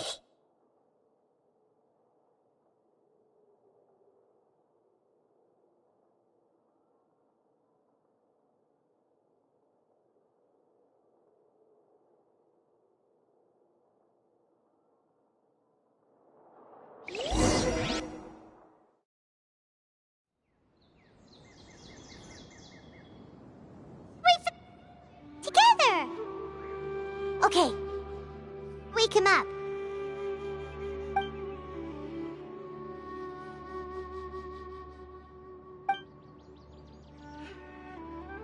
Are you awake?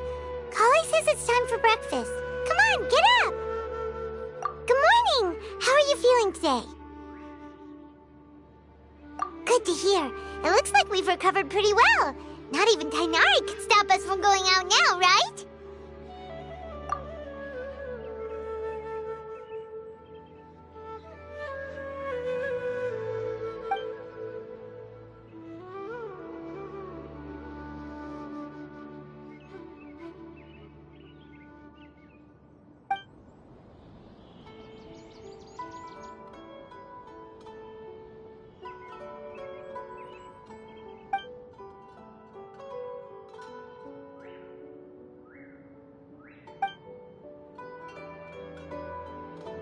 Come on, Traveler, let's go!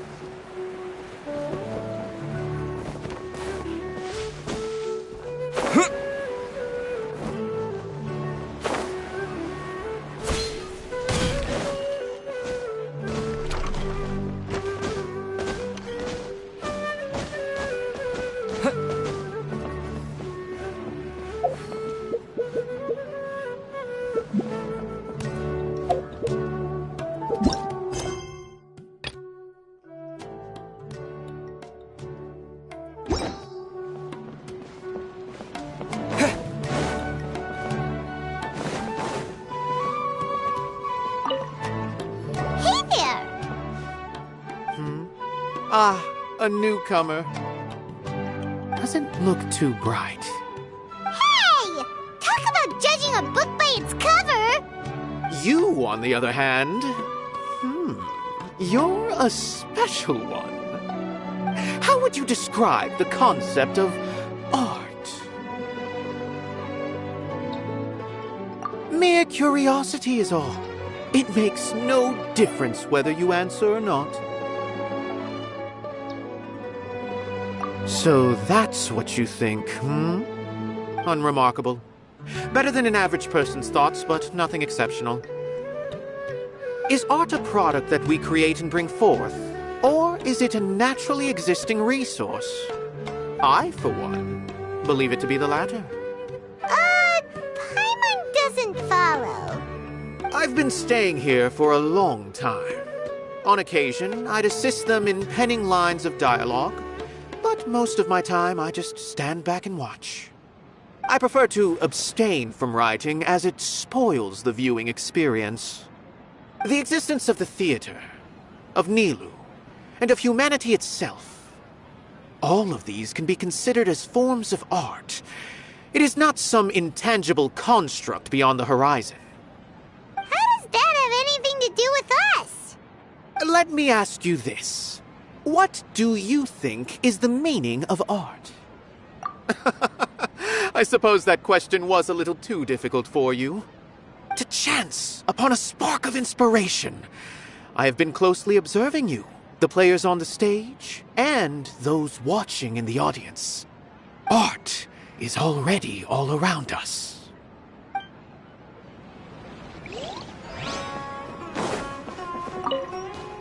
Hey there, I saw you two helping Nilu move some stuff. Are you two also here for the celebration event? You got it! My name is Raykar. Nadia and I are this theater's prop engineers. I also help out with some other tasks like housekeeping. The little ones causing a ruckus are my children, Sorin and Abi. I hope they aren't bothering you. They always get really excited every time we hold a celebration event. Yes, they are. Everyone here takes great care of them. There's good work here, the pay's always on time, and Nilu and the others will often volunteer to play with the kids. I'm quite content with this current way of life. Do you mean your life wasn't nearly as good before? It's all right. It's all water under the bridge now. My husband and I were both adventurers, but he passed away from an accident. Material struggles can always be overcome, but ever since then, I haven't been able to spend much of my energy on anything else. But I still consider myself lucky. Mr. Zubair has helped me a lot, and the atmosphere here is tolerant and kind. Sorry for bringing up such sad memories. Oh, it's all right. I don't mind. Once the event starts, you'll be able to see for yourself the kind of atmosphere I was talking about. There's still some time until the event. Feel free to look around. Unparalleled splendor without peer.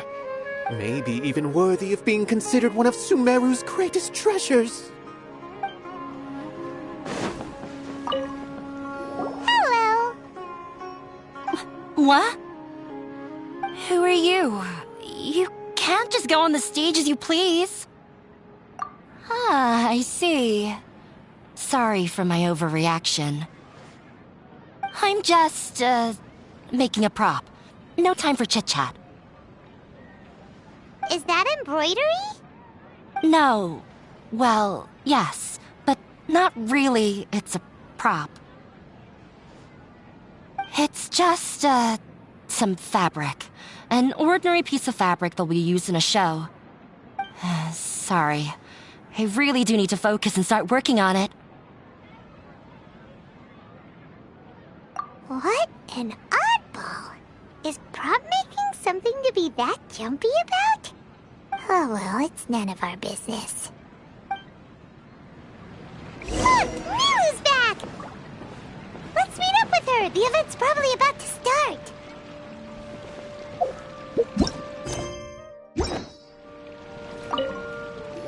Sorry for the wait.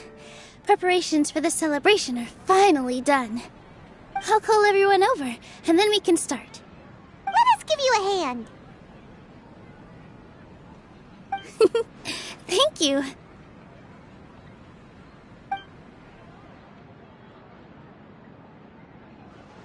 Maybe we really should have prepared a gift. Then we could also be a part of the exchange. As it is, all we can do is wait and watch. Maybe we shouldn't do this after all. I didn't do that great of a job, and who would even like it? Oh, don't think like that. Remember our promise? We're going to give everyone a pleasant surprise. And besides, you've never attended a celebration event before, so this will be a great opportunity. Everyone will love you. I'm still not really sure about this. There's nothing to be worried about. Just take a step forward and give yourself a chance. There aren't any scary people here, right? Right. Alright. Maybe this will help. Everyone, over here! Inaya has something great to tell you all! Wait! I've already said that I'm not ready yet! What should I say? Take it easy and relax. Deep breath, in and out. Once you've taken a long exhale, calmly tell everyone what you want to say. If you don't say anything, then all the hard work we put into embroidery practice would have gone to waste. Using it as a gift, though? It really isn't that good. So when Inaya was talking about making a prop, she was actually preparing a present. Yeah, it feels like she still doesn't really see herself as part of this community. But it looks like Nilu's trying to ease her through. Actually, Inaya had prepared a special present for everyone before the celebration kicked off.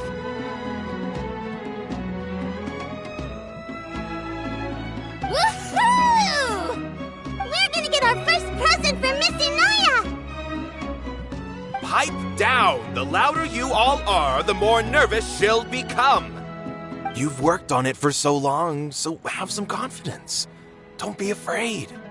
You've got this. Is Mr. Zubair here? Sheikh Zubair, this is an urgent notice from the Academia. This celebration, or whatever it is, must stop at once. What a condescending guy. What's his deal? Since Zubair Theater has long violated the Academia's policies and orders, we have decided to demolish it. As its manager, you must halt all operations and dismiss all staff members within 30 days, after which you will report to the Academia for further punishment. Why? Why force us to do this all of a sudden? Little girl, this is not the first time you've been issued a warning. I didn't hear anything about demolition the last time I asked, and now I suddenly only have 30 days? We have more shows planned, but it's impossible to do anything in just 30 days. How am I supposed to explain this to my customers and staff? That issue is of no concern to me, Mr. Zubair. You seem to understand the situation quite clearly. Perhaps you can reflect on the reasons why you have failed to prepare for the scenario in advance. Demolition? Why do they want to demolish this place? The Academia has never liked us, and they've never respected our work. To them, what we do is all a waste of time. This isn't the first time they've come by. They had asked us several times in the past to improve the quality of our performances by only putting on shows they consider to be sufficiently intellectual. But our audience isn't the Academia. It's the people of the Grand Bazaar. If our shows are too difficult to understand or too removed from everyday life, nobody would watch them anymore. Changing our content would not only mean turning our backs on our vision, it would also directly lead to the loss of our livelihoods. Yeah, the theater is very important to each and every one of us. The way they're doing things is so scummy.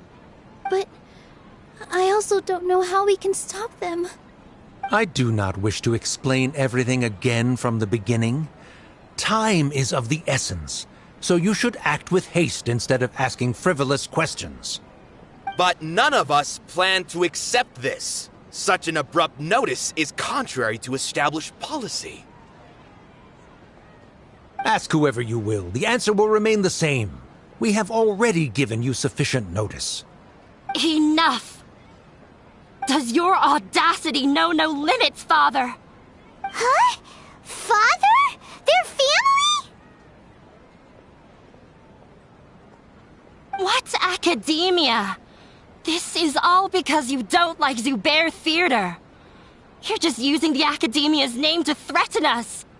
Let me tell you, even if you manage to tear down this place, nothing is going to change. You've always been awful. But even I never thought my father would sink this low. This is strictly business. It has nothing to do with where you are, what you do, or what you think. I hope you all have not been irrevocably blinded by folly. I will not waste more time on pointless arguments. Wrap everything up, and make preparations to shut down at once.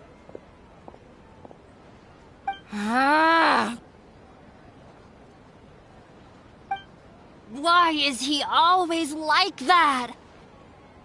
This is quite the misfortune, but there's nothing we can do. That's it for today, everyone. Let's clean up. I'll go talk to them again tomorrow. The storms that come out of the blue are always the hardest to deal with.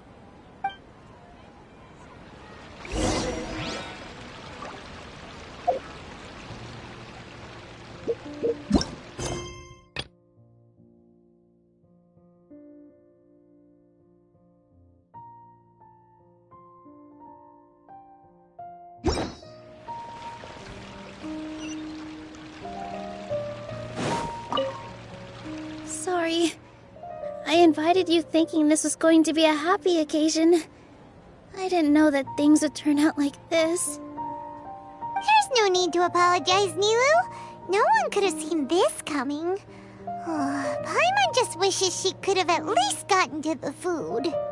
Is what that guy said true? The Academia has already given you many warnings? Yeah, I guess you could say that. They've always seen us as being meaningless. Knowledge is king in Sumaru, and their pursuit of it leaves no room for the arts. But if that's all it is, there's also no reason to go so far as to demolish the theater. After Anaya ran away from home, I brought her here to Zubair Theater. She rarely talks about her family. All I know is that she didn't get along with them. I never expected it to blow up like this. If you did nothing wrong, then there's no reason to listen to the Academia, right? Nahida? You mean Lesser Lord Kusanali? She'd probably help if she knew what was going on. No matter how nasty the Academia could get, surely they can't win against Lesser Lord Kusanali. No. I wasn't doubting her ability. I just feel like we shouldn't bother her with such a trivial problem. Plus, if the Dendro Archon were to intervene, then it wouldn't feel like our victory was earned. That's true. Who cares? Let's just take him in a fight.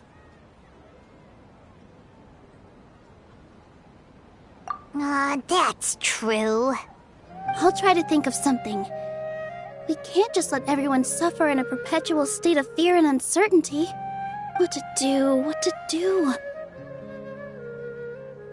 Can you pretend to shut down, but secretly continue to hold your shows somewhere else? Or we could go through a list of customers and try to see if anyone in there might be willing to help out. That also doesn't sound like it'll work. A debate? Huh. Well, scholars do love to use them to solve their problems, but how would that work in this case? Oh, if we can prove to Inaya's father that the Academia's position doesn't hold water, then they won't have a reason to demolish the theater! I see. Defeating him in a debate. It's a good idea, but which one of us could hope to win against a researcher?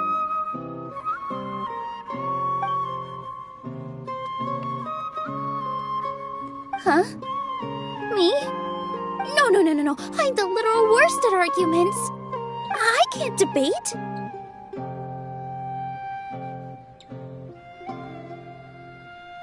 Nilu, you are only so stressed out right now because you care so much about protecting the theater.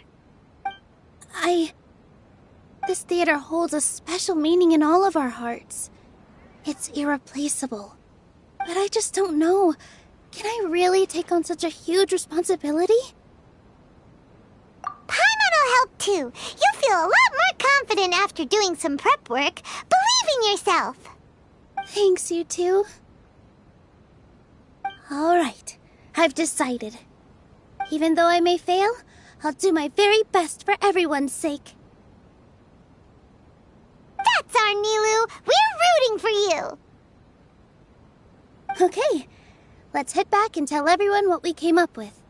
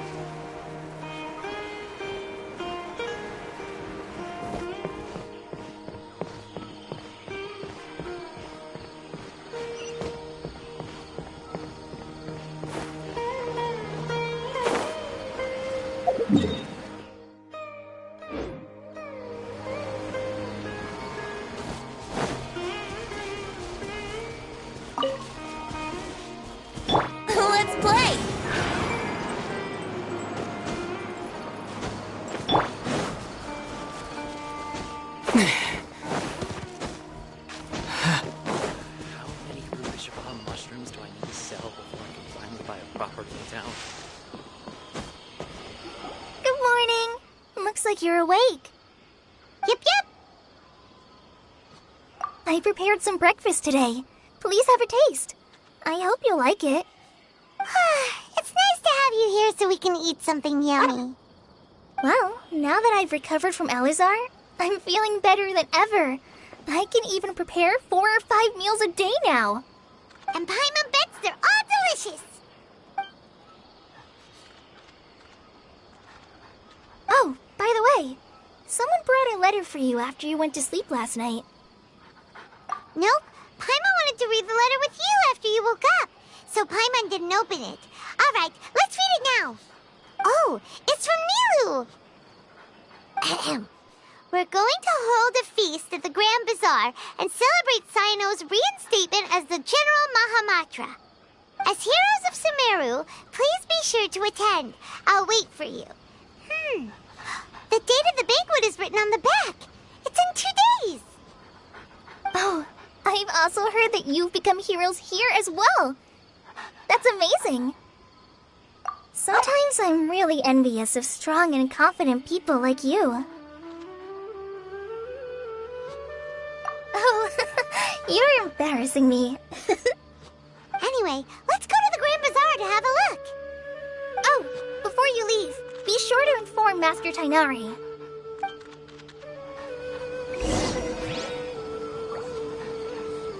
Everything has been getting better lately, and my mood has been improving as well. You can come find me anytime if you need anything. You're welcome. I was just doing my duty. Remember to talk to Master Tainari before you leave.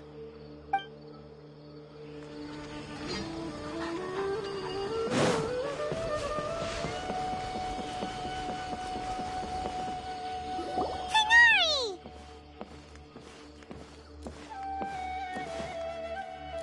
Good morning. How do you feel today?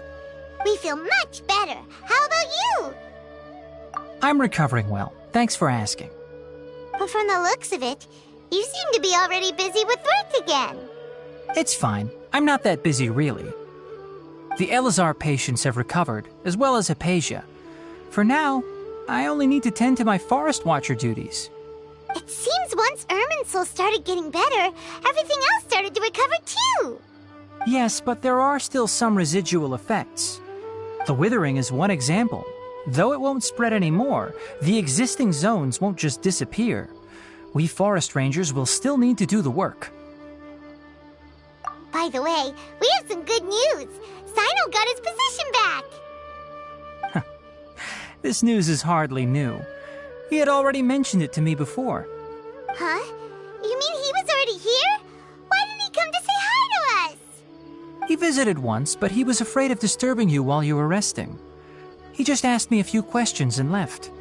Then you probably already know all about the celebration feast. Celebration feast? No, I haven't heard anything about that. Huh? But didn't Nilu say in her letter that they would celebrate Cyno? He didn't tell you? Perhaps, or alternatively, he doesn't know about it either. Come to think of it, Cyno doesn't seem like the type who'd enjoy a celebration feast. You and Kale are both Cyno's close friends. Why don't you come to the feast with us? Kale has taken over some of my tasks these days. I don't think she'll have time for it. Not to mention me. You see, some VIPs have come to the forest recently. Huh? VIPs? Very important Paimons? Well, technically speaking, they are former VIPs. The sages involved in recent incidents have begun their training in the Avidya forest, and the people they had previously imprisoned have all been released. Huh? Yes, he's a little weak, but he isn't injured and his condition is stable. Lesser Lord Kusanali, in her boundless mercy, has decided to spare Azar and the other wrongdoers. Supposedly, they were ashamed of their shallow ideologies and have decided to dedicate the rest of their lives to cultivating wisdom in the Avidya forest. When they learned that Lesser Lord Kusanali had defeated the Balladeer and saved Irminsul, they were shocked at first. but also became happy, feeling that the sacred light guiding them on the path of discovering wisdom had begun to shine once again. As a result, work has increased for the forest rangers. That sounds really exhausting. There's nothing we can do, really. But that's another topic. Back to the matter at hand. Are you two planning to head out? Ah, right! We're here to request permission to head out. Would that be okay? You've recovered well. You may go, but be careful. Yay! Will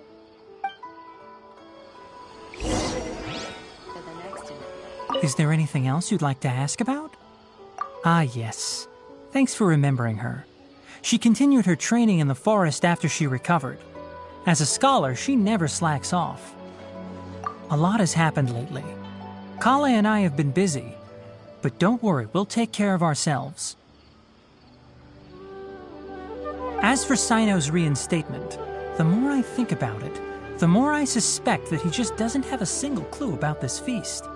But this does remind me that Kale and I should find an opportunity to celebrate him as well. He has helped me a lot during this time. And you as well. Thank you. Take care. Please, find me if you need anything.